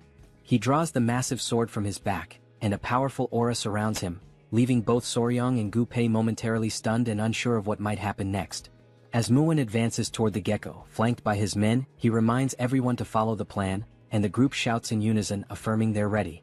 Sensing the danger closing in, the small gecko lets out a furious roar, its eyes glowing as it bares its fangs. Then the tiny creature leaps toward the group, leaving a trail of ice in its path. Muin deflects the attack with his sword, and exclaims that he hadn't expected so much power. As the creature begins swinging its tail repeatedly in fierce strikes, Muin admits that its attacks are indeed powerful, strong enough to qualify it as a first-class warrior of the Peng family. The small creature takes a few steps back and instinctively leaps forward once again to launch another attack. Recognizing this as a perfect opportunity, Muin smiles, seeing a clear opening. And just as the gecko strikes his sword, Muin redirects the creature slightly off course, creating the exact gap they needed. He shouts that this is the best chance they'll get. While the men stay surrounding the creature, the little gecko senses that something is wrong. Realizing the humans are trying to execute a plan, it lets out another roar, while the men desperately try to keep it from reaching Soryong and Hwayin, who are focused on acting quickly while they still can. They approach the spot where the injured gecko lies, and immediately notice that everything around it is frozen solid. As Soryong looks more closely at the stone the creature is lying on, something about it makes him feel uneasy. Hwayin gently asks if the gecko is truly injured, and Soryong replies that it seems to be, yes. As they continue observing, they realize that the tip of its tail is necrotizing, due to an incomplete shedding process. The gecko was unable to finish shedding its skin, and now even its eyes are filled with pus. Soryong says they need to treat it immediately, and Hwayin, a bit alarmed, asks how they're going to do that without any medicine available. Soryong smiles and calmly replies that it's alright, he'll remove everything himself, which leaves Lady Hwayin slightly annoyed. She recalls that lately, Soryong really seems to want to remove everything, but in this situation, it actually is the correct method. Sensing movement nearby, the sick gecko stirs, trying to see what's going on around it. Soryong slowly brings his hand closer to the gecko's head, speaking softly and reassuringly, telling the creature that everything is fine, and that he's going to treat it, kindly asking it to stay still. Once he holds the gecko, Soryong notices that it begins to calm down, and just like the queen bee from earlier, it seems to understand his words to a certain extent. As he holds the creature, he gently tugs on a bit of its skin and explains that, just like snakes, geckos also shed their skin. He even gives an example. Wild fat-tailed geckos tend to eat their own shed skin, which is why it's rare to find remnants of it lying around. Impressed by his knowledge, Hwayin says that it's truly fascinating. Soryong pulls out a small knife, stating that the gecko's skin appears to be incredibly tough, and trying to remove it with bare hands wouldn't be effective. Carefully, he brings the blade near the creature, beginning to remove the dead skin from its body. Watching closely, Hwayin puts her hand to her mouth and says it looks just like a precious gemstone. As we observe, Soryong begins peeling away the skin from the creature's back, and the blue color underneath is strikingly beautiful. He proceeds with great care, removing the skin from each of the gecko's legs, one by one. Seeing the exposed skin on the legs, Hwayin exclaims that they look like adorable little gloves.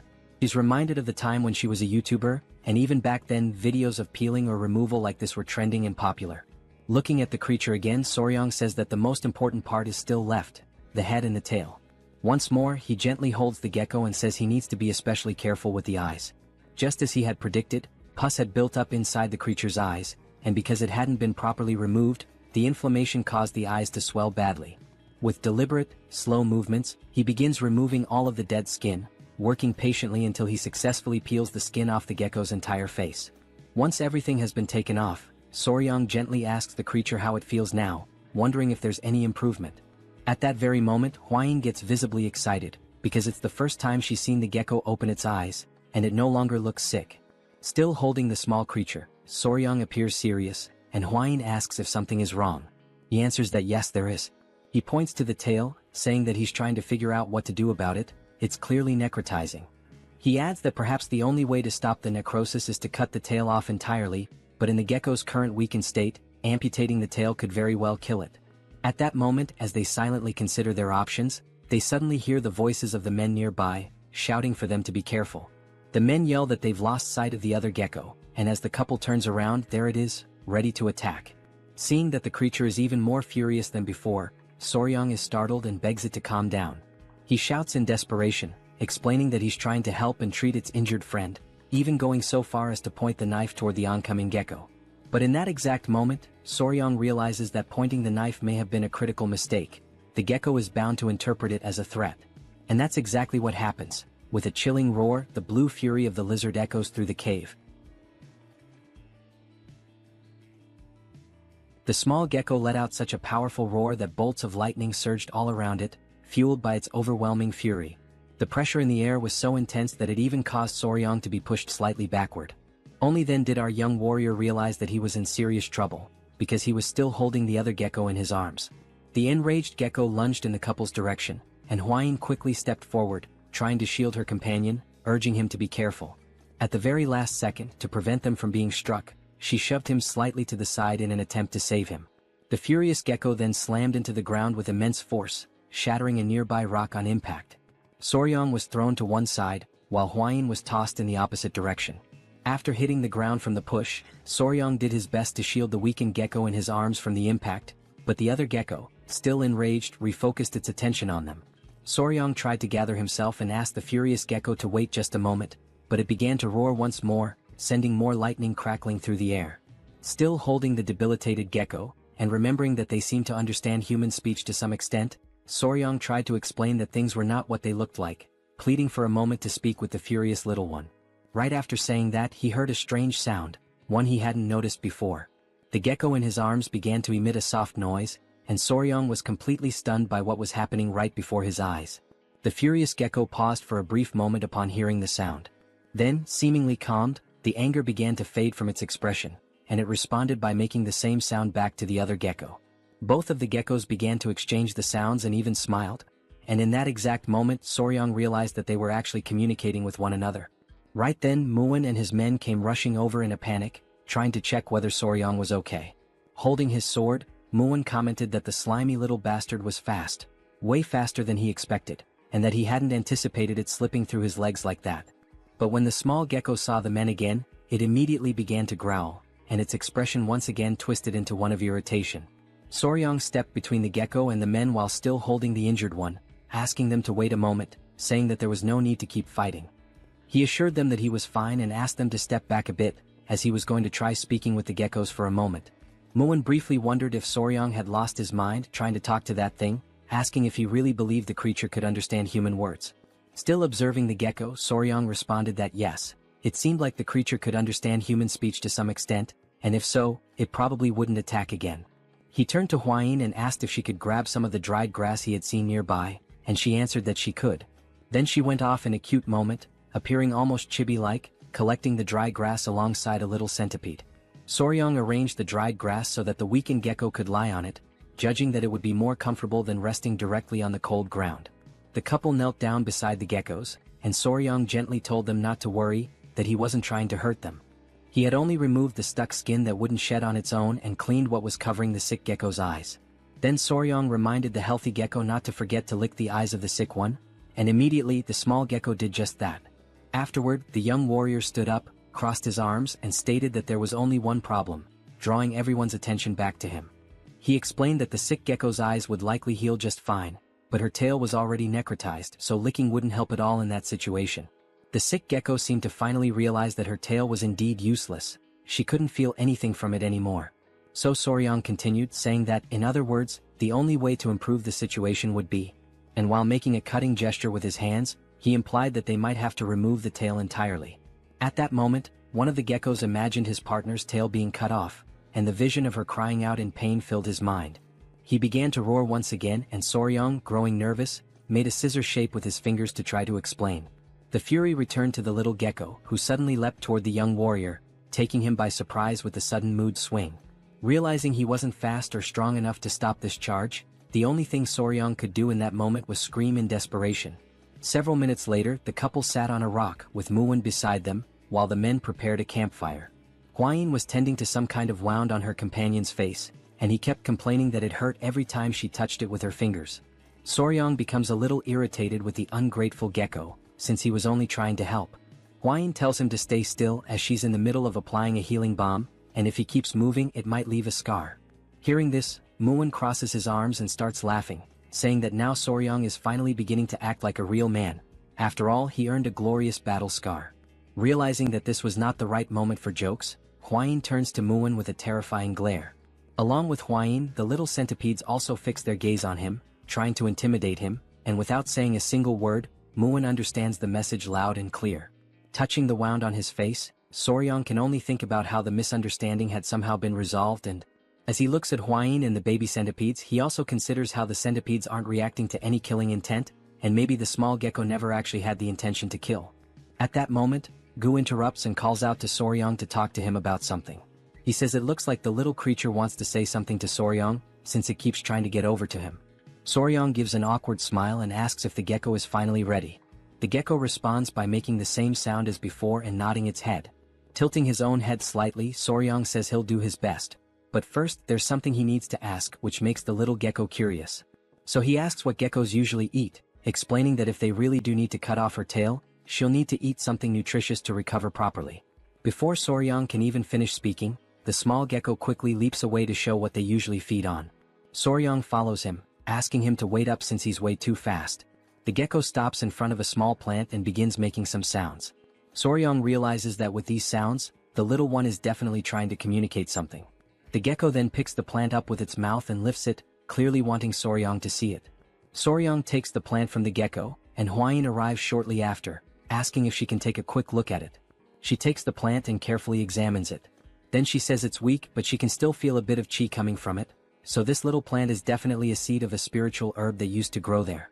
Soryong takes the plant back and is left stunned when he realizes it's that seed. The spiritual herb that everyone had talked about so much. Muin comments that he's heard of it before a long time ago. And it said that spiritual herbs always grow in places where spiritual beasts live. Looking at the sleeping baby centipedes, Huayin says that maybe, just like the baby centipedes, the little geckos also survive by feeding on the chi from the spiritual herbs. Soryong looks a little alarmed and asks if now that the spiritual herb has been dug up, it means this is a big problem. He then tries to dig the ground with his hands, saying they should replant it quickly, but Muin tells him that won't help. Muin approaches, places a hand on Soryong's shoulder, and explains that once a spiritual herb has been touched by human hands, it won't grow again. He adds that the little gecko surely already knew this, and that's probably why he dug it up and showed it to them. So even if they plant it again, it won't grow any further from this point on. Then he remembers Jaegal, who had come there earlier and dug up the plant, which led to the small, defenseless geckos being harmed. Soryong begins to cry and says that he's sorry for that humans are truly sorry little geckos. Muin then turns to Gu Pei and asks what the name of the spiritual herb that used to grow there was. Gu Pei answers that he remembers it was called frost ginseng, while Soryong continues mourning in the background and Huayin tries to comfort him. Muin then says that what they need to do is find something that emits the same type of chi as frost ginseng. Hearing that instantly lifts Soryong's spirits, and he asks if such a thing really exists. Muin grins with his toothless smile and says yes, of course it does. This thing is called ice jade, and just like frost ginseng, it carries the essence of cold chi. But then Muin says that the problem is how to get ice jade, as it's incredibly rare. Even with money, it's not something easily obtained. Huayin interrupts their moment of uncertainty and asks if they're talking about ice jade. She says she knows someone who has it. Hearing that, Soryong and Muin both light up with excitement, asking if she's serious and saying that's wonderful news. Barely able to contain his excitement, Soryong steps closer and asks who it is. Huayin is startled and tells him to calm down. While both of them are watching her, she says she doesn't really know how to say this. Then she takes a deep breath and says, "There's some other weed, or whatever." The two of them are left in shock by all the buildup, and Muin asks if she means it's just a weed. Huayin seems disappointed, thinking they would have taken it more seriously.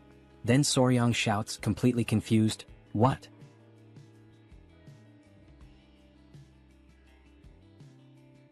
Both Soryong and Muin continue staring at her, completely shocked by this recent revelation, unable to process what they just heard. Muin asks if what she just said about the herb is really true. Soryong, knowing the partner he has, immediately starts to get nervous and begins to sweat. As the tension builds up, Soryong starts recalling how his father-in-law once gave Huayin the nickname Weed when she was just a child, and that most likely led to this very misunderstanding. Still utterly confused, Muin asks who this other weed is that supposedly possesses the ice jade. But Soryong, now fully understanding what might have happened, quickly tells him to stop before the situation gets worse. However, Huayin responds calmly and clearly, saying that it's one of the 3 flowers of Muezum, the Flame Queen Peony. Her name is Seol, and she is the daughter of the Namgung clan. Huayin mentions that from what she's heard, Seol possesses the ice jade, although she isn't completely certain about it. It's only after hearing this that Soryong and Muwon become excited again. At that moment, the fat-tailed gecko approaches and starts making noises, trying to get the attention of the young warrior. Seeing the gecko's distressed expression, Hwain asks what the little one is saying, and Soryong responds that it seems like he's begging them to quickly treat the injured gecko. Soryong then suggests that they leave the rest of the conversation for later and focus on treating the gecko first. Hwain agrees, pointing out that the gecko looks very anxious, so it's probably better to speed things up. With that, Soryong turns his attention to the sick gecko, who is resting on the dry leaves they had carefully placed earlier. He picks the little one up to examine it more closely and assess its condition, while the gecko's companion watches intently. Hwain moves closer and says she heard that geckos can cut off their own tails. She asks if Soryong knows why this one waited until things got so bad. Soryong replies that she's right, geckos can do that, but not all of them. This surprises Hwain, since she had always heard that all geckos were capable of it. So Soryong begins to explain. When a gecko detaches its own tail, the process is called autotomy. But depending on the species, the characteristics can vary. Some are able to perform autotomy but can't regenerate afterward, while others can lose their tails and still grow them back. And then there are those that can do neither, they can't detach and they can't regenerate. That's why you can't make assumptions. You have to examine them properly. Bringing his hand close to the tail, Soryong says that once it's confirmed, they'll find the detachment segment, the specific area that needs to be pressed with a finger to trigger separation.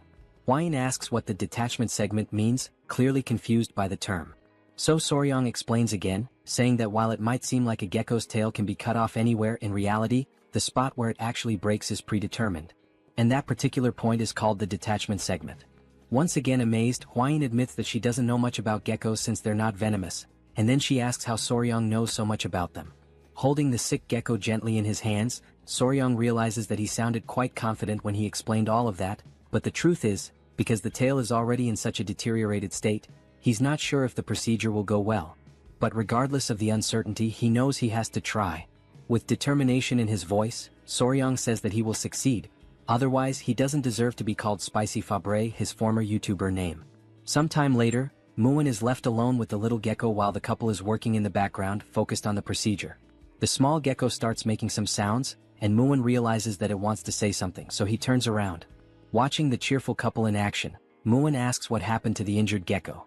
Soryong replies that, fortunately, everything went well. Now, as long as they take good care of her, she'll be just fine. Hearing that makes the other gecko extremely happy, so much so that he starts crying tears of joy. Soryong crouches down, still holding the injured gecko in his hands, and asks the other one if he's happy now. Muwon observes it all quietly, not saying a word, but thinking to himself that the more he looks at that boy, the more incredible he seems. And so, after finishing the surgery, the group decides to stay close by and monitor the gecko's condition for a few days. A few days later, the couple approaches with excitement as they run toward the stone where the geckos usually stay. Soryong calls out to them, and right away the geckos respond to him with the familiar sounds they make. Soryong's eyes sparkle with joy, thinking to himself that they're not even cats, they're baby geckos. But if this had happened in his past life, it definitely would have gone viral on YouTube. Looking at the injured gecko, Soryong sees that she has regained some of her strength thanks to proper rest. He leans down a bit and says that it looks like everything's okay now, adding, "We'll get going for now." This makes the gecko a little sad, and it tries to communicate even more before they leave. So, Soryong takes a moment to explain that they're not leaving forever, they're just going to gather some food for the geckos and then come right back to that place. Upon hearing this, both geckos become visibly happy, making cheerful little sounds. Soryong can't help but think to himself just how incredibly adorable these little geckos are. The young warrior then turns to Hwain and says that for now that's all they needed to do here, so it's time for them to return to the Tang Clan. With determination, he clenches his fist and, full of energy, declares that they are going to recover the ice jade. Sometime later, they arrive back at the Tang Clan, having left the little lizards behind in good care. As the couple reunites with the patriarch, they notice that many updates have come in while they were away. The father-in-law begins speaking and says that among all the news, by far the most significant incident is undoubtedly the one involving the blood cult. He starts explaining that after the identity of a spy embedded within the Murim alliance was exposed, their warriors decided to follow an owl that had been created by one of their assistants. However, as they were tracking the owl through the skies, they received a piece of information that turned out to be extremely valuable. No one would have believed it at first, but following that owl actually led the group directly to the hidden base of the blood cult. Coincidentally, a squad had just returned to the Murim alliance, and they brought with them a batch of poison extracted from the striped tiger water leavings. The patriarch adds that he heard the poison played a crucial role during the raid on the cult's hideout. Then he presents something to Soryang, a handwritten letter of gratitude from the leader of the alliance. Holding it up, he expresses how proud he is of his son-in-law. Returning to the subject of the geckos, the patriarch then asks Soryang if he managed to capture the mysterious geckos, saying that at any moment now he plans to walk through the garden of creatures to take a look at them himself. Looking a bit embarrassed, Soryang scratches his face and says that he could say they have captured the geckos. Hwain steps in at that moment to clarify everything, and so, Lady Hwain proceeds to explain everything that had happened up until now in full detail. After listening to the whole story, the patriarch falls into thought the moment he hears about the ice jade. Hwain continues, saying that in order to retrieve the ice jade, they are planning to travel together to Anhui province to visit the Namgung clan. She turns to her father and asks if that's all right. The patriarch tells them to go ahead, mentioning that there's something that needs to be delivered along the way anyway, so it all works out conveniently. He adds that the current times are unstable due to the ongoing threat of the blood cult, but since Soryang will be with her, he feels reassured and can allow it without worry. Seeing his father-in-law smile as he says this, Soryang quietly wonders to himself if that kind of statement really deserves to be said with a smile on one's face. Then the patriarch pauses, telling them to wait for a moment, because now that he thinks about it, since they're heading to the Namgung clan, there have been some rather disturbing rumors going around lately. The couple exchange glances, already expecting that it must be something strange, and they ask what kind of rumors these are this time. The patriarch begins to recount what he's heard. Near the Namgung clan, around Yellow Mountain, there are whispers that some men have been walking through the forest late at night. One man supposedly asks if the other is serious about what he's saying. The second man insists that he's telling the truth and goes on to say that the young woman from the Namgung clan, she really... But then the first man cuts him off, saying that it's nonsense, that it's nothing more than a filthy and scandalous rumor. Even if it were true, one of them says, still. But before he can finish, something suddenly grabs their attention. Both men ask aloud what in the world they're seeing as they spot a man lying unconscious on the forest floor. They rush toward him, realizing someone has collapsed right in the middle of the woods. As they get closer to the fallen man, they call out to ask if he's okay. When he doesn't respond, they even wonder if he might be dead. Suddenly, the unconscious man starts smiling, leaving the other two completely bewildered and unsure of what to think. The man on the ground has a creepy, perverted look on his face. He seems to be under some kind of spell or trance. Blood trickles from his nose, and he's drooling as if he's not fully conscious. The two who tried to help him look at each other, still unable to grasp what is actually going on. From a distance, a feminine figure watches the whole scene unfold. The men carry the unconscious man on their backs, asking aloud whether he was drunk or something. Meanwhile, the woman observing them emits a soft, mysterious pink aura. She continues walking alone through the dark forest, her silhouette blending into the shadows. Everything about her presence is shrouded in mystery, and then, there's a subtle hint that she might have some kind of connection to spiders. Still during that same night, a woman dressed entirely in flowing white garments remains intensely focused, emanating a concentrated chi as she firmly grips her sword, holding it poised and ready to strike at any moment. She senses deep within that this is the perfect moment she had been waiting for. Without hesitation, she unleashes a series of swift and precise strikes with her sword, so quick and forceful that they seem to slice through the very air itself, producing sharp, cutting sounds. After executing the flurry of attacks, her hand begins to tremble uncontrollably, as though she has already reached the limits of her physical endurance. Moreover, her face has grown pale and sweat is pouring down from her forehead, clear signs that she has completely exhausted herself. At that moment, she quietly mutters that once again she failed to cut through all the falling leaves, admitting to herself that perhaps she still requires even more training. Just then, another young woman approaches, calling out urgently to her as she prepares to make another round of attacks. The younger girl tells her that they must return now without delay, warning that if they linger any longer, they will be caught. It becomes apparent from their conversation that the two are sisters, as the younger girl mentions that their father will scold her as well if they get caught this time. She continues, saying that although she knows her elder sister is an excellent swordswoman, she should also take better care of her own health. The older sister removes the traditional Hanfu hat from her head and in a gentle voice, responds that she understands, calling the younger girl Un. At that moment, we are formally introduced to the elder sister, whose name is Seol, and it is revealed that both of them are daughters of the prestigious Namgung clan. Suddenly, Seol begins coughing harshly, causing Un to grow visibly concerned. Seol's cheeks flush red, and weakened by her earlier exertions, she appears clearly unwell. It is explained that this condition is known as an overflow of chi deviation. In the beginning, everyone in the family believed it to be a blessing. This condition occurs because her qi channels are extraordinarily open, allowing for the extremely rapid accumulation of internal energy, with no obstructions blocking the flow of pure qi. An elderly man who had been monitoring the sickly girl from her bedside explains that many of her vital blood points are wide open, causing her innate qi to be consumed at an alarming rate. Another man, almost desperate, asks anxiously if there is any solution to her condition.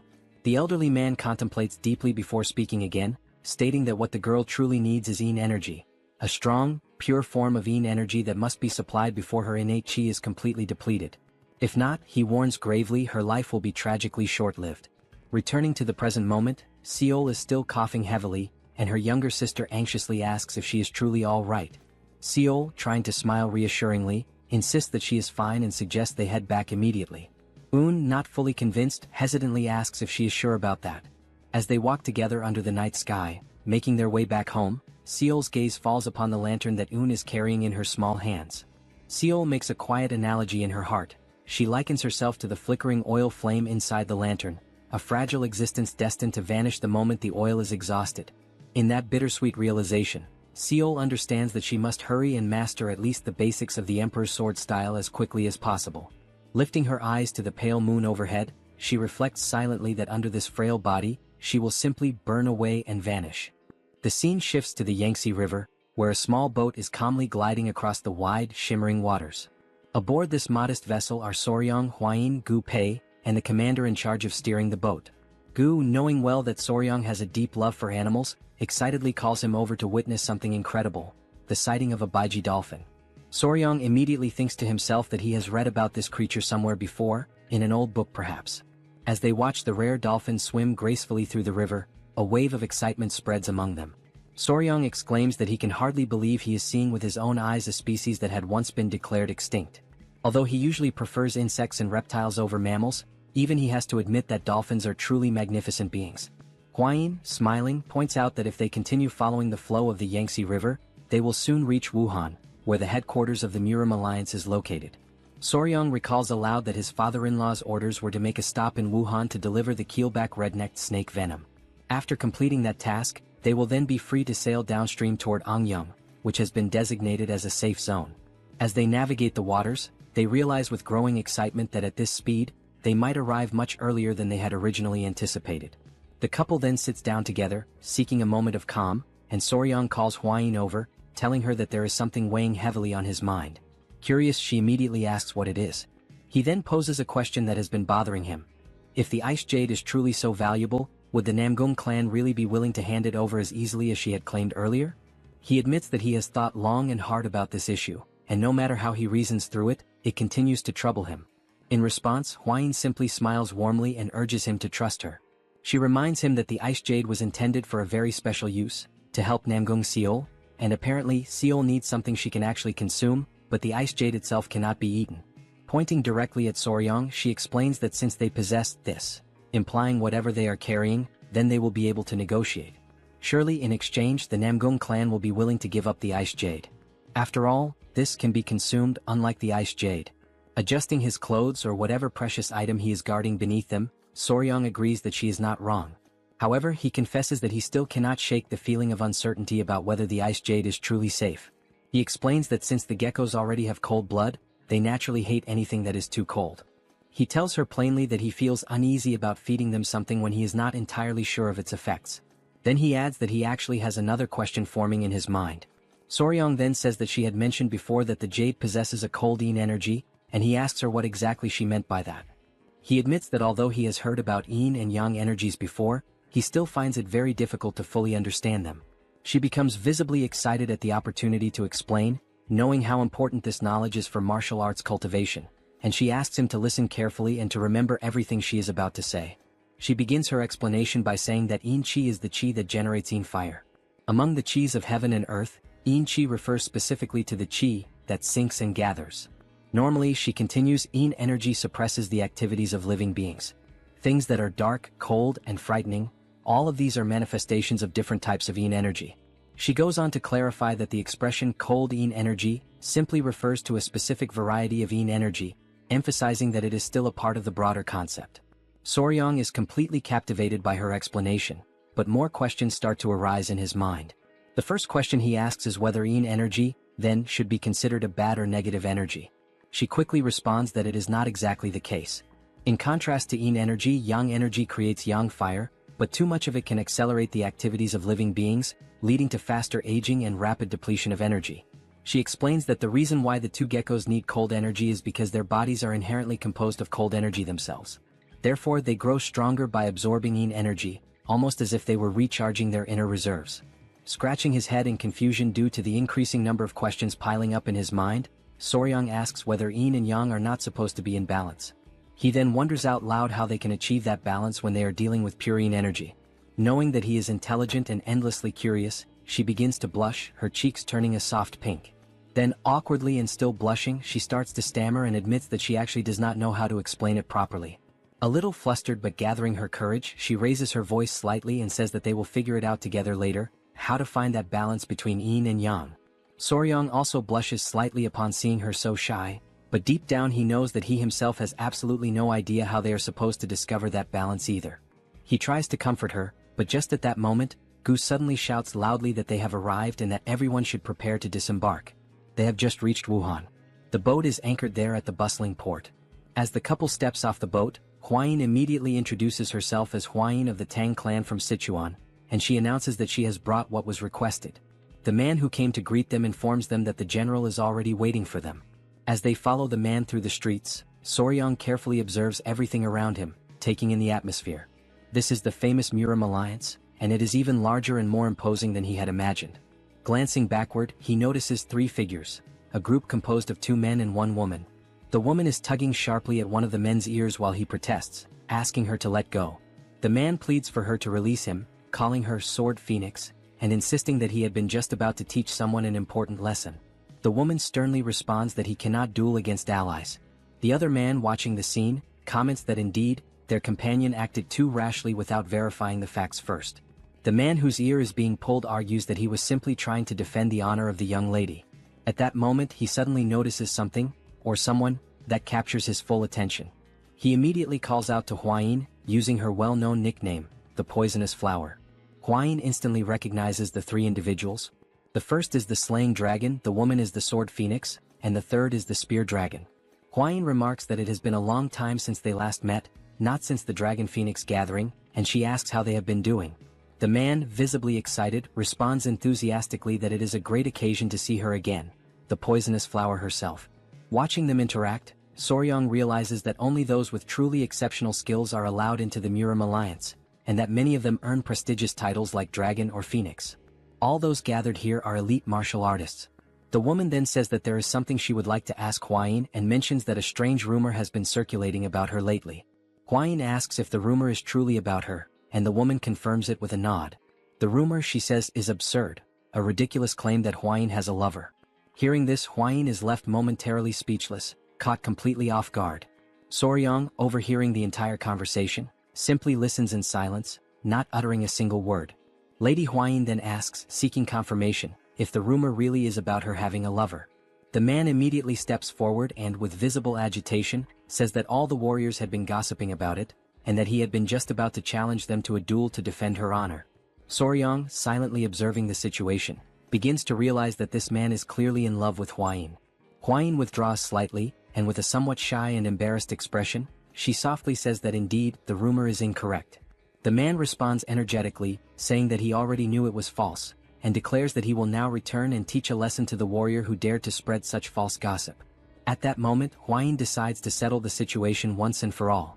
She suddenly grabs Soryang firmly by the arm and pulls him close to her, taking everyone around by surprise with the suddenness of her action. She then corrects the rumor with clear and determined words, announcing that she does not have a mere lover, what she has now is a fiancé.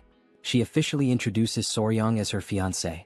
I personally found her action extremely cute and endearing, but judging by the expressions of the three onlookers, they certainly did not share the same opinion. All three of them stood frozen in complete shock upon hearing this unexpected revelation. The girl, wide-eyed, immediately asks if he truly is her fiancé, commenting on how young he looks. Huayin simply apologizes, saying that she should have introduced Soryang to them much earlier. Out of respect and politeness, Soryang clasps his fists together in the traditional martial salute and says that it is a pleasure to meet them, formally introducing himself as Wei Soryang. Two of the three individuals respond to the greeting, acknowledging him. Soryang begins to say that he looks forward to getting to know them better, but before he can finish his sentence, he is abruptly interrupted. When he looks forward to see what is happening, he sees the man who is clearly in love with Hwayin practically engulfed in the flames of rage, glaring at him with burning eyes and demanding to know if he is truly Hwayin's fiancé. The man demands confirmation of his name, asking directly if he is indeed Wei Soryang, to which Soryang calmly responds that yes, he is. Without hesitation, the man drops to one knee, but not in a friendly or honorable gesture. His aggressive and unfriendly posture causes his two companions in the background to become visibly alarmed. With a fierce expression, the man introduces himself as Yang Xianggu, the spear dragon from the Yang family of Xinjiang. Still burning with fury, he calls out to the young Soryang and challenges him directly to a duel. The sudden and unexpected challenge to a duel left the couple completely stunned, as neither of them had anticipated such an impulsive and bold action. The man's companions, however, reacted with visible disappointment, as it appeared that this type of behavior was far more common for him than one might expect. Soryang, now sweating coldly with nervousness, asks for confirmation, questioning if the man truly intends to challenge him to a duel. The man, unwavering and intense, replies with a firm yes, he wants a one-on-one duel. Just at that moment, Yang Xianggu is pulled back roughly by his clothing, stopped by his own friend. Hwayin grows visibly irritated at the very idea of a duel, and the other young woman also seems upset. Both of them demand that he calm down and take a moment to reconsider his actions. In the background, Soryang remains completely frozen, unsure of how to respond to the chaos unfolding around him. Suddenly, a thought crosses Soryang's mind. He remembers Muin and the men of the Peng family. He recalls how someone had challenged him to a duel the very moment they met, and now, once again, he finds himself wondering why he keeps encountering such strange and unpredictable people. At that very moment, another figure arrives on the scene, interrupting the growing commotion and asking what all the fuss is about between those gathered there. The newcomer is none other than General Jaegal, always holding his elegant fan, though this time his expression is more serious and commanding than usual. Soryang, maintaining etiquette, clasps his fists respectfully and introduces himself to General Jaegal. The man with the spear also greets the general, though his greeting is noticeably more casual and lacking in proper decorum. Perhaps in response to this lack of formality, General Jaegal uses his fan in an unusual way. He strikes the man's face with it in a sharp and pointed gesture. Jaegal then demands to know what on earth the spear-wielding man thinks he is doing, especially with the honored guests. The man offers nothing but a quick apology in response. Opening his fan once again with a calm but knowing smile, Jaegal remarks that he had been growing old while waiting for Soryang's arrival. He then formally invites Soryang to accompany him to the Celestial Martial Pavilion, where the leader of the Murim alliance is currently waiting for them. With that, the group begins to move, the couple following General Jaegal and leaving Yang Xianggu behind, his conflict unresolved. This unfinished business only serves to stoke the fire of Xianggu's rage even further. Meanwhile, his friends, watching quietly, seem unsurprised, as if they knew something like this would happen all along. Sometime later, at the Celestial Martial Pavilion, Hwayin informs Soryang that she will be waiting for him for a short while in the guest hall, and Soryang acknowledges her with a simple nod and a few words. A young girl, who had been standing there ready to receive them, begins giving them instructions, including the directive that the first person they must greet is the leader of the alliance. Soryang, silently and inwardly, thinks that she must be some clueless novice. Jaegal seems to share a similar impression. He immediately comments that this is the girl who was brought in to replace the previous servant, who had turned out to be a spy. The girl appears visibly nervous, likely because of this high-stakes situation. Raising her voice, the young girl shouts toward the inner chamber, announcing that the general and the young warrior from the Tang clan have arrived. They soon hear a voice from within instructing them to come inside. They proceed forward slowly and carefully, and upon entering the chamber, they see the silhouette of the Murim alliance leader standing with his back to them. Once again demonstrating respect, Soryang clasps his hands and introduces himself, offering a formal greeting to the leader of the Murim alliance. The leader turns slightly, visibly impressed upon learning that this is the same Soryang he had heard so much about. He tells him to come in and says that he must be tired after such a long journey. However, as the leader looks at him more closely, something catches his attention almost instantly. The leader immediately asks about the tiny creatures on Soryang's wrist and waist, questioning whether those little beings have bitten anyone yet. Soryang, a bit startled by how quickly the leader noticed them, replies honestly that no, they have not bitten anyone. At that moment, all Soryang can think about is how they had said the alliance leader was one of the top 3 martial masters in all of Murim, and now he has no doubt. The man immediately recognized the venomous creatures hidden beneath his clothing. The leader gestures for them to sit, and once they are settled, he proposes they move straight to the most important matter. He then asks Soryang whether he brought the venom from the tiger-striped water snakes. Soryang replies that yes, he did bring it. He adds that he prepared as much as he could before leaving, managing to fill 3 full bottles. Jae-gal, clearly impressed by the quantity, comments that he once witnessed the venom extraction process while in Sichuan, and he knows just how difficult and dangerous that task truly is. He expresses his gratitude for receiving so much. The leader then mentions that he heard Soryang became the son-in-law of the Tang clan in Sichuan, to which Soryang confirms that this information is correct. The leader asks about Soryang's family, and Soryang responds quietly that he has no family, that he is alone in this world and has no one he can truly trust. Jae-gal comments that he had heard the young warrior lost all of his memories in an accident. Before being taken in by the patriarch of the Tang clan, he had lived by himself on an isolated island, catching snakes and selling them to survive. The leader expresses sympathy, saying that Soryang must have lived a difficult and lonely life. Soryang scratches the back of his head and offers a slight smile, saying that perhaps he wasn't as alone as everyone thinks. The leader, seeing no reason to dwell further on the topic, shifts the conversation back to business. He says that the main reason he summoned Soryang was because the young warrior played an important role in the recent incident involving the blood cult. For that reason, the leader says he would like to grant him a reward. Soryang, caught off guard by the idea of a reward, answers honestly. He says that he already told General Jae-gal what he needed the last time they spoke. Jae-gal says that what Soryang discovered is significant. So significant, in fact, that it might ensure that those damned members of the blood cult never set foot on the Central Plains again. And because of that, what he did deserves far more than just a simple or ordinary reward. Trying to modestly decline, Soryang insists that it was something that happened entirely by chance. He explains that he simply fell into a pit while trying to save everyone, and he mentions that the gift they already offered him is more than enough. Hearing this, both the leader and General Jae-gal are left stunned, their eyes widening in disbelief. Rising from his chair, the leader asks if Soryang really just said that he tripped while trying to save the Tang clan. As the leader pieces everything together, he crosses his arms thoughtfully and says that he's beginning to understand why he has felt such a strange sense of familiarity with Soryang. It has just now dawned on him how alike they truly are. Hearing that they are alike leaves Soryang in utter shock, frozen in place. The leader clarifies that he's not talking about physical appearance. With a more serious tone, the leader continues, revealing that he himself lost his clan and those he loved to those bastards of the blood cult. He then speaks about how he became stronger, doing everything in his power, pushing himself to the limits, all to try and save at least one surviving member of his family. And somewhere along that path, he experienced a moment of enlightenment and achieved martial mastery. He then asks if the rumors are true. Did Soryang really throw himself at an elder of the blood cult while he was poisoned, all in an attempt to save the Tang clan? Soryang affirms that it is true. With pride in his voice, the leader says once more that they are indeed alike, just as he himself had done 30 years ago. Approaching Soryang with a steady gaze, the leader comments that given Soryang's current strength, it should have been impossible. And yet he still gave it everything he had. He acted with nothing but desperation in his heart. He places a hand on Soryang's shoulder, an intimate and symbolic gesture, as if the two now share a bond that goes beyond words. He then announces that as a reward he will grant Soryang his unique martial technique, one that he alone possesses, called the Iron Coffer technique. Both Soryang and Jae-gal are left dumbfounded by what they just heard, unable to immediately process the gravity of such a gift. The leader explains that he has never accepted a disciple before. When he dies, this technique would have disappeared along with him. But now it won't. He adds that he has no intention of taking on the role of a formal master, so the Tang clan need not worry about any kind of mentorship arrangement. Soryang still finds it difficult to believe the words he's hearing. It almost doesn't feel real. A bit overwhelmed but also clearly excited, Soryang expresses his gratitude and promises that he will make sure never to bring shame to the leader's great name. Smiling with his arms now crossed, the leader replies that it's good to hear and that he'll count on the young warrior. Later, as night falls, Soryang is seen walking while carrying a very heavy book in his arms.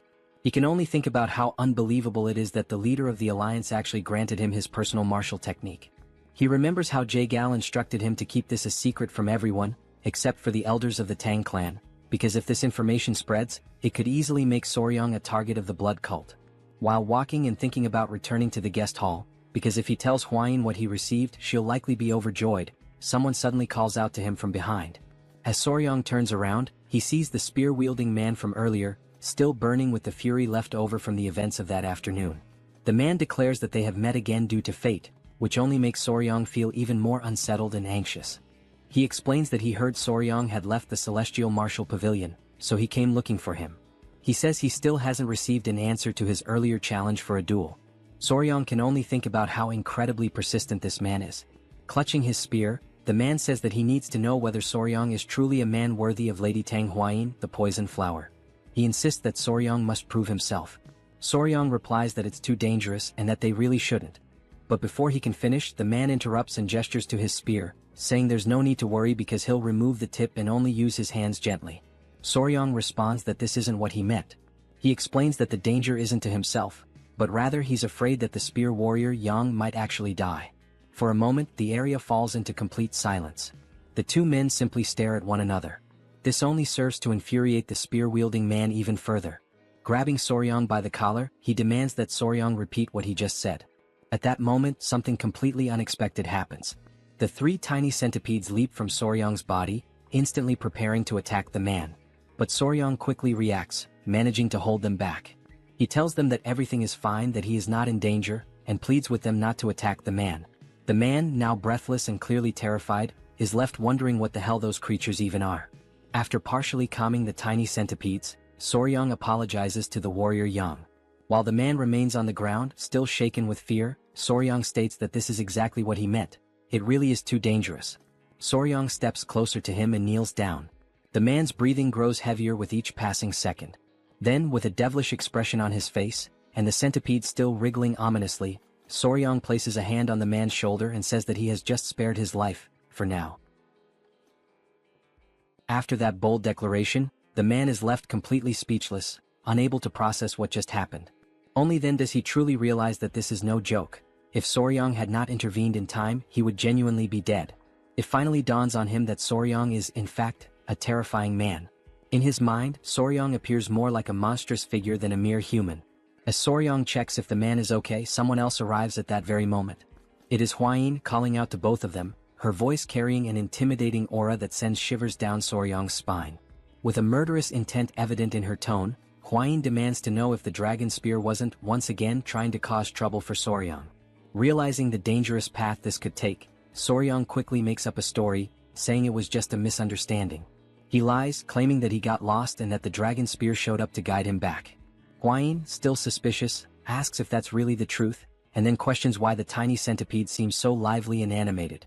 Trying to reinforce his story, Soryang places one of the centipedes on the dragon spear's head and explains that they were simply talking about the centipedes. He goes on to say that he jokingly asked the dragon spear to release a bit of killing intent as part of their playful conversation, and things ended up like this.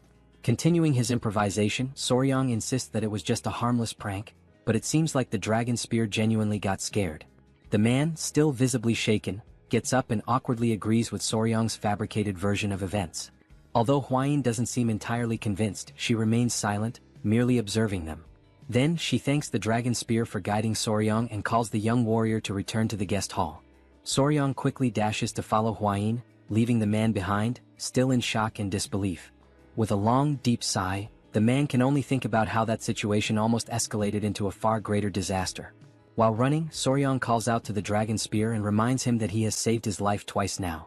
This comment leaves the spear-wielding man even more bewildered, struggling to process the events. The next morning arrives. The couple, along with Gu Pei, are already prepared to set out on their journey. Huayin bids farewell to the group, saying that she has matters to attend to and they must leave now. She adds that it was a pleasure to see them again. The young woman also expresses her gratitude and tells them to be careful on their travels. As the couple turns to leave, the girl calls out to Soryang, asking him to wait for a moment. She then pushes the dragon spear forward, clearly forcing him to say a proper goodbye, as if trying to make him apologize sincerely. The girl explains that she heard everything from that idiot the night before and thanks Soryang for his generosity as a young warrior. The dragon spear, feeling awkward and slightly embarrassed, mutters an apology and also expresses his gratitude for what Soryang did the previous day. He then adds that after talking with the Sword Phoenix, he finally realized just how foolish he had been. Clenching his fists and almost on the verge of tears, he admits that, judging by Soryang's actions, he truly seems to be a suitable match to be the fiancé of the poison flower. The man then bows respectfully, thanking Soryang earnestly and asking him to please take good care of Huayin from now on. The young warrior nods, saying he understands and tells them to take care as well. Soryong also mentions that he has heard they will likely meet again soon at some upcoming ceremony, so there's no reason for any animosity between them. They board the boat, bid farewell to their new friends, and set off toward their next destination. Late at night, they find themselves staying at an inn located in a small lower village on the slopes of Huangshan Mountain. Soryong recalls Gu mentioning that they would rest there for the night since the mountain is treacherous, and it would take at least half a day to reach the Namgung clan's estate. That was the reason they decided to spend the night at this inn. After Soryong shares the details of his encounter with the leader, Hwain is left utterly shocked. She has just learned that Soryong received the secret manual of the Iron Coffer technique, the unique martial art of the first emperor himself. Soryong casually remarks that the emperor said they seemed alike. However, he also mentions that he heard the training required to master this technique is painful. Yet, once fully mastered, it can even block blades and withstand chi-based attacks. Hwain explains that the emperor's exclusive technique rivals the legendary indestructible diamond technique of the Shaolin. Since it is an external martial art, it does not require internal cultivation, which means Soryong shouldn't have much difficulty learning it.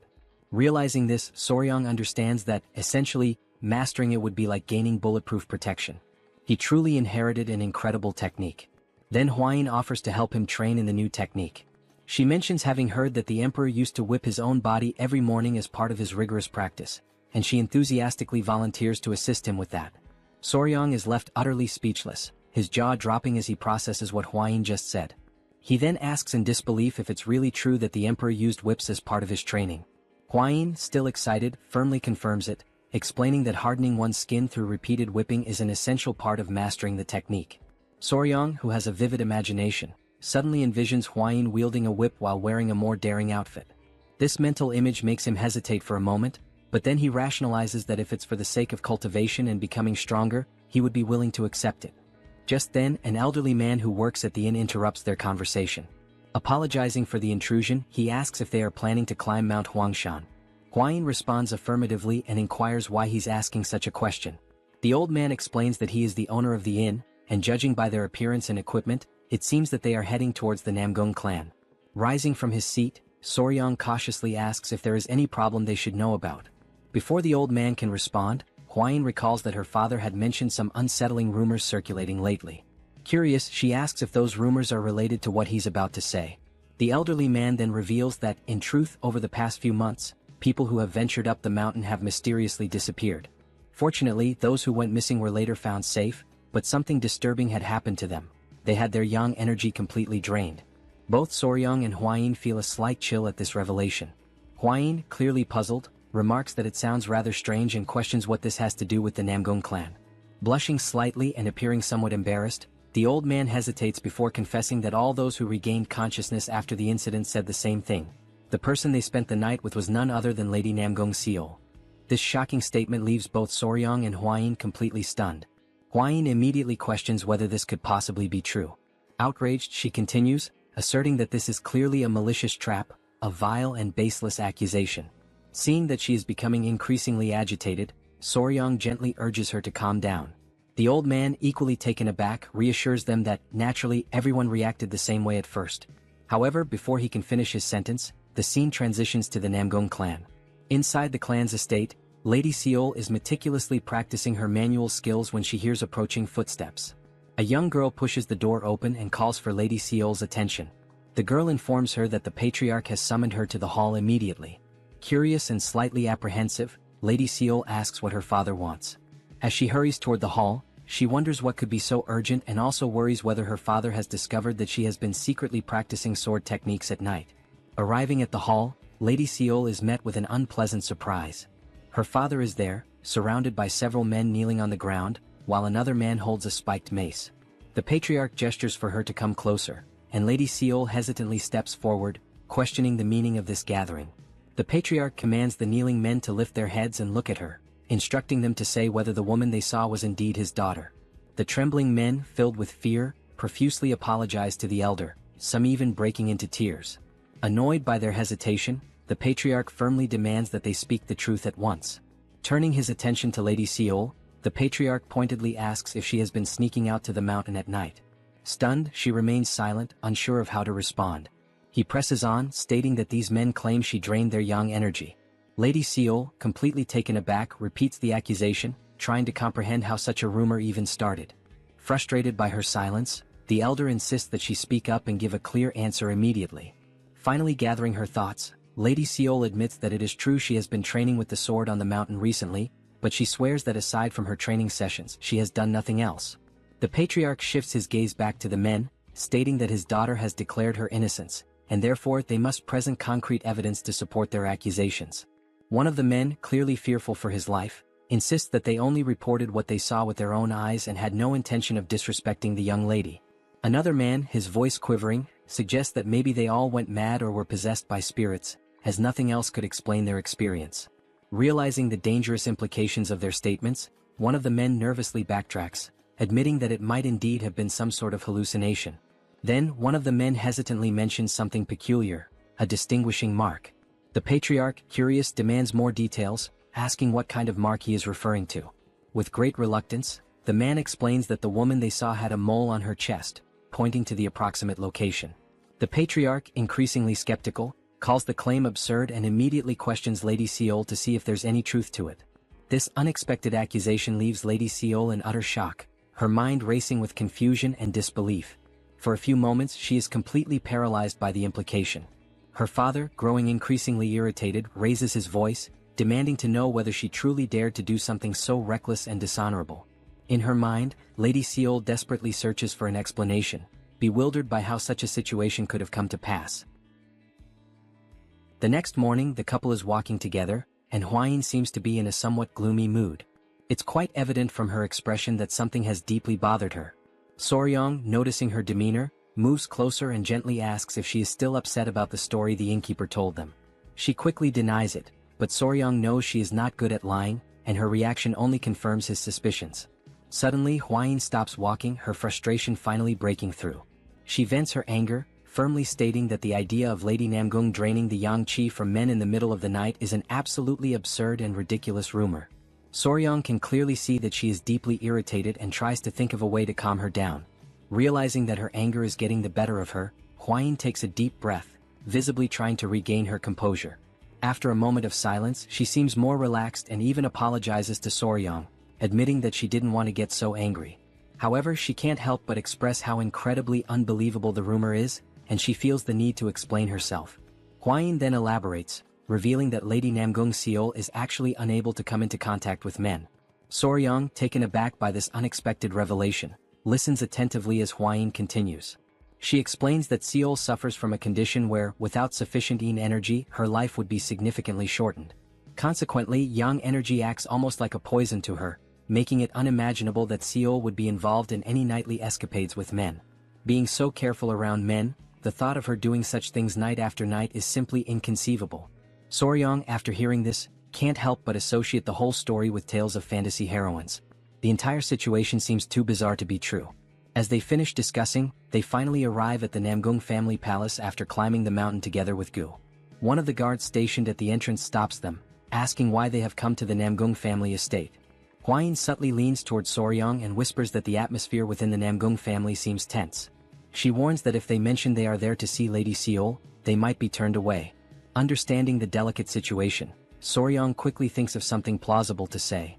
Raising a finger for emphasis, he confidently states that they are there on business and have come to make a deal. The guard, somewhat puzzled, doesn't quite grasp what Soryong means. Hwain, equally confused, asks Soryong what he is talking about. Just then, someone from inside the estate opens the gate and demands to know what all the noise and confusion are about. The couple realizes that they might be in a bit of trouble. Looking carefully, they notice that the person who opened the gate is none other than Lady Namgung Eun, Seol's sister, who immediately recognizes Hwain. Now inside, Hwain and Eun share a joyful moment, clearly delighted to see each other after so long. Eun remarks that it truly has been a while, and Hwain asks if she has been doing well, noting that it has been 2 years since the meeting of the 7 clans. Before answering, Eun curiously inquires what kind of deal they have come to make. Hwain responds that something happened at the Tang Clan, and they desperately need the Ice Jade. She mentions that she heard Lady Seol possesses the Ice Jade, and that they came specifically for this reason. Hwain then asks if there's any way they can obtain it. Eun, still cheerful and happy to see Hwain, suggests that they go to the Patriarch's hall to discuss the matter. She explains that it would be better to speak with her father, as he would surely be pleased to see Hwain again. As they head that way, Hwain nudges Soryong and mentions that they also brought something to offer in exchange for the Ice Jade. Curious, Un asks what exactly they intend to trade. Sometime later, now in the Patriarch's hall, the atmosphere turns more serious. After explaining their purpose, the Patriarch raises his voice in disbelief, asking if it is true that they brought an elixir containing cold chi. The couple nods in agreement, and Huayin prompts Soryang to take out the elixir from his clothes. Placing it on the table, the Patriarch examines it with growing astonishment. Holding the cold chi elixir close, he asks if he can inspect it more thoroughly. Soryang agrees, explaining that he kept it carefully protected inside his clothing during the journey, hoping it would be deemed valuable enough to secure the exchange. After a careful examination, the Patriarch marvels at the elixir's purity, remarking that it is remarkably high quality and that, with it, Seol could live at least 10 more years. Un, equally intrigued, asks if it truly is that amazing. Feeling a sense of relief, the couple is overjoyed when the Patriarch agrees to trade the ice jade, recognizing the elixir's immense value. However, the Patriarch then notices something peculiar within the crystal of the elixir and questions what it might be. Soryang, caught off guard, apologizes and firmly states that he cannot disclose what it is. Understanding the need for secrecy, the Patriarch nods, acknowledging that revealing the nature of the object might inadvertently give away its origin. Soryang expresses his gratitude for the Patriarch's understanding. At that moment, Soryang recalls that, in reality, the reason for his secrecy isn't just about the origin. It takes him back to a time when he was walking with the Great Patriarch. Soryang was walking, and every now and then he would complain about how cold it was. The Great Patriarch, noticing his discomfort, asked him what was wrong. In response, Soryang took out from within his clothes the object that was causing the cold, revealing it to be a tail. Showing it to the Great Patriarch, Soryang explained that there was something peculiar about it. It looked like ice crystal forming on the tail of the gecko he had kept as a keepsake. Intrigued, the Great Patriarch carefully examined it and remarked that it possessed an incredible cold chi energy. He acknowledged that it could indeed be a valuable material for practitioners who had mastered ice techniques or cold chi martial arts. Soryang could only think that perhaps geckos stored nutrients in their tails, and in this case it turned out to be cold chi. Realizing its potential worth, the Great Patriarch asked if Soryang wanted to try transforming it into an elixir. Returning to the present, Soryang decides that it is not worth mentioning the shriveled gecko tail. The Patriarch, still enthusiastic, instructs Un to inform her sister to exchange the elixir for the ice jade. He then suggests that the guests should rest, as he intends to prepare a celebration to welcome the guests from the Tang Clan. Curious, he asks if Huayin is close to Seol, and she confirms that she is. The Patriarch continues, explaining that his daughter Seol has recently been through something distressing, and perhaps Huayin's presence could help comfort her during their stay. Un then offers to guide the couple to the guest residence, and the Patriarch entrusts this task to her. As they walk, Un mentions that thanks to Huayin, her father's mood has improved somewhat, as in recent days, it felt as if they were walking on thin ice. To clarify, Huayin cautiously asks if something happened to Lady Seol. Huayin then shares that she has heard some troubling rumors and admits that she has been worried. Un, a bit disappointed, asks if Huayin really heard about the rumors. With a hint of frustration, Un confesses that she doesn't believe Seol would do something like that, but unfortunately, they haven't been able to find any clues to prove her innocence. As a result, Seol had to be confined in the seclusion room and marked with virginity sand to prove her purity. Huayin is utterly shocked by this revelation, while Soryang, confused, can only ask what on earth virginity sand is. Un and Huayin proceed to explain that virginity sand is a substance that women apply to their bodies to demonstrate their purity. If one raises a gecko and feeds it with cinnabar, the gecko's body will turn red. The gecko's body is then ground into powder and stamped onto a woman's skin. If her body is pure, the mark cannot be washed away, not even with water. Hearing this, Soryang feels a surge of indignation, thinking that identifying a woman's purity should be the job of a unicorn, not a gecko. To him, this practice seems like an outrageous violation. Un then points out that Seol is just ahead, prompting the couple to turn their attention towards her. For a moment, the young warrior is speechless. Even from a distance, it's clear that Seol's beauty is truly unique. As they move closer, they see her sitting there, seemingly untroubled, though on her hand remains the mark left by the virginity sand. Huayin feels relieved to see Seol and quickly approaches her, catching Seol by surprise as she didn't expect to see Huayin there. Un takes the opportunity to explain that Huayin brought an elixir containing cold chi, and that their father has agreed to exchange it for the ice jade. Observing the elixir up close, Seol comments that she can indeed sense the powerful cold chi emanating from it. The couple's spirits lift as Seol gratefully acknowledges the gift, revealing that she has the ice jade with her right there. She takes out the ice jade and shows it to them. Soryang takes the jade, and both he and Huayin feel an immense sense of relief at having secured it. However, before they can fully rejoice, Seol lets out a deep sigh, interrupting their moment of celebration. Noticing Seol's apparent sadness, Hwain cautiously brings up the rumors, expressing that she still finds it hard to believe that Seol could do something like that. Seol, appreciating the concern, softly admits that there were indeed many witnesses. She wonders aloud what exactly those people saw and, more puzzlingly, how they knew about the location of her mole. The young warrior's eyes light up with a sudden spark of excitement, as he is now convinced that this must be a truly mysterious case. An enthusiastic grin spreads across his face, and he can't help but burst into hearty laughter. Seeing this unexpected reaction, Hwain looks at him with concern and asks if he is feeling alright. Quickly shifting his expression to one of confident seriousness, Soryong proudly declares that he is an expert in such matters. In fact, he even goes as far as to claim that in his past life, he was famously known as Sherlock Fabre when it came to solving cases like this. Then, seemingly out of nowhere, Soryong asks Seol if she has ever bathed alone in a pond or river at night. The sudden and random nature of the question leaves all the girls puzzled, unsure of where this line of reasoning is leading. Hwain tries to make sense of it and cautiously suggests that maybe, in doing so, someone might have spied on Seol. However, Seol shakes her head and confidently states that she has never washed her body outside the house. Even if someone had seen her, they would have no reason to spread such malicious rumors. After all, even the people living in the lower parts of the mountain are considered family to her. Upon hearing this explanation, Soryong realizes that his deduction was completely off the mark, and a heavy sense of disappointment settles over him. His enthusiasm drains away as he contemplates his failed reasoning. Hwain, on the other hand, suddenly appears thoughtful, as if an idea has just struck her.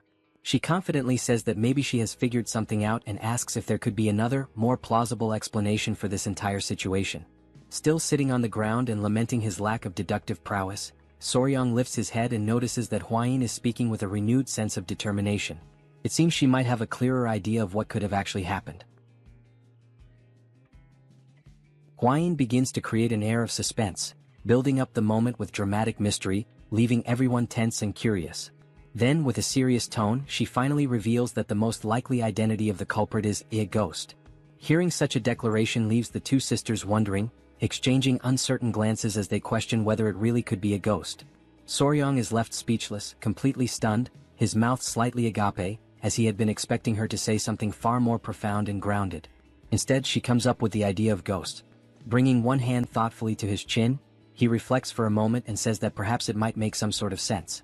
He then remembers that he once encountered the ghost of the centipede in a dream after it had died, so perhaps believing in such a thing isn't entirely absurd. Turning to Seol, Soryong calls her name and asks if she has touched or done anything unusual recently, something strange or out of the ordinary. He gives an example, suggesting maybe she accidentally consumed the inner core of a mystical beast. Seol asks for a moment to think carefully. After a pause, she replies that recently she touched an acorn and also a tree branch. Soryong, upon hearing this, can only think to himself that this might be what people call an idiotic charm. Then, Seol seems to recall something more significant. She explains that while she was training alone during the night, she felt the distinct presence of someone near her. It was as if this presence was watching her the entire time, silently and closely. Un asks if that's really true, and Seol confirms it without hesitation. At first, she had even thought it might have been Un nearby, but when she checked, there was absolutely no one around. While Seol starts to question whether she was just feeling overly sensitive at the time, Soryong is quietly convinced that this is an undeniably suspicious situation. At that exact moment, a young girl rushes toward them in a panic, breathless and shouting for Lady Seol. The little girl is clearly out of breath and struggling to speak. She tries to catch her breath as Seol asks her to calm down and explain why she is running around in such a panic. The girl finally manages to say that another villager has disappeared, and the clan's warriors have already left the estate to begin the search. Upon hearing this news, Seol lowers her head slightly, as if she were hiding something deep within herself. Soryong notices this change and asks her what is going on. Seol lifts her head once more, but this time there is a new clarity and conviction in her expression. She declares that no matter what, she must personally capture this ghost and avenge the humiliation of her lost chastity. Un quickly steps in, warning Seol that if she goes off alone and gets caught again, the consequences this time will be far more severe. Seol responds with a smile, gently reassuring her sister that everything will be alright, because this time she won't be going alone. Confused, Un asks what exactly Seol means by that. In response, Seol takes Hwain's hand and asks both her and Soryong if they would be willing to help her. The couple is left momentarily speechless, caught off guard by the unexpected request to venture out into the mountains in the middle of the night. But in the end, they cannot bring themselves to refuse her, and they agree to go. Nightfall arrives and they find themselves walking through the mountains under the dark, quiet sky. Un, not hiding her concern, mutters that if she gets caught this time, she will certainly be locked away in the cultivation chamber for half a year as punishment. She turns towards Soryong and says that he could at least try to stop Hwain. Then she asks how he even managed to fall in love with her in the first place. Soryong simply replies with a sarcastic smirk, saying nothing more. A little earlier that same evening, Seol had shown them a small golden ornament and explained that it was a naragi made of knots, a traditional charm where the ice jade could be safely stored. She had gone on to say that she wasn't entirely sure why they wanted the ice jade, but if they were planning to take it with them, this naragi would certainly help. Hwain had been mesmerized by the delicate beauty of the item. She had opened the small golden charm down the middle and remarked that it could serve as a symbolic gift between the couple. She added that if they helped her, she would give it to them as a reward. Enchanted by the elegance and meaning of the artifact, the couple had found themselves unable to say no. Back in the present moment, Soryong states that it's not even because of the artifact that he agreed to come, it's because he wants to defend Seol's honor. Un scoffs and calls him a liar. Seol interjects, addressing Un and telling her to be less impulsive in front of their guests. They arrive at a certain spot in the forest, and Seol suddenly stops walking. She looks around and says that this is the exact place where she had felt that strange presence. It had come from that direction, and she believes there might be some kind of trace or clue left behind, so it would be wise to examine the area carefully. The girls begin to whisper among themselves, wondering if it really could be a ghost after all. Seol firmly declares that her sword is infused with the energy to destroy evil and reveal justice. Meanwhile, Soryong silently reflects that the situation has just become far more intense than he had anticipated. Then, at that very moment, a thick fog begins to appear out of nowhere. It rolls in suddenly and unnaturally, completely engulfing the area and leaving everyone in a state of panic and confusion. The dense mist blinds their vision entirely, as if it had been conjured without warning or explanation. Soryong stands still, frozen for a second, trying to comprehend what exactly is happening. He begins shouting the names of the girls, calling out to each of them one by one, his voice filled with urgency and concern. But not a single voice answers him back. As he starts to move carefully through the fog, trying to find his bearings, his foot suddenly gets caught in something sticky. Startled, he looks down and begins to struggle to free himself, asking aloud what on earth is that. Upon closer inspection, he realizes that it is a spider web. He grabs it with his hand and immediately notices how unusually thick the strand is. He then wonders why the thread is so abnormally strong and heavy, and instantly begins to question just how enormous the spider must be to produce something of that magnitude. Just as he is lost in thought, trying to make sense of the situation, he hears someone scream. His ears instantly recognize the voice. It is Lady Un. Uncertain of what to do next, but desperate to act, Soryong quickly summons 2 baby centipedes.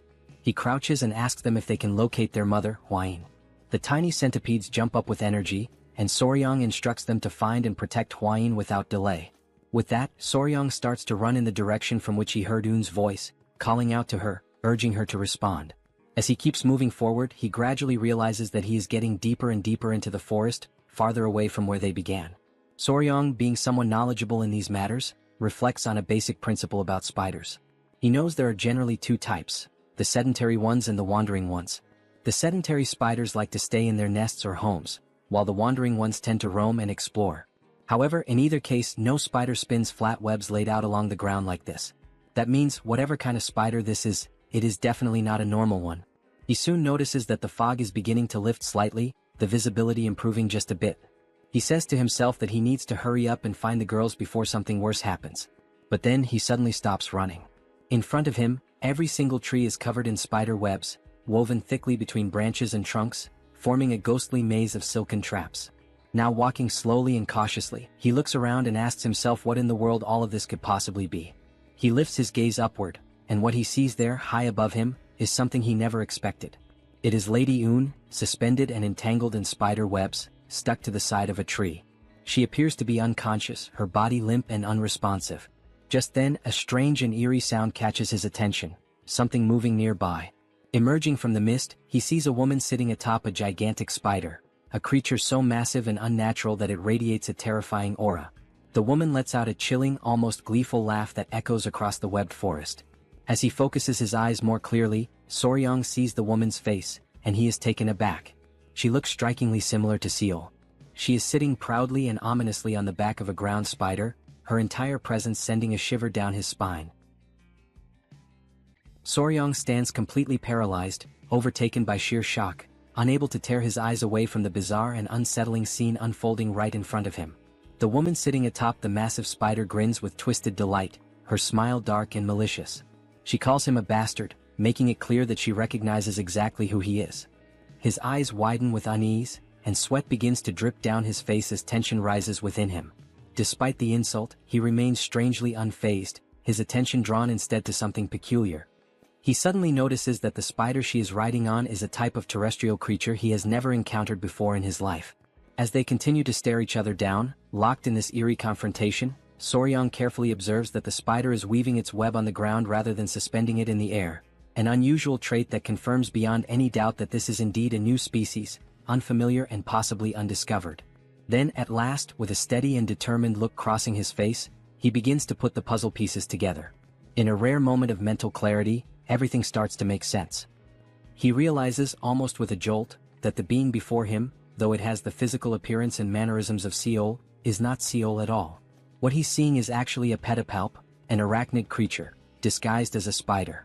The scene briefly transitions to a more detailed explanation, offering insight into what a pedipalp really is. Normally, the term refers to the anterior legs of a spider, limbs that function as sensory tools, assist in mating or help subdue prey.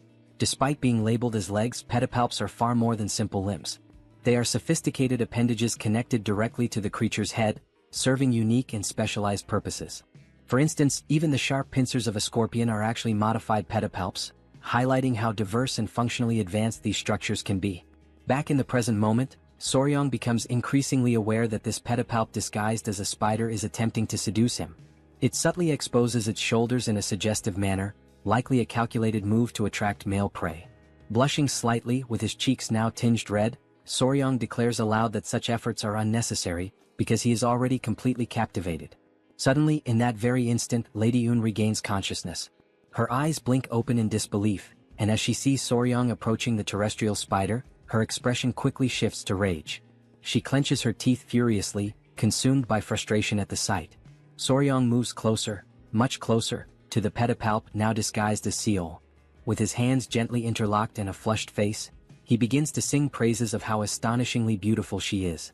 Then, catching the pedipalp off guard, Soryang suddenly grabs her tightly by the waist, pretending to be completely bewitched by her charm. The pedipalp, feeling triumphant and confident that it has successfully lured its prey, raises its arms in preparation to strike. The moment it prepares to launch its attack, Soryang sharply lifts his head and issues a clear and commanding order for his centipede to attack. Without a second of hesitation, the centipede leaps forward at full speed, catching the pedipalp completely off guard and leaving it paralyzed in shock. With ferocious precision and unwavering speed, the centipede sinks its fangs into the creature's body. The pedipalp lets out a gut-wrenching scream of pain, its voice echoing across the forest. While it writhes in agony, Soryang calls his loyal centipede back, and it immediately jumps into his arms, returning to him without delay. Screaming in pain, the pedipalp feels its strength slipping away rapidly, its breath becoming shallow and erratic. It places one hand instinctively over the site of the injury, trying in vain to contain the damage. Soryang, eyes wide open and lips slightly parted, watches from a safe distance as the creature's body slowly collapses to the ground in defeat. Realizing that the pedipalp is now unconscious, he tells the centipede that he will move closer to inspect it. Cautiously, with a stick in hand, Soryang approaches and gently pokes the massive spider. Based on its lack of reaction, he deduces that the centipede's venom is keeping the creature immobilized for now, its toxins apparently effective on arthropods. However, considering the spider's colossal size, he believes it won't remain unconscious for long and will likely recover soon. With a calm and almost tender gesture, he runs his hand softly along the spider's thick, bristled body, whispering a quiet plea for it not to be angry. He assures her that what he has done was necessary to protect her from being killed by the frightened villagers. Then, with genuine affection, he carefully lays the creature's body down, almost as if tucking her in, and begins to wonder aloud if he'll even be able to lift her due to her tremendous size. Feeling a sense of excitement bubbling inside him, he stands up with pride, marveling at her 4 large spots and her thick, soft fur, traits that make her look exactly like a true scarlet spider. Driven by curiosity, Soryang prepares to take a closer look.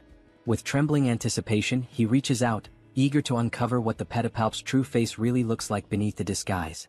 Without hesitation, he lifts the garment covering the creature's face, but his exploration is cut short in the most brutal and unexpected way. Hwayin appears out of nowhere and delivers a violent strike directly to his face.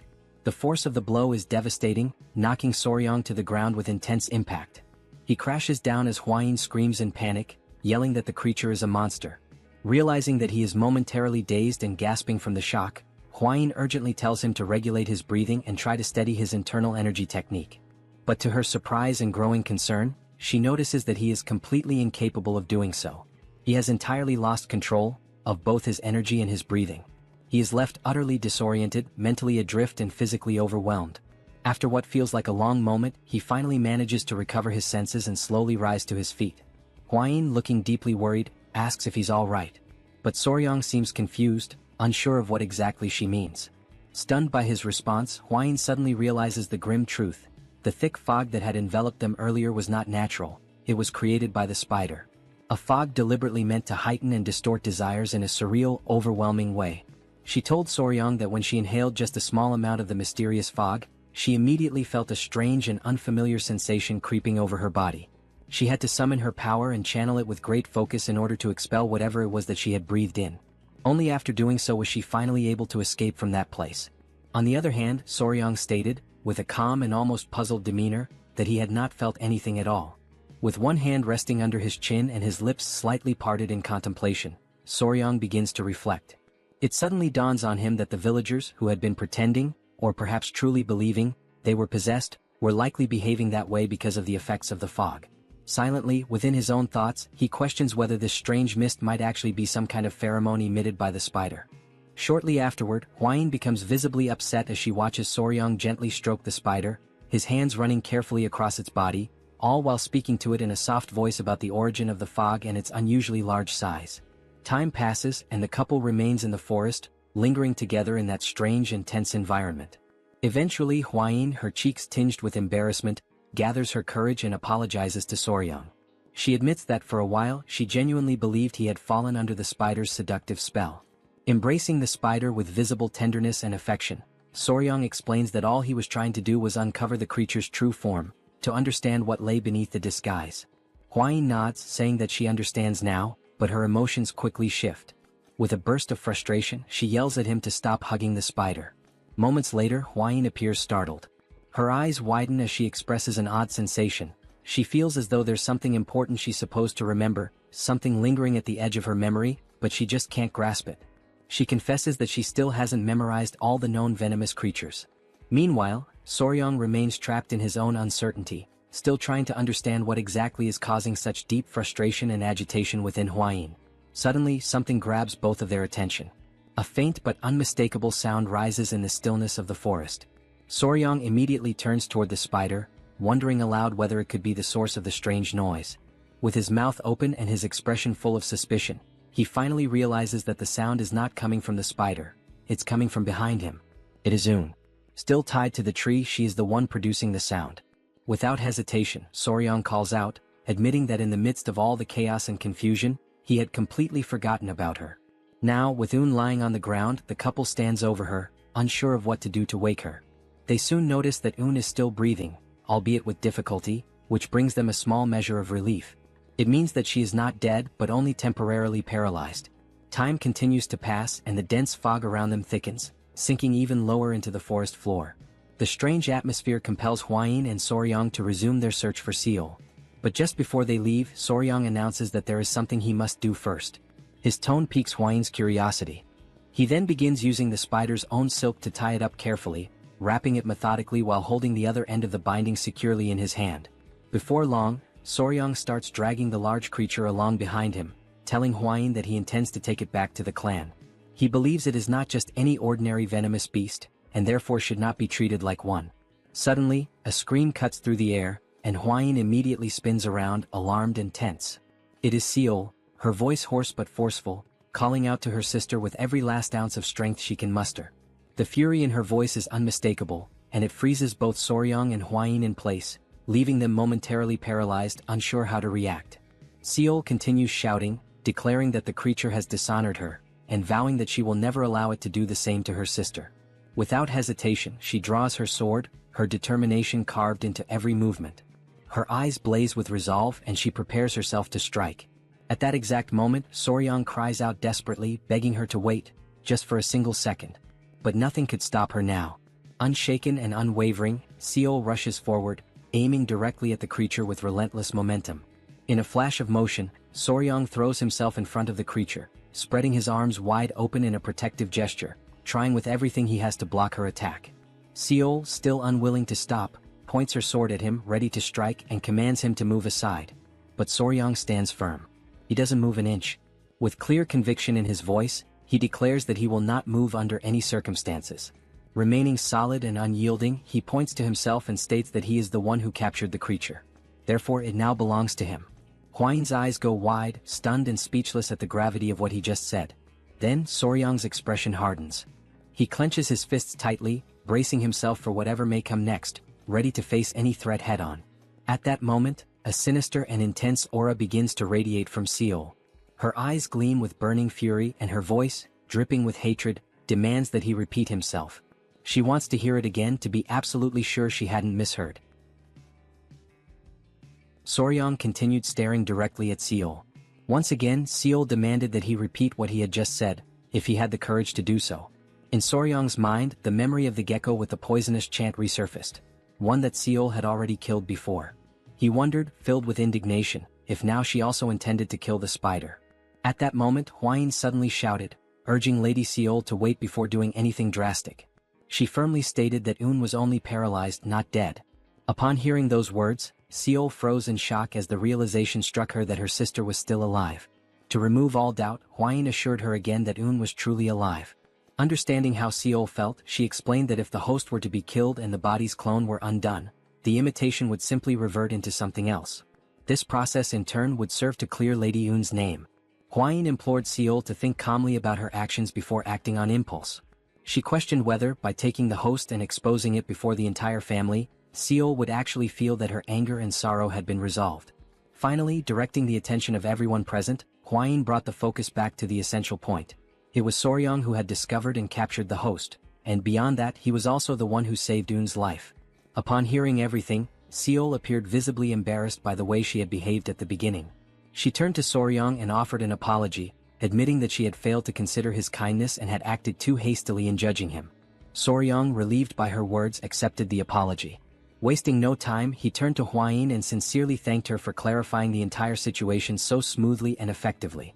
Seol then turned her gaze back to Soryong and asked what he planned to do with the creature.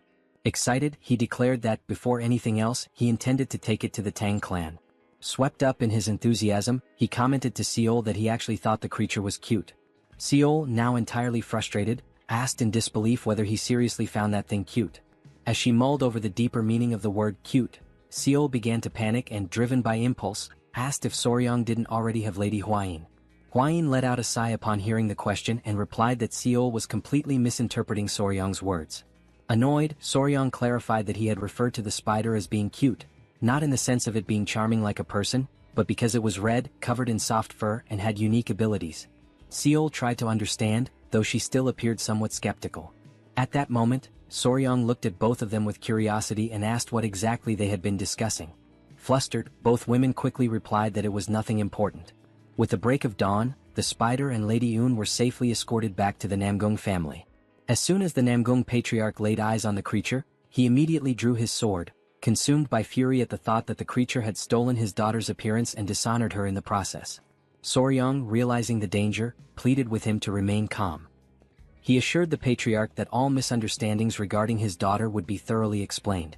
The patriarch let out a deep sigh and muttered, "Like father, like daughter," leaving Soryong momentarily confused by the remark. Soon after, the patriarch turned to him and expressed his gratitude for saving both of his daughters. He emphasized that the Namgung clan would never forget what Soryong had done and that, as a gesture of their gratitude, they would grant him one wish.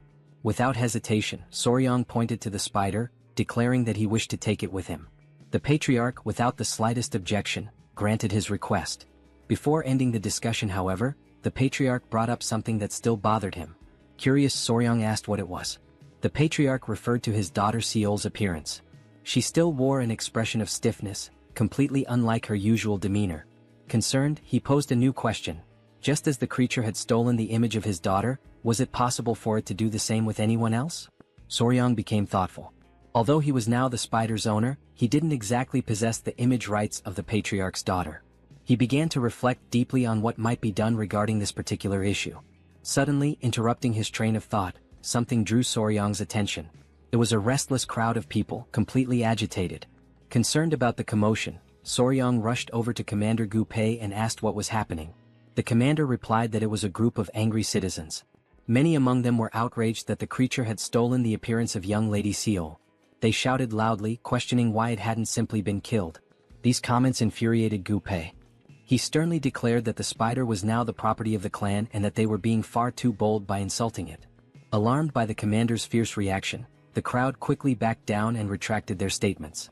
Soryang then declared that the misunderstanding had already been resolved and that everyone who needed to see her had already done so.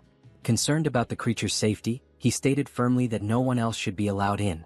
Upon hearing this decision, Gu Pei immediately gave the order to close the entrance.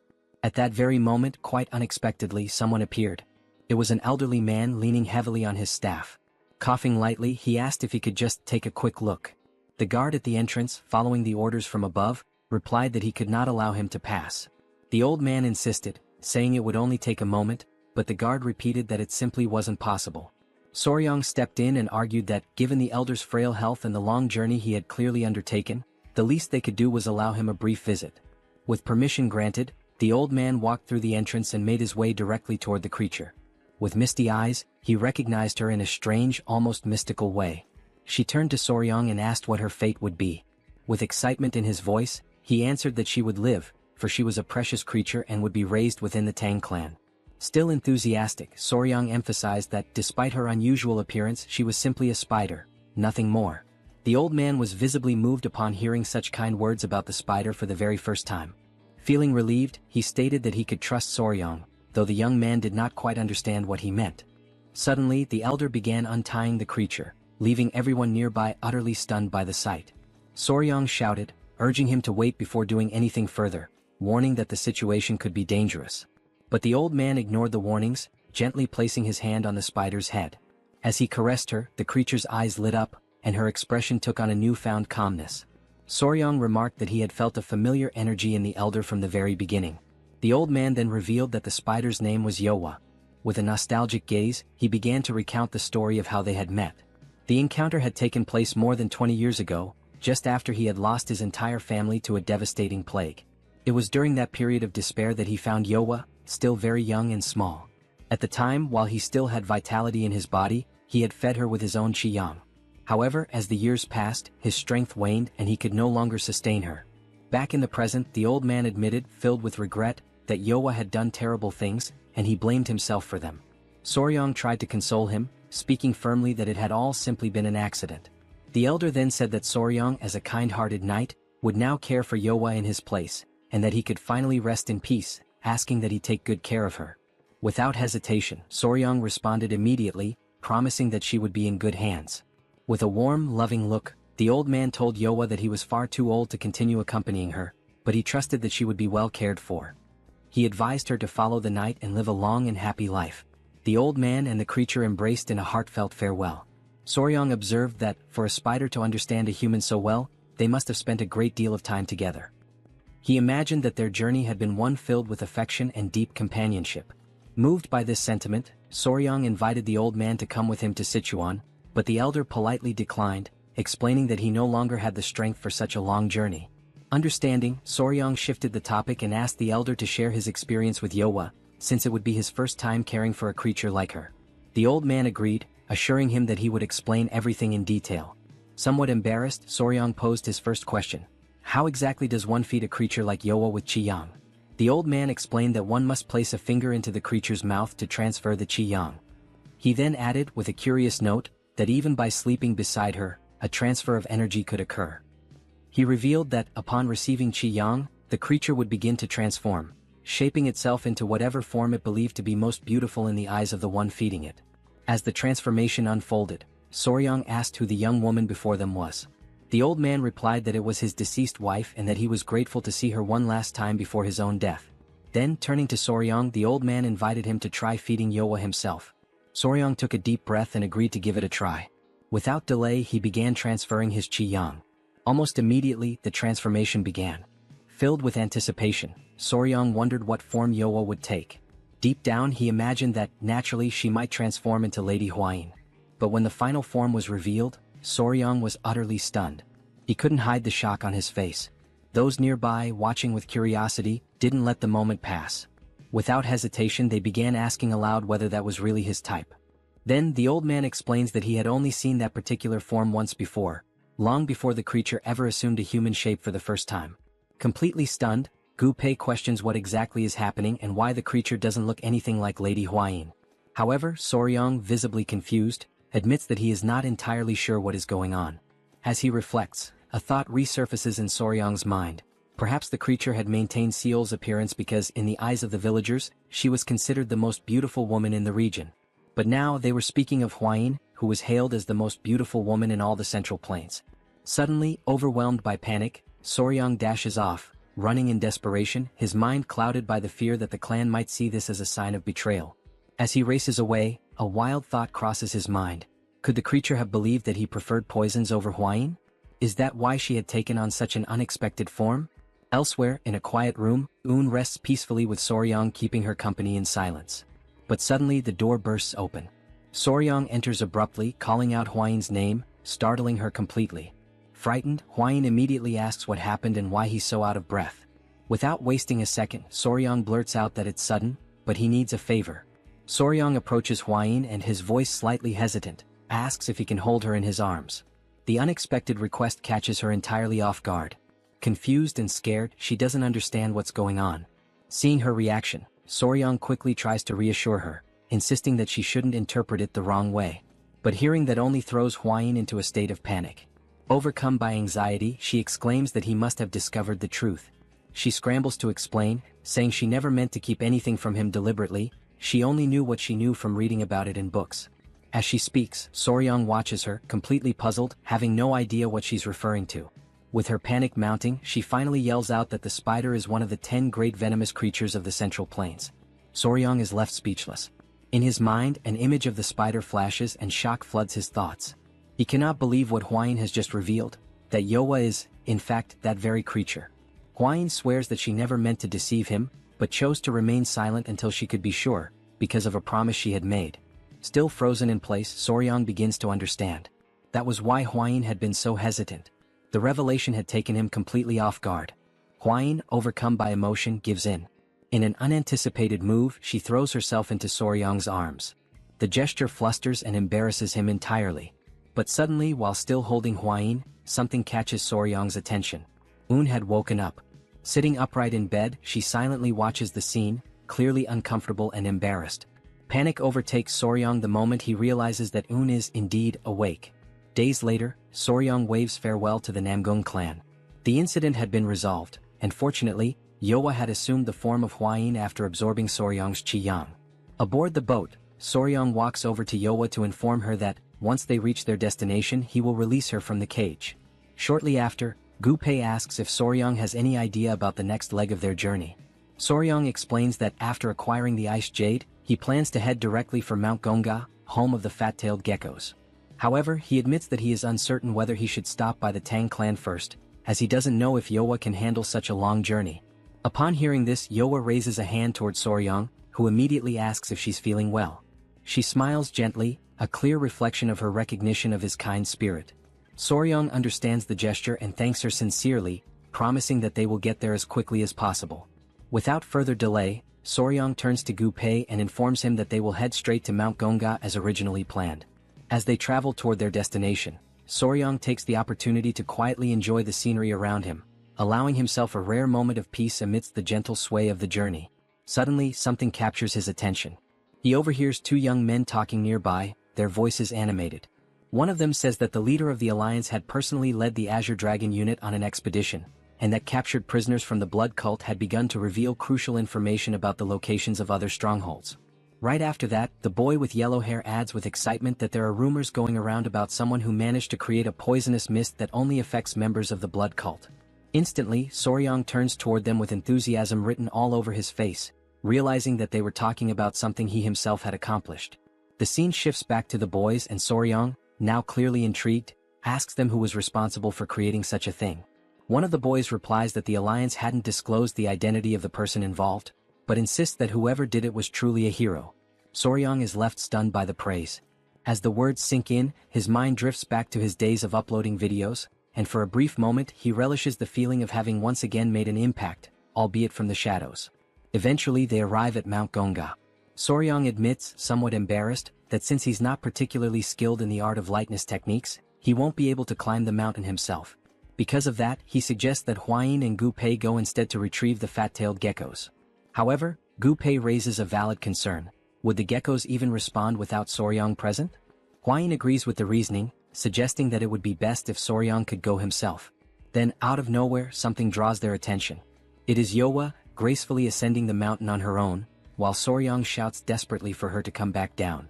One of the rocks on the mountain breaks apart, causing Yowa to descend rapidly, but she lands calmly and smoothly on the ground below. Everyone stands in awe at the sight, completely stunned by her ability to fly. Soryang suddenly remembers a phenomenon known as ballooning. He begins to explain with an air of fascination that although few people are aware of it, some spiders are capable of flying by releasing silk threads and surrendering themselves to the wind. He adds that sometimes when walking through the street and brushing against a random web in the air, it's likely the trace of such a flight. Now fully excited, Soryang gives Yowa permission to carry him through the air. As she takes off with him, Gu Pei and Huayin follow close behind. Upon reaching the top, Soryang embraces Yowa warmly and praises her for being such an incredible and versatile creature. Huayin, visibly irritated by the scene, immediately reproaches him, saying that hugging her like that is strange, especially since the form Yowa currently wears is her own. Hearing that, Soryang quickly apologizes, understanding the awkwardness of the situation. Without delay, he begins to explore the area in search of the geckos. After a little while, Soryang spots them in the distance. With joy and great enthusiasm, he calls out to them. Instantly, the fat-tailed geckos leap toward him, full of energy and visibly thrilled to be reunited. Soryang is taken aback by how affectionate and healthy the geckos seem, much more so than before. Their condition fills him with a quiet sense of accomplishment. He then shows them the ice jade he brought and assures them that he will take good care of them. He calls them to follow him. As a personal touch, he decides to name them Snow and Ice. After naming them, he gently carries both in his arms. And just like that, they officially become part of the family. A while later, back at the Tang Clan during the late hours of the night, the guards are taken aback by what they see in front of them. Their eyes widen with surprise as they question why two young ladies are suddenly standing before them at such an unexpected time. They take a closer look and quickly realize that one of the young women isn't actually human. It's a spider that has taken on the form of Miss Huayin. Feeling quite pleased with himself, Soryang proudly tells the guards to go and spread the news. The honored and confident official son-in-law of the Tang clan has returned with one of the 10 great venomous creatures. The guards are visibly stunned. None of them had imagined they would ever lay eyes on one of the 10 great venomous creatures in person, let alone see one that looked like this. Wasting no time, they send a signal high into the sky, accompanied by the urgent message that Soryang and Huayin have returned, and with them a shocking revelation. The elders immediately rush toward the courtyard, not wanting to miss the commotion and eager to understand what is truly going on. The Grand Patriarch arrives and, with both confusion and curiosity, asks how the young man managed to go out looking for food for the geckos and somehow returned with a spider that has a human face. He demands to know what exactly Soryang was doing during that trip. The in-laws are also left speechless when they see the spider bearing the exact same face as their daughter, Huayin. Soryang answers plainly, saying that he simply encountered the creature while he was staying at the Namgung clan. Everyone in the courtyard starts murmuring among themselves, saying that no one has ever heard of someone randomly finding one of the infamous 10 great venomous creatures. So they press him further, asking how in the world he managed to capture the notorious spider with a human face. The elders comment that Soryang never ceases to amaze and that at this point, they should expect nothing less from him. The in-laws beam with pride, stating that Soryang is now officially their son-in-law for having fulfilled his promise. Soryang, caught off guard, is surprised that his mother-in-law already knew about the arrangement, while Huayin stands beside him, flustered and unsure of how to react. The patriarch declares that what matters most now is that Soryang is, without question, an official member of the Tang clan. The Grand Patriarch then tells Soryang that the next day, he must go to the river and catch a live wild goose. Soryang, confused, asks why. The elder responds that it is the young man's responsibility to prepare the goose for the upcoming ceremony. He adds with a wise tone that while Soryang is still too young for marriage, it is time for him to hold an engagement ceremony.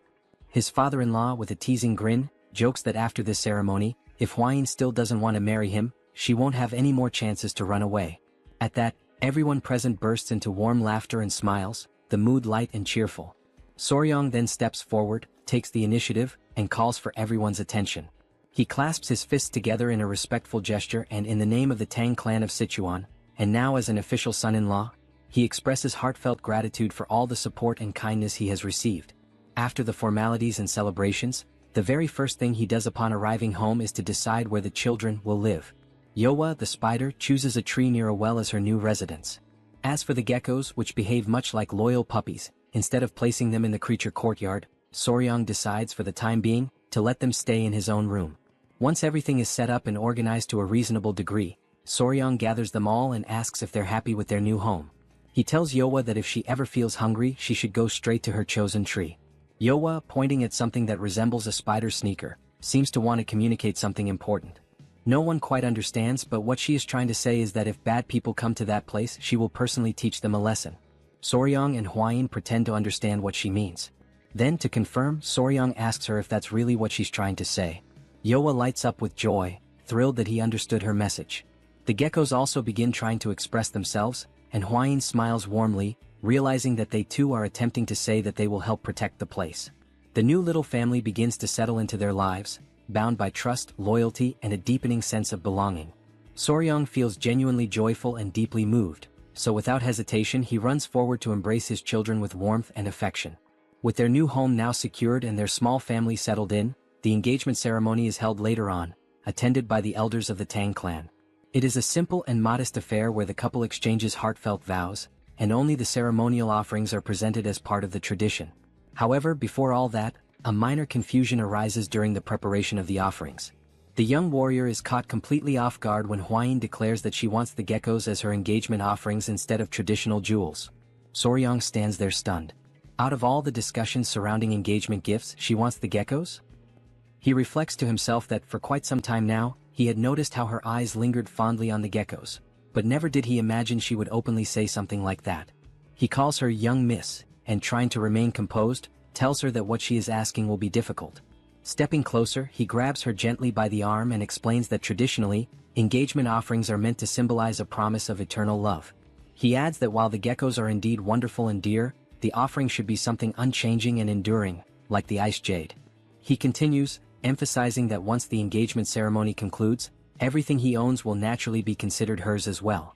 Moved by his words and taken aback by the way he held her arms so intimately, Hwain blushes deeply, her cheeks flushed. She softly responds that she understands and agrees to follow his guidance. But just as the moment calms, she calls out to him again and says that there is another matter she must address. She declares that from now on, he must stop referring to her as young miss. Since they are now officially engaged, such a title is no longer appropriate. This request also catches Soryong completely off guard, and now it's his turn to blush.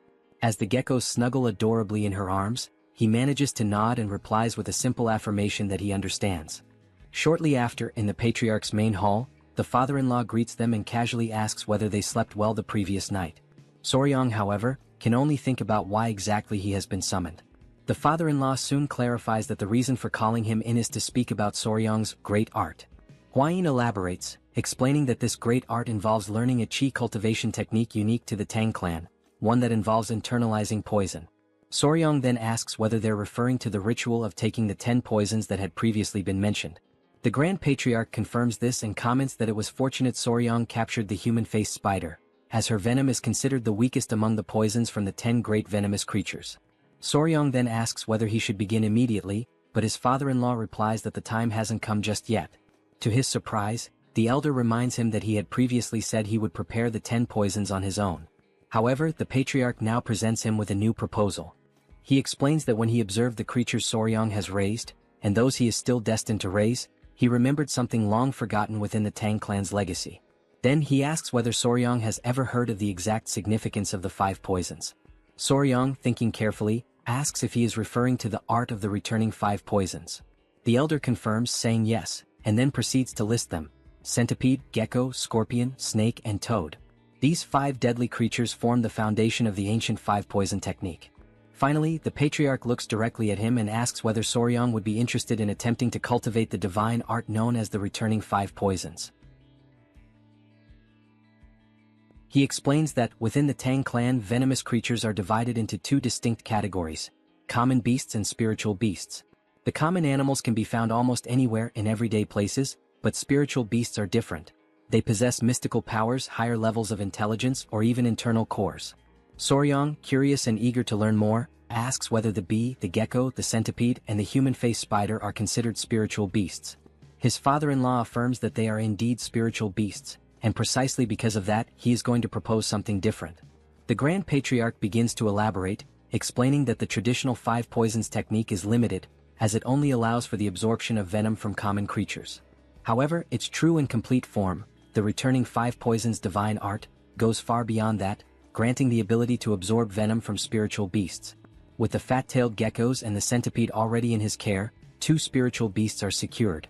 If they can obtain venom from a snake, a scorpion, and a toad, all at the spiritual level, then all the conditions will be met for Soryong to fully master the returning 5 poisons. The elder then looks at him intently and asks whether Soryong would like to begin training in this divine art. Upon hearing this, the first thing Soryong manages to ask is whether the gecko actually possesses venom. The Grand Patriarch calmly responds that he conducted some studies and discovered that the geckos have the ability to bring people to a state of extreme cold. That, in itself, is a form of venomous effect. Then, his father-in-law presents him with 2 paths to choose from. The first path involves absorbing the venom from the centipede and the gecko in order to master the returning 5 poisons divine art. The second path requires absorbing the venom from the human-faced spider, which would initiate the cultivation of the dual-core 10 venoms body. Soryong, still unsure, asks whether he could possibly use the 10 most venomous creatures instead to complete the 10 venoms body. But his father-in-law calmly explains that the gecko is not one of the 10 great venomous creatures. Internally, Soryong begins to realize that if he proceeds by absorbing the venom from lesser beings, such as the blue centipede and the gecko, he will no longer be able to walk the full path of the 10 venoms. Therefore, he now finds himself at a crucial crossroads. Either follow the spiritual path of the returning 5 poisons, or begin collecting all 10 of the great venomous creatures to forge the 10 venoms body. He likens this dilemma to choosing a skill tree in a game. Soryong remembers that, in his past life playing RPGs, the skill tree was everything. One wrong choice meant a weak character, the right choice led to god-tier strength. His father-in-law advises him to think carefully, stressing that the returning 5 poisons divine art is already an extraordinary achievement. Without great fortune, one might never find all 10 great venomous creatures, much less manage to tame them. Soryong remains deep in thought, his mind spinning as he contemplates the path ahead. He questions himself inwardly, should he take the simpler, more attainable route with the 5 poisons? Or dare to pursue the punishing path of the 10 venoms, which could ultimately elevate him to unimaginable heights? Still lost in indecision, he walks beside his companion. She calls out to him gently and says that if he's hesitating just because of the promise he made, then there's no need to feel trapped by the 10 venoms body. After all, the returning 5 poisons divine art is already an extraordinary cultivation technique. Hwayin offers him words of reassurance, telling him not to decide anything out of haste or pressure. No matter what path he chooses, she emphasizes, he will remain someone special in her eyes. Soryong responds that even the patriarch mentioned how the preparatory process would be exactly the same, and only the final venom to be absorbed would change. He says he'll take more time to reflect before making his final decision. Days pass and Soryong still hasn't reached a conclusion. Lying in bed, he turns toward the geckos and casually asks them what he should do. Suddenly, the door bursts open and Hwayin calls out his name, shouting. Startled, Soryong jumps up and asks what's going on. She explains that the centipedes are about to molt again. He springs out of bed in a hurry, stunned by the news. The 2 of them rush together to the area where the centipedes are kept. Soryong gazes at them, his heart filled with awe and emotion. Hwayin notes how quickly the centipedes are growing, and she's surprised. They weren't expecting a second molting to happen this soon. She wonders aloud whether their appearance will change again, and Soryong nods, confirming that this time, blue spots will start to appear on their bodies.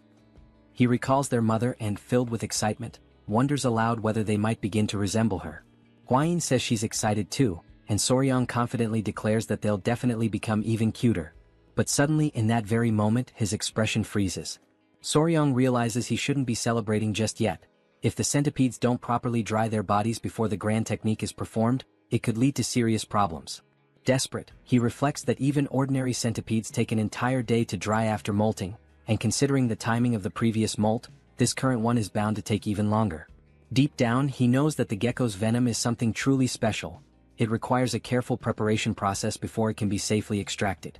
His dilemma has been whether to use the centipede's venom or the spider's venom for the first dosage.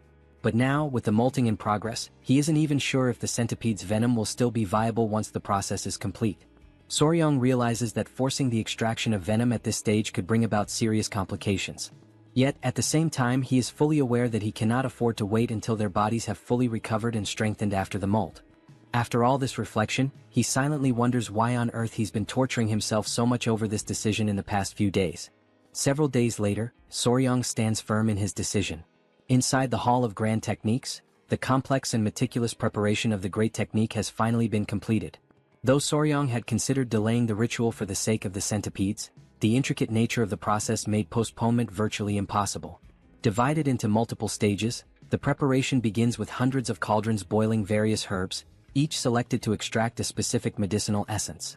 After this, the extracts are cooled down and stored in large ceremonial jars. Inside these containers, various potent venoms and the blood of venomous beasts are combined. Maintaining the right balance among all these volatile substances is no easy task. One delay or a minor error could render the entire mixture useless. That is why Soryong understands he cannot afford to simply sit and wait. So, he makes his decision. He will use the venom of Yowa, the human-faced spider, one of the 10 great venomous creatures. As he gazes into the ceremonial liquid, he notes how dark and ominous its color has become. At that moment, the Grand Patriarch enters and solemnly announces that the time has come to begin the ritual. He instructs Soryong to remove his garments and step into the jar. Without hesitation, Soryong complies and immerses himself. The moment he enters, a sensation washes over him, something almost nostalgic like being in a place that his body somehow remembers. The Grand Patriarch explains that a single drop of Yowa's venom will be added to the liquid, followed by the application of medicinal compounds.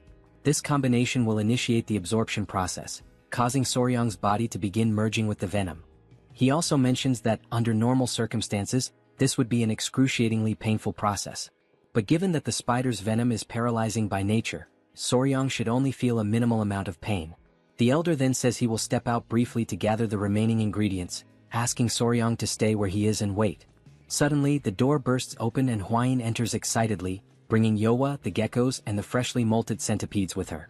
Soryong compliments how much more beautiful they look now, although he also notes with mild surprise that the changes were not as dramatic as he had anticipated. With a playful smile, he jokes with the centipedes, saying how odd it must be for them to see their father soaking in a giant jar. Soryong warns them that it's dangerous for them to be in the room at this moment, prompting Hwain to call the centipedes back toward her. Just then, something unexpected happens. The ceremonial liquid begins to bubble violently, and a small splash hits one of the centipedes, startling it. Panicked, Soryong shouts out that the centipede's antenna has come into contact with the potion, and it needs to be washed immediately with warm water. Hwain quickly grabs the centipede to move it away from the danger.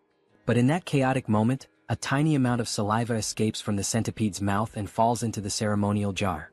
A reaction is triggered instantly. Upon seeing this, Hwain becomes frantic, screaming that venom has entered the potion. Suddenly, an intense wave of pain courses through Soryong's body. Every fiber of his being begins to absorb the venom, while the dark liquid surrounding him bubbles and churns with an almost violent intensity. The reaction is so intense that, while Soryong endures the unbearable pain, Hwain and the creatures around him struggle to cope with the violent aftermath. Hwain, overwhelmed and in a state of panic, shouts for Soryong to maintain control with every ounce of strength he has. Amid the agonizing sensations ripping through his body, Soryong says it feels as though his skin is being flayed and his insides are burning from within. In the midst of this chaos, he recalls the critical instruction: do not move during the Great Technique. But his instincts scream at him to flee to escape the torment. Clenching his teeth, he resists the overwhelming urge, anchoring himself in place, even as his mind insists that it is all too much to endure.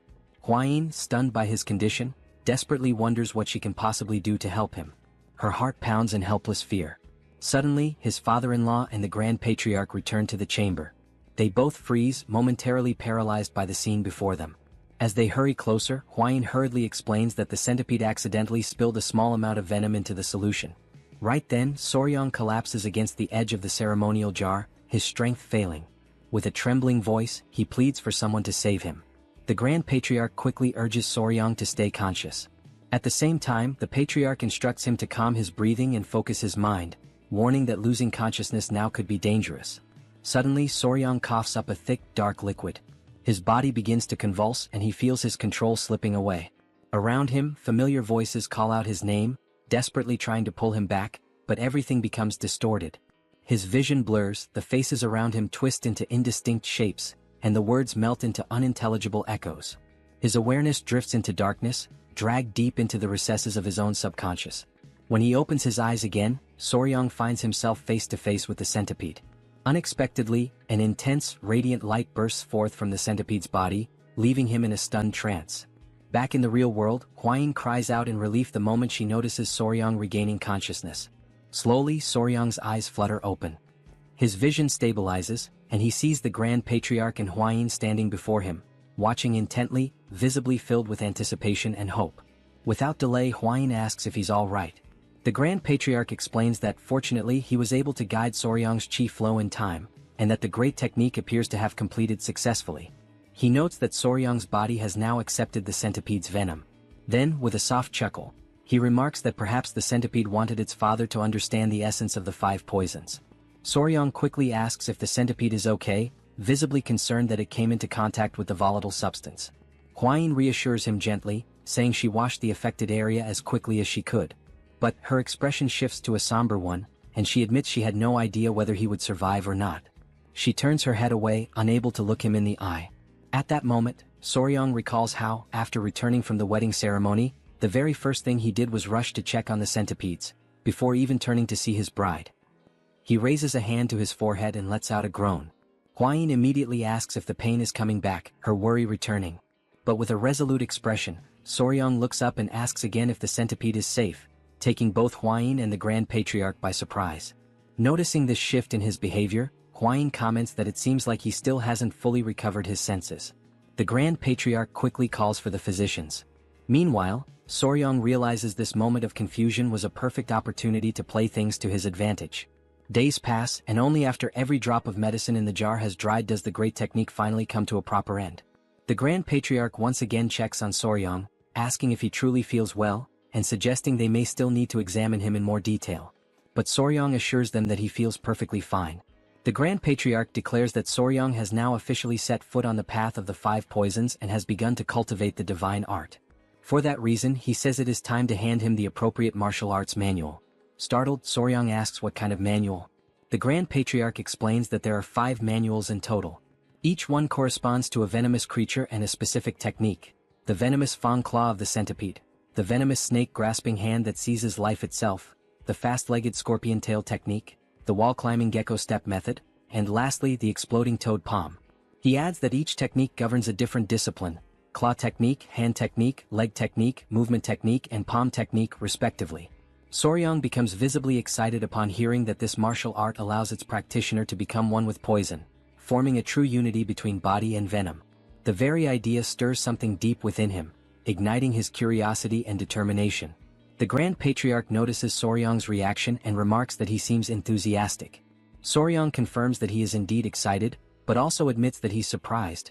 It's not exactly the kind of venom-based assassination techniques or deadly arts he had originally imagined. In response, the Grand Patriarch begins to explain the origins of this martial tradition. He reveals that this particular martial art did not originate within the Tang clan itself. The divine art of the returning 5 poisons, along with the 5 venom techniques, actually stemmed from an external lineage, from the now extinct 5 poisons sect. He recounts a story from 2 centuries ago.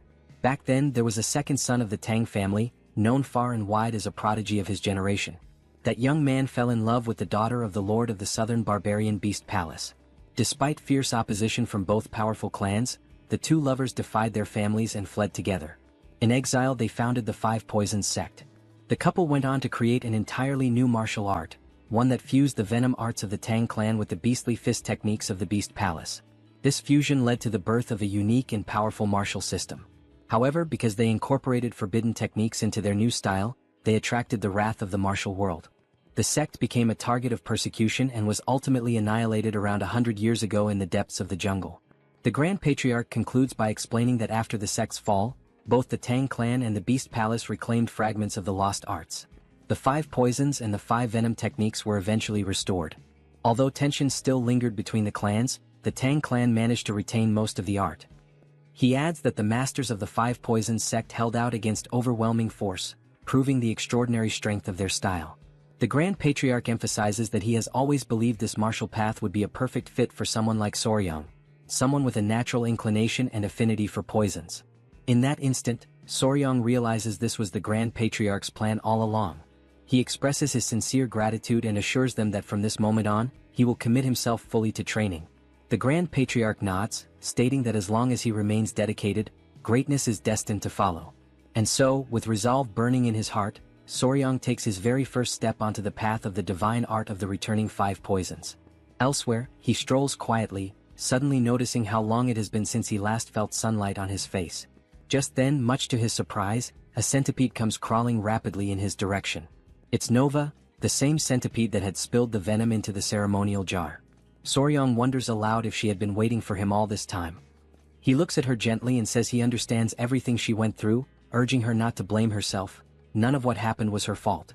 Moved by his words, the centipede suddenly leaps into his clothes. Startled, Soryang notes that her body is still rough and spiky from shedding her old skin, and he would really prefer if she stayed on top of his clothes rather than pressing directly against his bare skin. She looks at him for a moment and then climbs out of his clothes, leaving him full of assumptions and questions. Soryang grows anxious and wonders what is going on. A strange thought flashes through his mind. Could the centipede actually be reading his thoughts? Trying to shake off the notion, he reassures himself that it's probably just a coincidence. After all, animals that spend a long time together often develop uncanny synchronicities. He holds her gently in his hand, telling himself that he's just an emotional fool without a solid sense of reason. There's no way an ordinary creature from the Venom clan could do something like that. But suddenly, the centipede looks at him with a piercing, serious gaze. Then she radiates a powerful red aura, shocking Soryang to his core. He mentally gives her a command, to go to his head. Instantly, she obeys without hesitation. He then mentally commands her again, to find him. And again she follows the instruction precisely. Soryang stands frozen, stunned. 1 time might be coincidence. 2 could still be chance. But 3 times? That was beyond reason. Eyes wide, he stares at her, overwhelmed and confused, trying to make sense of the impossible. In that surreal moment, a mysterious light begins to form, connecting the 2 of them. Elsewhere, Hwayin was calling out desperately for Nova, her voice filled with urgency as she asked where the centipede had gone. Coming across a few other centipedes, she asked if they had any idea about Nova's whereabouts, knowing that after recently shedding her skin, it would be more difficult to track her down. At that moment, Soryang suddenly appeared, emerging unexpectedly as he ran toward Hwayin with Nova resting on his shoulders. Seeing how visibly exhausted he looked, Hwayin immediately asked if he was alright, while simultaneously scolding Nova for wandering off so far, a behavior she had explicitly forbidden. Catching his breath, Soryang lifted Nova gently and pointed out something far more important at that moment. Nova now understood human language. Hwayin, stunned and momentarily speechless, was taken aback by the statement. She then questioned what he meant, arguing that Nova had always been able to understand spoken words. Soryang explained in more detail. Nova was no longer limited to simply understanding spoken language. She now understood thoughts as well. The shock on Hwayin's face was instant. Before she could respond, Soryang bolted off, heading straight for the Grand Patriarch, eager to obtain further answers. Sometime later, they arrived at the Grand Patriarch's hall. Inside, Soryang recounted everything that had happened. Hwayin added that, among all the centipedes, only Nova was capable of understanding thoughts. She then asked whether this could be a result of the great art. The Grand Patriarch immediately dismissed the possibility. He stated that the ability had nothing to do with the great art, noting that among all those who had accepted the venom of spirit creatures, there had never been any reports of such a phenomenon. It was the first time he had heard of something like this. Hwayin then asked what the cause could be. The Grand Patriarch firmly declared that it was undoubtedly the result of the divine art of the 5 poisons returning. He explained that the great art was designed for the absorption of venoms, and that only Soryang had successfully absorbed venom from a spirit creature. He continued by saying that what happened to Nova was clearly influenced by the southern barbaric beast palace. Soon after, the Grand Patriarch elaborated further. He explained that the palace treated beasts as part of themselves and that their secret might be connected to the 5 poisons returning art. He concluded that it was impossible to fully understand why this was happening. Soryang, puzzled by this, asked why it was considered impossible to comprehend. The Grand Patriarch emphasized that there was no reason for the palace to reveal its most guarded secret. He warned that once the palace discovered that the Tang clan had mastered a martial art shaped by their influence, there was no way to predict how they would react. Distressed, Hwayin asked whether there was any way to prevent this from escalating. The Grand Patriarch replied that it wouldn't be easy, unless the palace owed them a significant favor. Later on, Soryang walked in silence, feeling disappointed by the entire situation.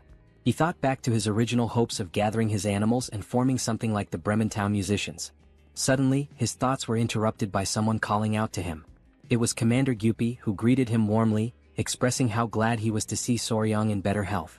Suspicious, Soryang listened as Gyupi explained that there was an issue in the venomous creature garden and asked if Soryang could accompany him there. Soryang quickly considered that they should deal with the garden issue first and only then think about the palace. He also remembered that he had forgotten to go there after returning. Smiling, Soryang agreed to go with him. Before they left, Gyupi said he wanted to leave someone with Soryang. Hearing that, Soryang was surprised. What did he mean by someone? At that moment, to his amazement, the small Inying came running toward him, full of joy and longing. As they walked together, Gyupi explained that he brought the girl because she wouldn't let go of him, so he decided to bring her to the venomous creature garden. Still skeptical, Soryang asked the real reason Inying was there. Gyupi clarified that she had come for treatment and would be staying with the clan for a while.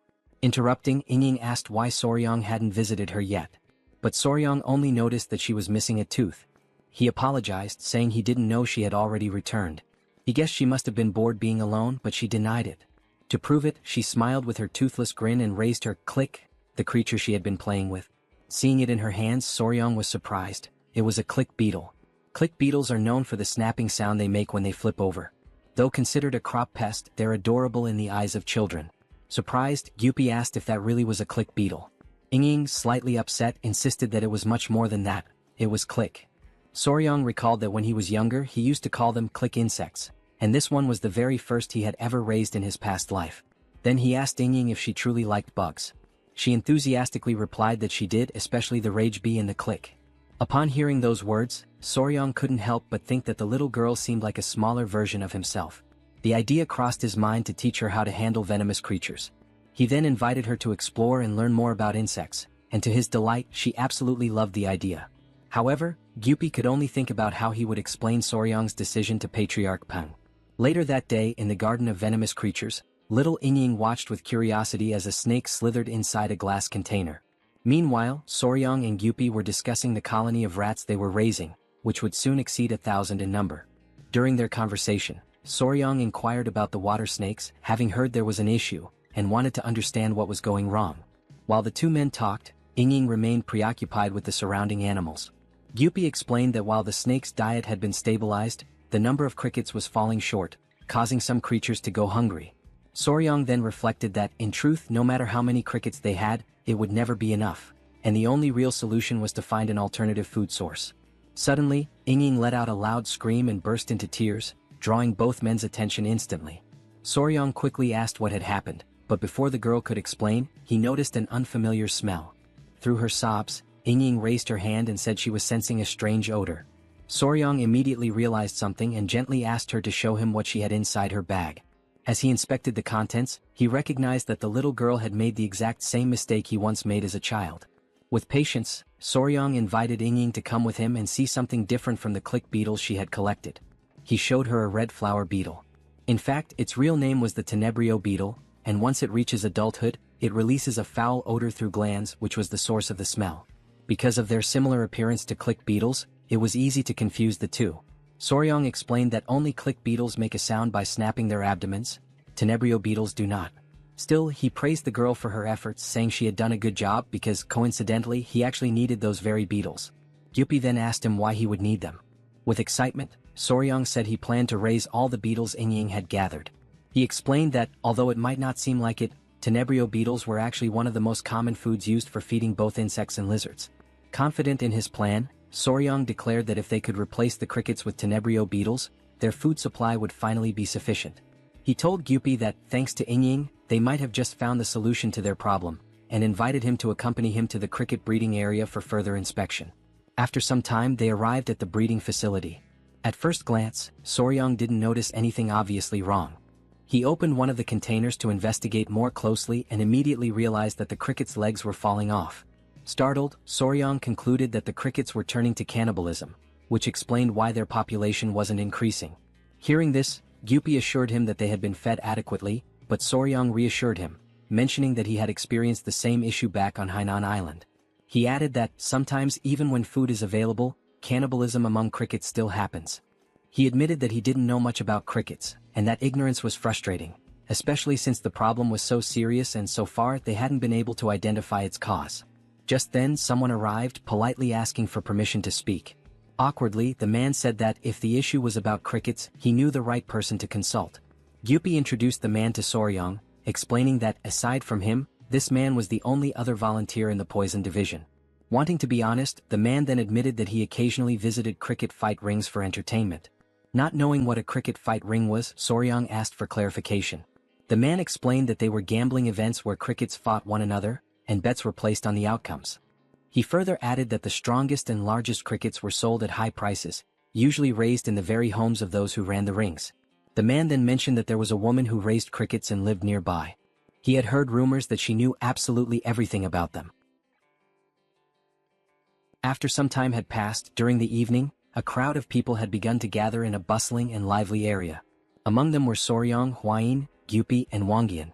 They were heading to the betting house in order to meet the cricket breeder that the man had previously told them about. Soryong had assumed they would use their foot techniques to travel, since the place seemed to be far away.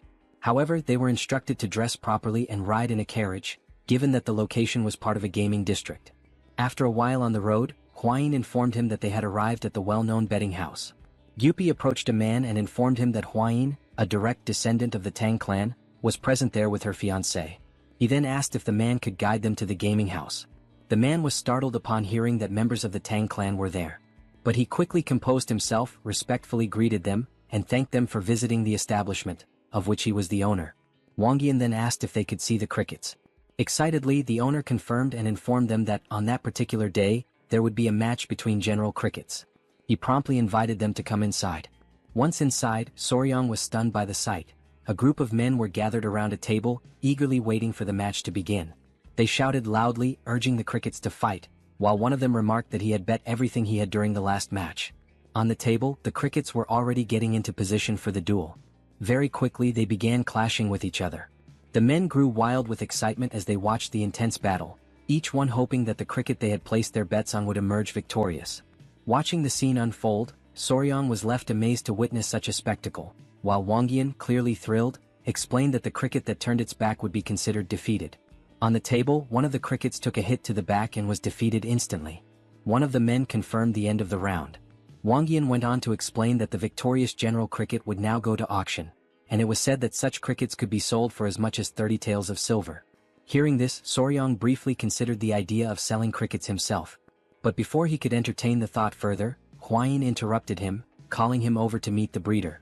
They then made their way toward the area where she was. The owner mentioned that sometimes guests wanted to meet her, but to him the brat wasn't anything special. Her only roles were feeding and cleaning. He pointed at the girl and said she was useless, which is why she was kept tending to the crickets. He then barked at her to stand up, informing her that important guests were present and she should greet them properly. The girl quickly got to her feet and apologized.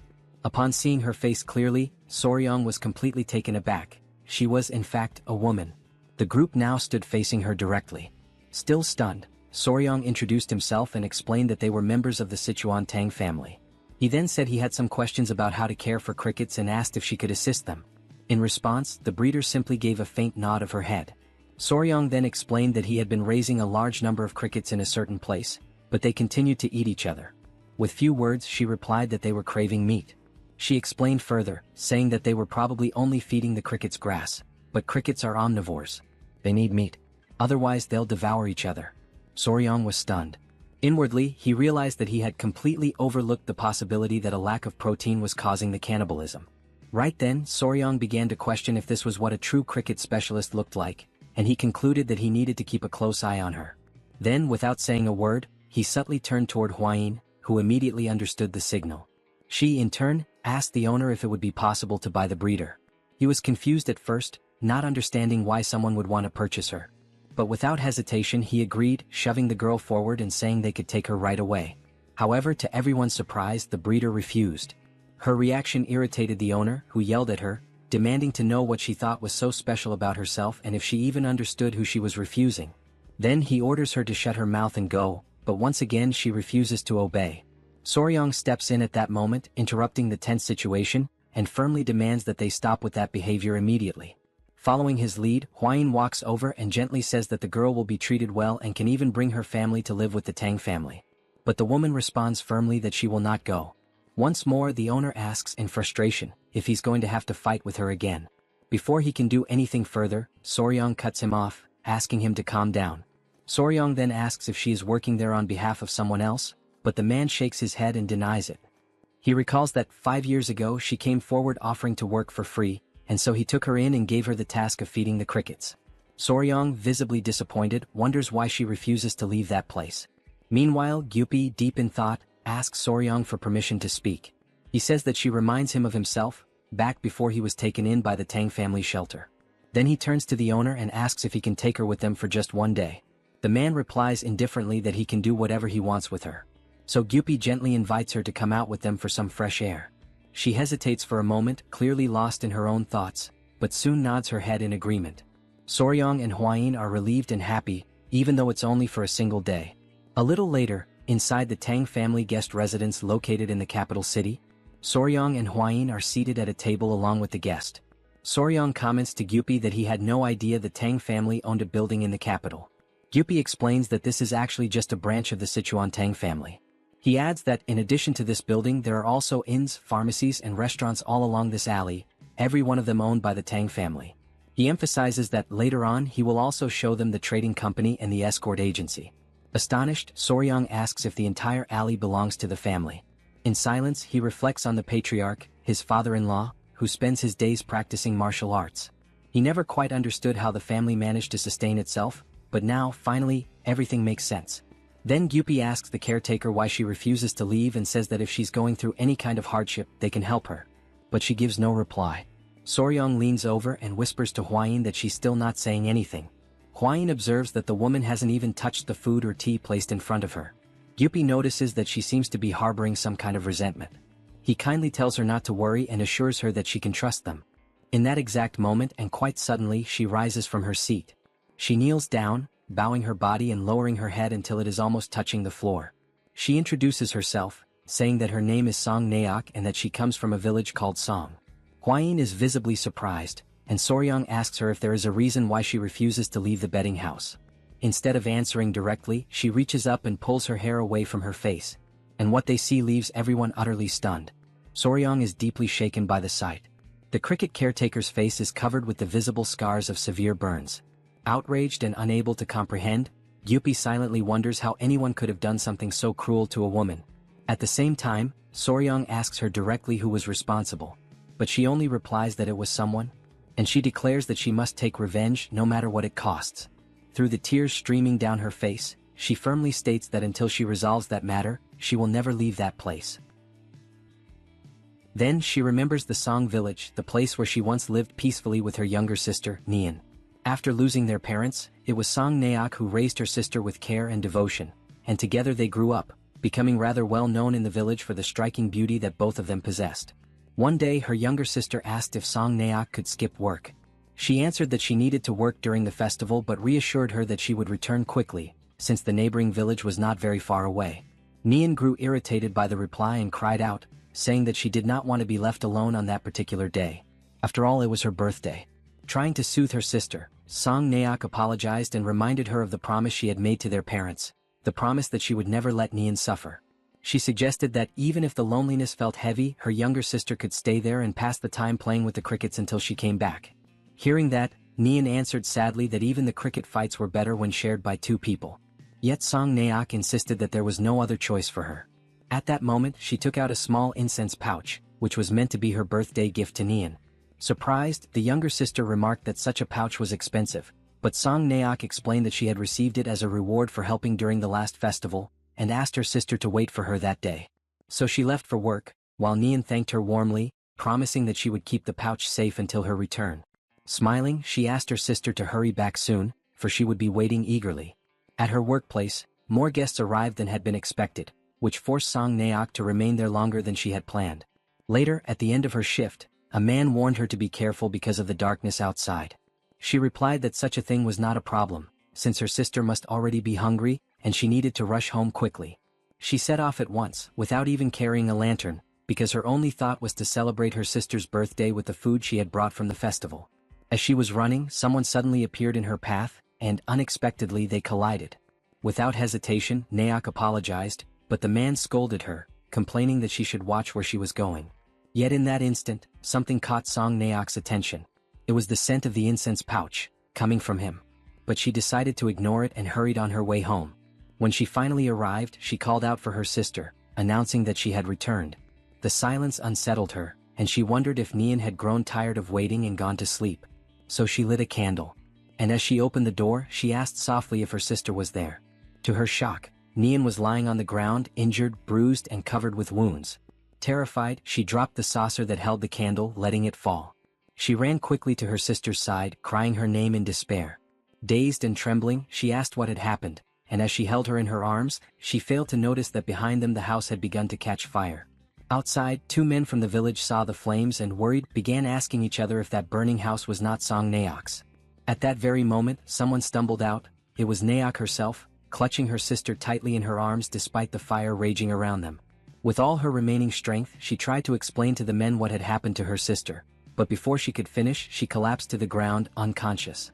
Her greatest wish was that everything unfolding before her eyes was nothing more than a nightmare. But the harsh reality lay directly before her, and the flames only grew larger. Back in the present, inside the Tang family's guest residence, Soryong asked whether it was because of that tragic incident that she bore the scar on her face. She answered that, when she finally regained consciousness, more than 2 weeks had already passed. Her body was entirely wrapped in bandages, wounded from head to toe. She explained that she had begged the escort agency to track down the person responsible, but they had failed, admitting that they did not know how they would face young Nim after everything. Just as life slowly fades at the end of autumn, her heart, too, was gradually dimming. The only form of communication she had with the world were the faint groans that escaped her lips whenever she touched the bandages in an attempt to treat her wounds. Time passed quickly and soon spring arrived, bringing with it the awakening of the new crickets. In that moment, the image of her sister surfaced vividly in her mind. Amidst the flames, Nian had begged her desperately to catch that wretched man and put an end to her torment by avenging her pain. That haunting image of her sister left Song Naok utterly desperate and deeply terrified. She emphasized that when the sound of the crickets began to resemble Nian's own voice, echoing in her mind, she managed to regain consciousness. From that moment onward, there remained only one unshakable certainty within her: the burning will to find and kill that vile man. When the man came to know of this powerful motivation, he was alarmed and immediately asked her where she thought she was going. Naok answered with unflinching determination that every single night she was tormented by the agonizing screams of her sister, and as a sister herself, it was her duty to avenge her no matter the cost.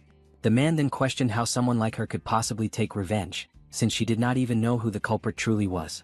At the same time, a woman warned her to think first of her own well-being and take care of herself. Naok was even locked away by the two of them, who were trying to prevent her from leaving. Yet in the end she slipped out of the village during the night, unseen by anyone. She carried nothing but her incense pouch with her. Her resolve was absolute. She was determined to go all the way and avenge her sister. Thus she set out for the city, knowing deep inside that the man had also gone there. Amidst the bustling crowd, she did not know his face, but his voice was etched into her memory like an unerasable seal. Naok began speaking to strangers, but many, frightened and unsettled by her face scarred with burns, simply ignored her. 2 long years passed, and again it was the season when the crickets awakened. Seeking shelter from the rain, she entered a cricket fighting pit. When she asked the owner for permission to stay, she was coldly driven away as she was interfering with his business. Without hesitation, a man pushed her toward the exit, throwing her out. Suddenly she froze in her steps, her whole body shivering as she caught a familiar scent buried deep in her memory. The man complained bitterly, saying she was putting him in a bad mood. But inside her heart, she reflected only on one thing: she had never truly forgotten. And on that very day she had finally found the owner of that voice. Back in the present, Hwayin is left in shock, and Soryong can only ask what happened after that moment. Naok explains that while she was wandering through the city speaking to strangers, she encountered a beggar who told her that the wretched man often visited the gambling house. Immediately, Soryong understood that this was the reason she had gone to work there. Calmly, she revealed that she wanted to follow him and stab him to death, but the beggar warned her that he was a martial artist, making it an impossible task. So instead she tried to poison his drinks. But she admitted with bitterness that the poison she had bought seemed to be fake and had no effect at all. After that, she began caring for the crickets, yet their constant sound always reminded her of her sister, leaving her restless and unsettled. Now, through tears, Naok cried out with every bit of strength she had that she needed to kill that wretched man and would never leave until she did. Upon hearing this, Soryang understood her situation. Though he was troubled, she needed to tend to the crickets, but the sound of them only left her lost and hopeless. Hwayin pointed out that her hatred was what kept her moving forward, and once she avenged herself, everything would be resolved. Helping someone with such a fierce spirit meant that person would never betray the clan. At that moment, Gyupi recalled that before avenging his parents he used to speak alone in the rain, but when the Tang family finally avenged them, everything changed for him. He added that now he finally understood why he had felt such a strong connection with Naok. Then Soryang turned to her. He declared that they would help her resolve that deep resentment and offered her a proposal. Once it was accomplished, she would be able to become part of the clan. Overcome with emotion, Naok asked if they truly intended to help her. She swore that if they did, she would serve the clan with her very life, down to her last breath.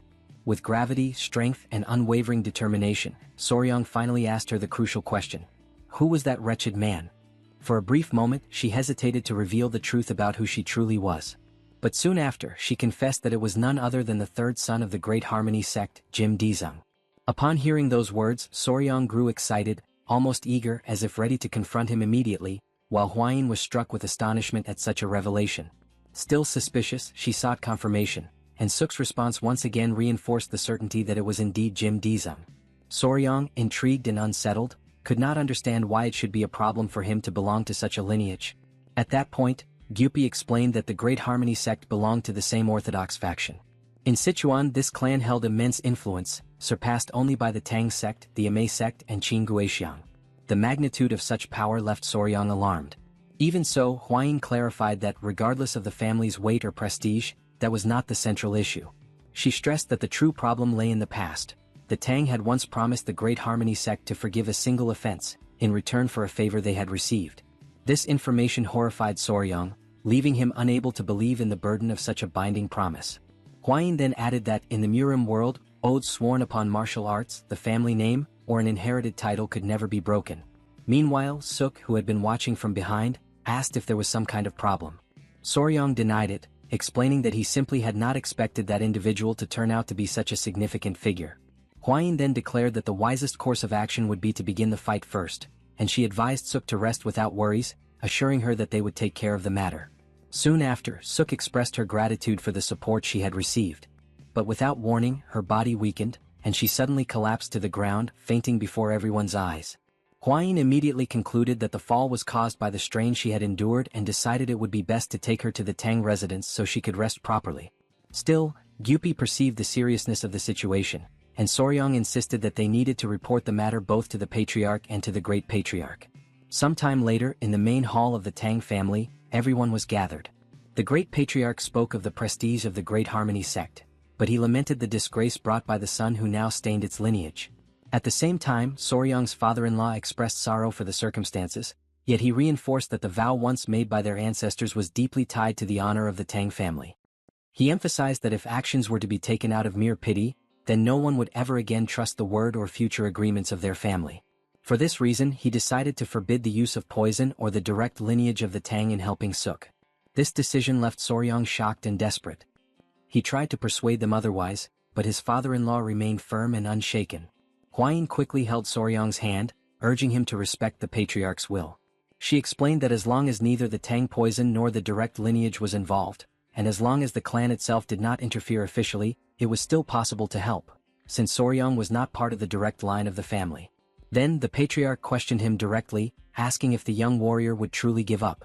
At that moment, Soryang finally understood the true meaning of the permission granted. Internally, he reflected that this was now his chance to prove his worth and his skills as a member of the Tang family. He also knew that, within such organizations, it was almost a rule that someone always had to endure physical hardship at the beginning. Later, Gyupi explained that despite the permission granted, the young warrior should never expose the Tang clan and that he himself would discreetly monitor Soryang's steps through the beggar sect. After leaving the hall, Soryang reflected that the first step would be to track Jin Dizung, a task now entrusted to Commander Pei, a former member of the Poison Annihilation Unit. After this discussion, Soryang met with Hwayin and Suk. He asked Suk if she had slept well, to which she replied that she had. Internally, Soryang reflected upon Suk's decision to remain with the Tang family, and he noticed how much more beautiful she looked after arranging herself with care. He then handed her an ointment from the Tang clan, specifically prepared for burn wounds. Immediately after, he asked if he could pose a few questions regarding the crickets. Yet, just as he was about to ask the one question that most intrigued him, Gyupi suddenly appeared, interrupting the moment. He said that he had thought the young warrior was outside, gathering information. And right after that, he announced that he had brought a guest. An imposing figure suddenly appeared at his side, with a stern face and a rigid, unyielding posture. Yet, in the very next moment, in a lighter and almost casual tone, the figure remarked to Huayin that she was like a poisonous flower and that it had been a long time since he had last seen her. That unexpected situation froze the pair in place, paralyzing them for an instant. But Huayin quickly recovered her composure, bowed deeply, and paid her respects to the beggar emperor. Meanwhile, Soryang, visibly confused, struggled to understand who that man was. Huayin then explained, that man was one of the three emperors and also the supreme leader of the Murim alliance. Soryang's eyes widened in astonishment, his entire demeanor reflecting pure surprise. In the presence of such an extraordinary figure, he presented himself with deep respect, still unable to hide his amazement. The leader, however, seemed thoughtful and intrigued, reflecting silently on what kind of person Soryang might be. Ever since the emperor had transferred his martial arts to him, it had always seemed like something unusual, something that set him apart. Suki, for his part, was taken aback when he finally recognized the emperor as the very same beggar from Sangdo. Not having realized his true distinction at the time, he felt embarrassed and apologized sincerely for his past rudeness. At that moment, Huayin asked what had brought him to the Tang family. She suspected it might have something to do with the problem involving the Harmony sect. He confirmed that it was precisely about that. Huayin grew uneasy, fearing that he might be there to interfere with the group's work.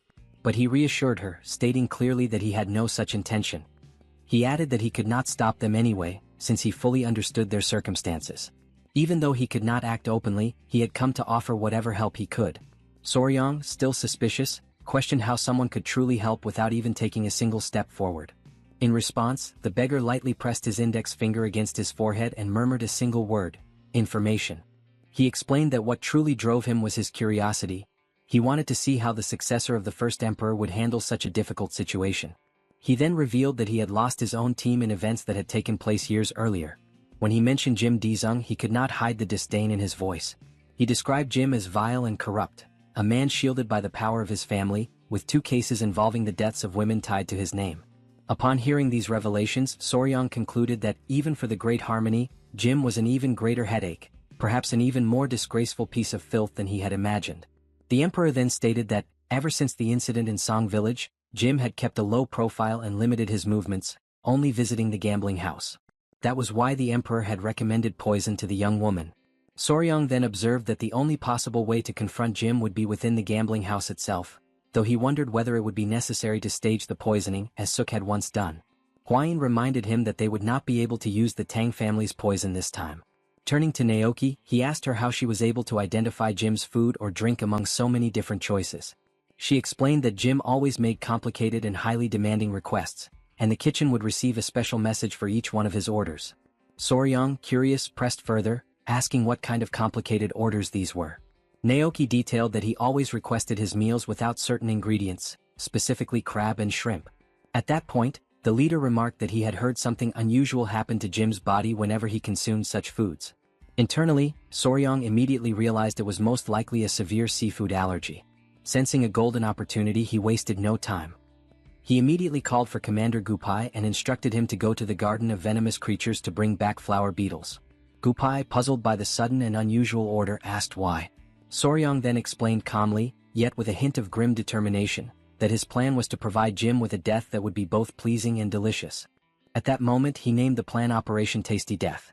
He carefully explained that Jin Dizung's allergy to seafood came from tropomyosin, a muscle protein. In invertebrates, this protein bore a strong resemblance to the human version, and it was precisely this similarity that triggered such a severe allergic reaction. He went on to emphasize that the crucial element of their strategy was the flower beetle, an insect carrying even higher levels of tropomyosin than shrimp or crab. Following his command, Gupai returned carrying the flower beetle. The young man then gave precise instructions: remove the larvae, boil the beetles, and lightly brown them in a pan. Before long, the preparation was complete, and he urged everyone to taste a piece of the fried beetle. Huayin hesitated at first, her expression betraying uncertainty, but he reassured her, insisting that it was truly delicious. Slowly, Huayin reached for one of the beetles from the plate and tasted it. To her astonishment, the flavor was surprisingly rich, and beside her, even the emperor widened his eyes in admiration, completely taken aback by the recipe's unexpected excellence.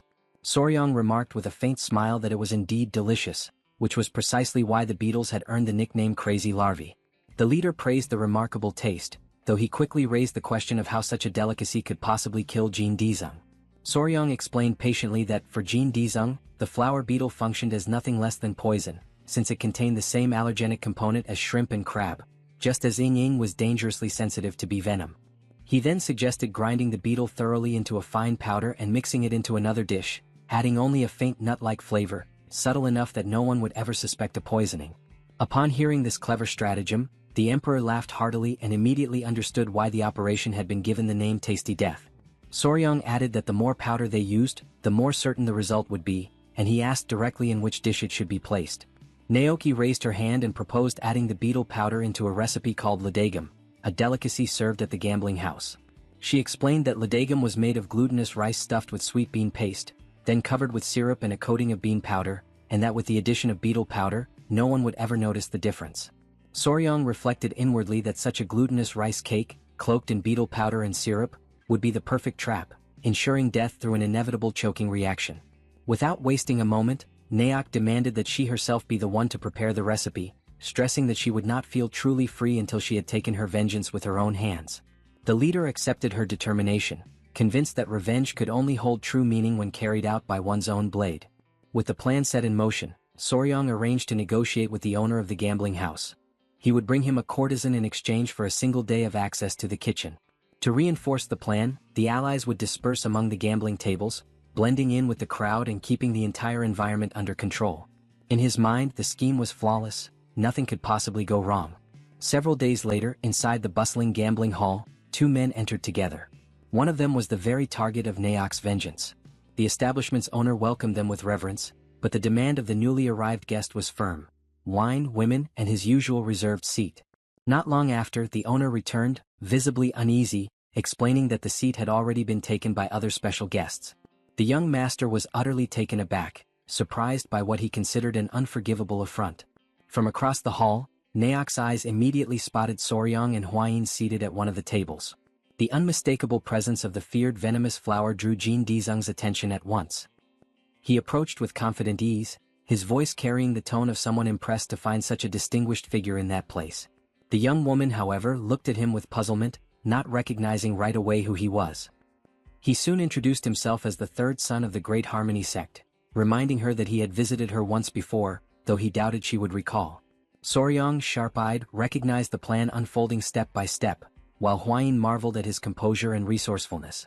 Dizung then turned toward her companion, wondering aloud if the young man at her side was the rumored fiancé she had supposedly chosen. Looking at Soryong, he judged him weak and inexperienced, unworthy of supporting someone of Hwayin's stature. Inwardly, his mind compared the moment to past memories, recalling the girl from Song Village, Naok's sister. He reflected bitterly that, had she not fought with such ferocity, she would not have ended up dead. He regretted deeply that the elder sister, said to be even more beautiful, was not present. Lost in these dark musings, he leaned forward on the table, drawing the attention of the pair, and sat down with boldness. To him, it was an honor to meet the venomous flower face to face, and with daring arrogance, he issued a challenge to Soryong, one that Soryong accepted without hesitation. For him, that moment represented a golden opportunity to transform the confrontation into something truly memorable. Not long after, however, he was thrown into shock when he suddenly heard Hwayin celebrating yet another victory of Soryong. It became clear to him that, in only 2 short hours, he had already lost half of all the money he had brought. Meanwhile, Soryong, visibly satisfied with the outcome, calmly indicated that it was time for him to take his leave. As he watched them departing, the man, the very target of the group's meticulous plan, felt the weight of humiliation crash down on him, burning into a deep anger that he could not contain. Turning to one of his attendants, he ordered him to bring something to eat, since the constant tension of the gambling table had left him overwhelmingly hungry. At that precise moment, his attention was drawn by a conversation at the neighboring table, where guests were praising the ludagam that had been served. Curious, he asked the waiter directly if the dish was truly as remarkable as they claimed. The young man confirmed with confidence, assuring him that, particularly on that very day, it was prepared with exceptional flavor. He then took a piece of the delicacy, lifted it to his lips, and began to eat. As he chewed, he openly praised the quality of the dish, remarking that the more he chewed, the more layers of flavor unfolded, growing increasingly rich with each bite. Yet, in a sudden and terrifying shift, the expression of pleasure that had lit his face dissolved into one of sheer desperation. He collapsed to the ground, overtaken by a violent agony, struggling as though he were choking on every breath. Soryong reacted immediately, stepping forward with sharp authority and demanding that everyone stand back at once. He assumed full control of the moment while the man, in panic, clutched at his clothes, begging desperately for help. But Soryong, with an icy composure, reminded him that this was not the result of Ladagam itself, but rather the consequence of the sins he had committed in the village of Song. In his torment, the man gasped inwardly, wondering in disbelief how Soryong could possibly know the truth of what had taken place in that distant village. All around, the crowd stood stunned and silent, unable to comprehend what was unfolding, while Soryong commanded that they hold him down firmly. At once, hands pressed against his body, gripping him with force and refusing to release him. And in those final moments, the persistent taste of walnuts from the Ladagam became the last lingering memory of his life. Elsewhere, the couple who had once cared for Naok during the time when her body was burned approached and pleaded that she continue to be treated with kindness. Soryong reassured them with calm certainty, promising that he himself would protect her, for from now on, she was considered part of the Tang family. Before returning to the Tang residence, they made a necessary stop in the village of Song. The matter of Jin Daesung was resolved swiftly. Since he was a chosen son of a prominent household, any investigation was deliberately avoided so that no scandal would spread beyond control. At her sister's grave, Naok wept with sorrow for all the precious time that had been lost in her pursuit of vengeance. Her trembling hands reflected the depth of her grief as she cried, lamenting that she had not returned home earlier on that fateful day. Watching the scene quietly, Soryong remarked to Hwayin that even the crickets seemed to be weeping in unison with her. The young lady Naok, her voice fragile, said that the sound of the crickets reminded her of the voice of her younger sister. And for a fleeting instant, she wondered to herself what words her sister might be whispering to her at that very moment. Later, in the narrow alleys of the Sichuan capital, the leader of the Murim alliance walked with a relaxed demeanor, displaying a faint smile as he savored the lingering taste of the recipe prepared by Soryong. However, amidst this calm, his steps suddenly came to a halt. At once, he sensed a hidden presence and concluded that only a thief would move in such a way. He immediately questioned whether they would not reveal themselves. The concealed observers, realizing they had been discovered, grew uneasy. Nevertheless, it did not take long before they revealed themselves, acknowledging that the sharp perception of the leader remained unshaken. Standing before him was Kang Ji-ho, known as the Divine Thief and one of the 5 emperors, accompanied by his disciple Yang Ryan. He made a remark about being called a thief after such a long time without meeting, while the leader replied that there was no other way to refer to him. Even so, Kang requested some dignity since his disciple was by his side. Yet the emperor merely thought that dealing with Kang alone was already troublesome enough. Now, with a disciple in the mix. Soon after, the leader asked what had brought him to Sichuan. Kang Ji-ho explained that he was searching for the person who knew the most about the secrets of the silkworms. He then revealed his arm, where his sacred item, known as the celestial bristles, had recently been torn. He emphasized that, according to his tradition, the celestial silk was passed down once the disciple completed the training, but at that pace he would never be able to do so. The master then mentioned that he knew someone who could help, reinforcing that among all in the Central Plains, that person was the greatest expert in insects. A few days later, at dawn in the poison garden, Soryong cried out desperately. Behind him, Gu urged him to endure just a little longer while striking him with the whip. Soryong was cultivating the art of the iron box, a unique martial technique based on the venom of the first emperor. Whenever struck, the muscles would recoil, yet the chi would circulate throughout the body, hardening it and making it stronger the more blows he endured. Hwayin carefully observed everything, holding the centipedes, and offered him words of encouragement.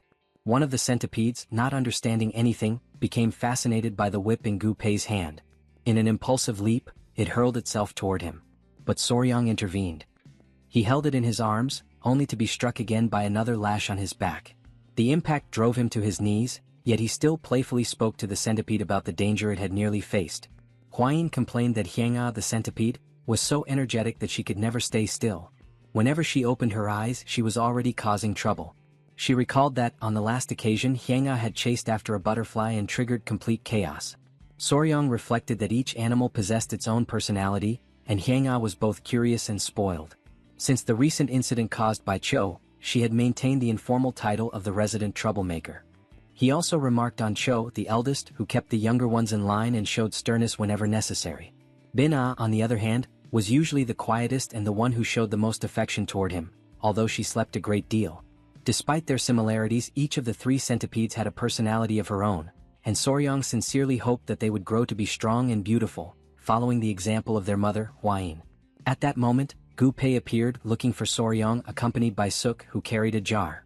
He acknowledged the dedication of the pair, admiring how they had been working together since early hours, and then asked Suk what life was like within the Tang clan. Dressed in the uniform of the poison unit, she explained that she was well treated and privileged under the guidance of Gu Pei, who had been teaching her martial arts. Soon after, she revealed that she had brought what Soryang had requested. For a brief moment he did not understand what she meant. Then she presented countless crickets inside the container, all in perfect condition. Gu Pei explained that the quantity was excessive, but this was due to Naoke's meticulous care in tending to the crickets. Upon hearing this, Soryang reflected on how excessive competence in one's work could sometimes become a problem. Yet he immediately announced that new offspring would soon arrive at the poison garden. Gu Pei then asked whether he would finally be going out to capture new venomous creatures. Soryang confirmed, stating that he was planning to bring new species to raise, emphasizing that the best way to feed them was with live animals. At that instant, Hwain called to him, suggesting that, before taking any action, it would be prudent to wait for news from the Martial Alliance. With the expedition requiring official permission and the ongoing situation with the blood cult, leaving would not be simple. She further pointed out that the leader of the alliance had attacked the border of Daewil, but no news had been heard since then. This left Soryang seething with anger. Suddenly, someone came running, shouting loudly as he called out to the pair. Hwain, intrigued by the messenger's urgency, questioned what had happened to make him arrive in such haste. The man informed them that the clan chief was summoning them to the hall, claiming that he had something important to reveal to both of them. This left the two of them suspicious and wondering what exactly this matter could be. Shortly afterward, in the hall, the patriarch and the pair sat down at the table together. Soryang noticed that, under normal circumstances, his father-in-law would be far too occupied at this hour, and this only heightened his curiosity, making him increasingly eager to discover the reason for such a summons. The patriarch announced that he was bringing news Soryang had long desired to hear. At once, Soryang grew alert, his attention fixed on what was to come. Finally, the patriarch revealed that he had received reports from the Martial Alliance. The expedition had been a resounding success. This caused both Soryang and Hwain to widen their eyes in pure joy. The father-in-law then went on to explain that the leader of the alliance had invaded a village at the border of Daewil, completely annihilating the base of the blood cult. Half of the cult's followers had been either slain or captured, while the rest had fled deeper into Daewil. Upon hearing this, the realization struck both Soryang and Hwain instantly. The patriarch confirmed that they could now proceed with the capture of venomous creatures, granting them permission to form the long-awaited expedition. The couple celebrated enthusiastically, though in the back of his mind Soryang reflected that, had he known what awaited them, he would have planned their course with greater foresight. The father-in-law, who had remained silent until then, mentioned that there was a place he wished to recommend. He explained that for the first expedition of the Tang clan's poison division, there was truly no location more appropriate. Throughout its territory, countless venomous creatures roamed freely, and even along its roads travelers often encountered fearsome beasts of the Golden Phoenix class. It was a land which, because of its abundance of such dangers, was renowned as a veritable paradise for venomous beasts. Its name was Yunnan. In the far southwest of the Central Plains, below Sichuan, the sound of wild beasts echoes even before the voice of humankind. There stretches the tropical jungle of Yunnan. Within the mountains of Ileo lies a valley known as the Ravine of Poison, where jagged rocks rise like dense forests and strange creatures lurk in every corner. Lying in bed, Oryang reflected on the words of his father-in-law, imagining that place as nothing less than a paradise on earth. His thoughts wandered as he wondered what kind of beings might dwell there, and anticipation surged within him, eager for the moment he would finally behold them. He held a centipede gently in his hand and silently promised that soon he would bring back many new companions. A few days later, a small unit was chosen from the Poison Division to form the expedition party. The management of the Poison Garden was entrusted to Lady Naki, now officially appointed as vice-captain of the Poison Division, so that everyone might receive her direct orders while the group was away. With all preparations completed, the Tang clan's departure approached swiftly. But at the moment of farewell, one centipede clung tightly to Soryang's leg. Not only the centipede but also the lizards and the great spider latched onto his body, desperate for him not to leave. He attempted to calm them, urging them to release their hold. He explained softly that he was only going to bring back more friends, and that during his absence the uncles of the Poison Division would take care of them, providing both nourishment and energy. Slowly, the spider relented, loosening its grip, yet the centipede refused, stubbornly climbing even onto his face in its resistance. Watching the scene, Huayin observed that it seemed as though they did not want to part from him at all. And Soryang added that it almost felt as if they wished to go with him. But then the old patriarch interrupted such an idea. He firmly declared that some might accompany them, but Yowa, the spider, could not. Her enormous body drew too much attention, and it would be impossible to explain her presence as they could with Huayin. Annoyed by what she heard, Huayin lifted her arm, and before everyone's eyes Yowa's arachnid form became transparent. Her body vanished completely from sight. The old patriarch was left in shock, unable to comprehend what he had just witnessed, and even Soryang recoiled in disbelief, astonished at the sight. Hurriedly, he rushed to touch the surface of Yowa's invisible form, pressing his hand carefully against where her body should be. To his relief, he still felt her softness, the silken and delicate texture of her fur, even though his eyes could no longer perceive her. Soon the old patriarch admitted that Yowa truly could conceal her body. Relieved and heartened, Soryang declared that in this way she would indeed be able to accompany them on the expedition. Huayin agreed, remarking that under such circumstances Yowa could even take care of the others during the journey. Turning toward the centipedes, she addressed their stubbornness, making it clear that their defiance against their father would be better tempered if they learned obedience along the road. With this, Soryang planted his feet firmly on the ground, brimming with confidence. The group finalized their preparations, and thus the first great journey of the Poison Division began. After some time the group arrived near Mount Amei in the province of Sichuan. A long line stretched out before them, catching Soryang's attention, who asked Gu Pei why so many people were halted there. Gu Pei explained that this was a checkpoint. Since the rise of the blood cult, such inspections had become frequent, even taking place in the middle of busy streets, and many travelers often found themselves barred from continuing further. Soryang reflected that being stopped was not the greatest inconvenience. Rather, it was the wasting of precious time in such an endless line. At that very moment, a woman of the guard recognized the elder Mandong Sinchuan, the old patriarch. Approaching respectfully, she listened as he explained that the group was bound for Yunnan. Without hesitation, the woman granted them immediate passage. Astonished by such ease, Soryang realized just how immense the Tang clan's influence truly was. But then, all of a sudden, something drew the woman's attention. Her eyes fell upon Yowa, the spider, yet she could not perceive the creature's true form. With the body rendered invisible, to her it appeared only as though Huayin, Soryang's wife, was floating gracefully in the air. Panic stirred in Soryang as he recognized the confusion. The guard, however, interpreted it differently. She believed she was witnessing a sacred technique, a divine leap into the void, mastered by Huayin herself. Startled and awestruck, she admired the supposed ability, remarking that such prowess was only to be expected from one of the three flowers of the martial world. Cutting short the misunderstanding, Huayin tugged Yowa forcefully back toward her side. And with composed courtesy, the group distanced themselves slightly, offering apologies to the guard before moving along on their way. Huayin insisted that Soryang should clear up the misunderstanding, worried that people might confuse his wife with Yowa. Soryang, however, urged her to remain calm. He reminded her that, to avoid suspicion during their journey, she had been dressed in men's clothing and her face kept veiled. In the Central Plains, superstition painted twins as ignorant beings, akin to demons, and because of that, such precautions were necessary. Amidst small incidents such as these along the road, the group eventually reached their destination in Yunnan safely. Soryang was struck with awe at the sight of the Ileo mountain. The old patriarch remarked that if they advanced a little further, they would soon reach the barrier of poison. Suddenly, Soryang glanced back, his gaze sharp, and noticed something unusual. Gu Pei, curious, asked what he was thinking, and the young man explained that the place was abnormally silent. There was no sound from the cracks of the caverns, no chirping in the trees, no trace of life anywhere. The old patriarch observed that such a feeling was not new to him, recalling the past hunt for the sovereign of the blue venom. Intrigued, Soryang asked who this sovereign was. The grandfather remembered clearly that around the den of the sovereign of the blue venom, even insects had disappeared. They had either fled or been devoured as prey. He warned that he would personally explore the area and instructed the rest of the group to retreat to the meeting point of the Yun and Amuk rivers, where birds could still be seen flying. Soon after he departed. Huayin confirmed that in the area they had crossed, there were still birds and insects present, while Gu Pei commented that it seemed as though something was dividing the territory along the river. Soryang pondered that some powerful creature must be dwelling in the Ileo mountain. Huayin approached, asking what felt so strange to him.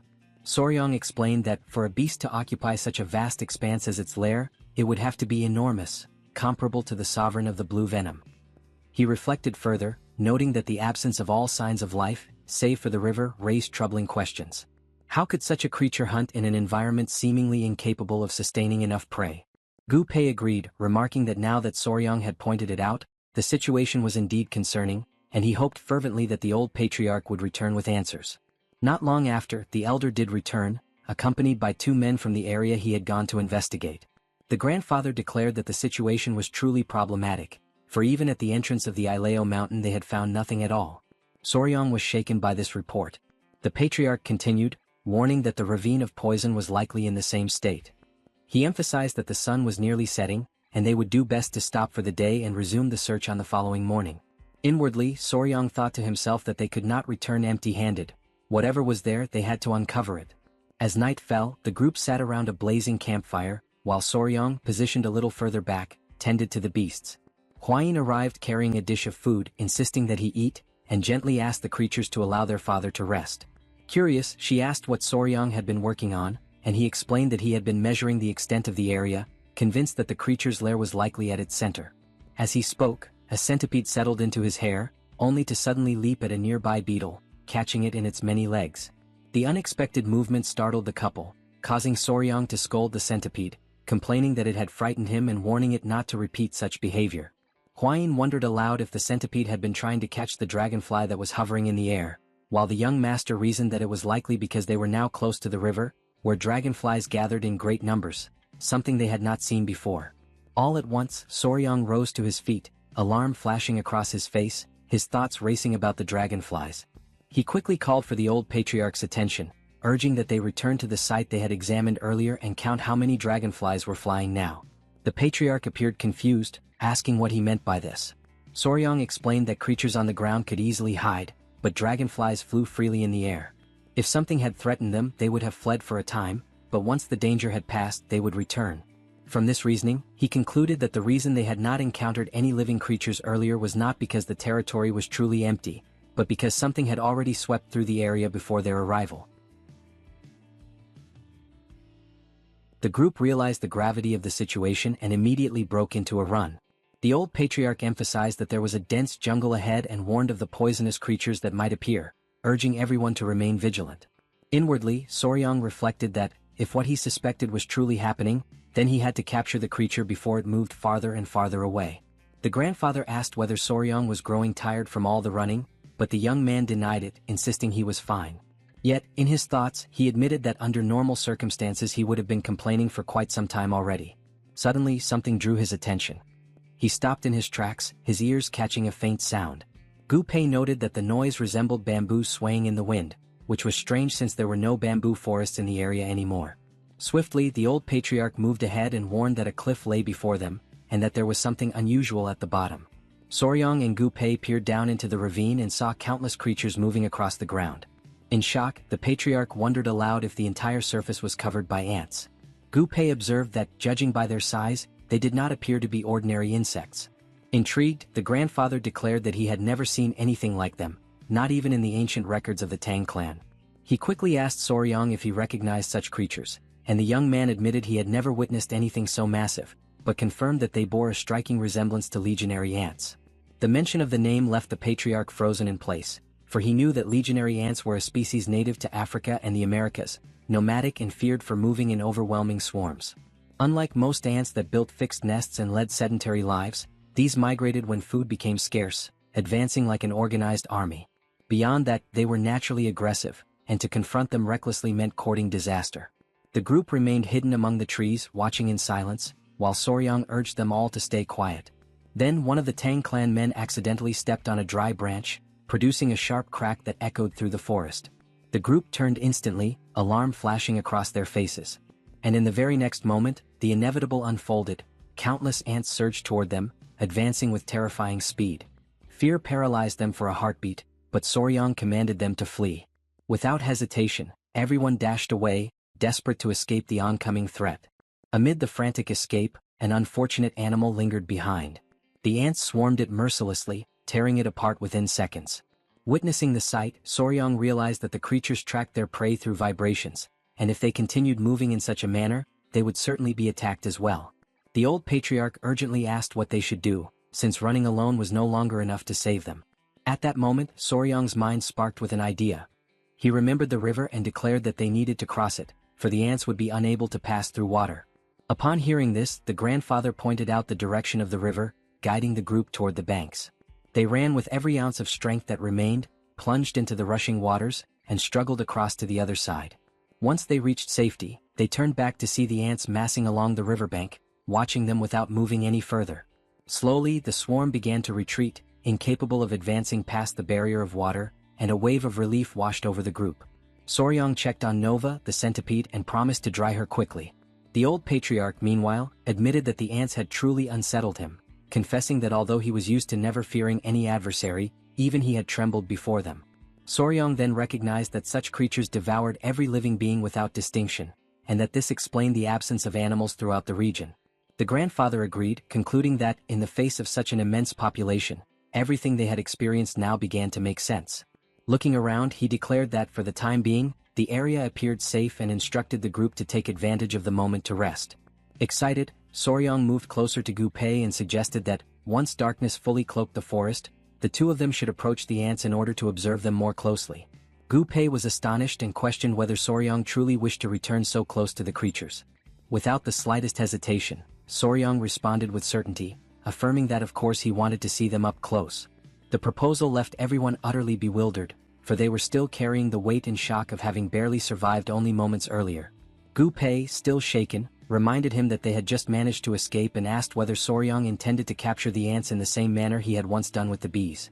With a calm and steady tone, Soryong denied such an intention, yet emphasized that he would like to take hold of only a few. Determining the course of the night with an air of quiet authority, he declared that all of them would accompany him. Thus, under the cloak of darkness, the group returned once more into the depths of the jungle. It marked the beginning of what they later called the Midnight Abduction, an audacious act that proved to be a success, for each one returned carrying a living ant. Gu Pei, exhausted and visibly stressed, declared that he would never have imagined doing something so reckless ever again. He went on to mutter in disbelief that he had expected the ants to be asleep during the night, not fully awake and active. As they cautiously tied the creatures with great care, the patriarch raised the question of whether it would truly be possible to raise them at all. Soryong, thoughtful and analytical, admitted that the task would be exceedingly difficult. The ants possessed only a very short memory, one that lasted merely a few days, which rendered any attempt at training them completely useless. Moreover, without the presence of a queen, controlling them would be absolutely impossible. This revelation left Gu Pei wide-eyed and astonished, and he immediately began to wonder if their entire effort had been nothing more than a complete waste of time. Yet Soryong countered with an animated spirit, declaring that for him there was no such thing as waste. To his eyes, the ants were unique and valuable, even if they could never be domesticated. Within his private thoughts, he reflected on the squad of venomous creatures that Gu Pei had carefully chosen for him. It was now his responsibility to endure and to lead them, no matter how heavy the burden became. Soon after, the old patriarch questioned what the next steps should be and suggested either seeking out other demonic beasts, or heading toward Hueli or even Zishuangbana. But Soryong, resolute and unwavering, responded that before anything else they needed to find Huayin. Only after that could they follow the tracks of the ants and confront them once again, moving ahead of their endless march. The group shuddered at the mere thought of surpassing those creatures yet another time. Nevertheless, the young warrior urged them to focus not on the ants themselves but on the venomous creatures fleeing before them, for such prey would be easier to capture. He proposed that they organize themselves into a line, keeping pace with the march of the ants, and use the movement of the swarm as their own advantage. Gu Pei, though silent, reflected inwardly that it was highly unlikely they would emerge alive from such a venture. Even so, Soryong smiled with conviction and concluded with firm resolve that it did not matter whether they captured the ants or not. With this strategy, they would still be able to seize every venomous creature the jungle had to offer.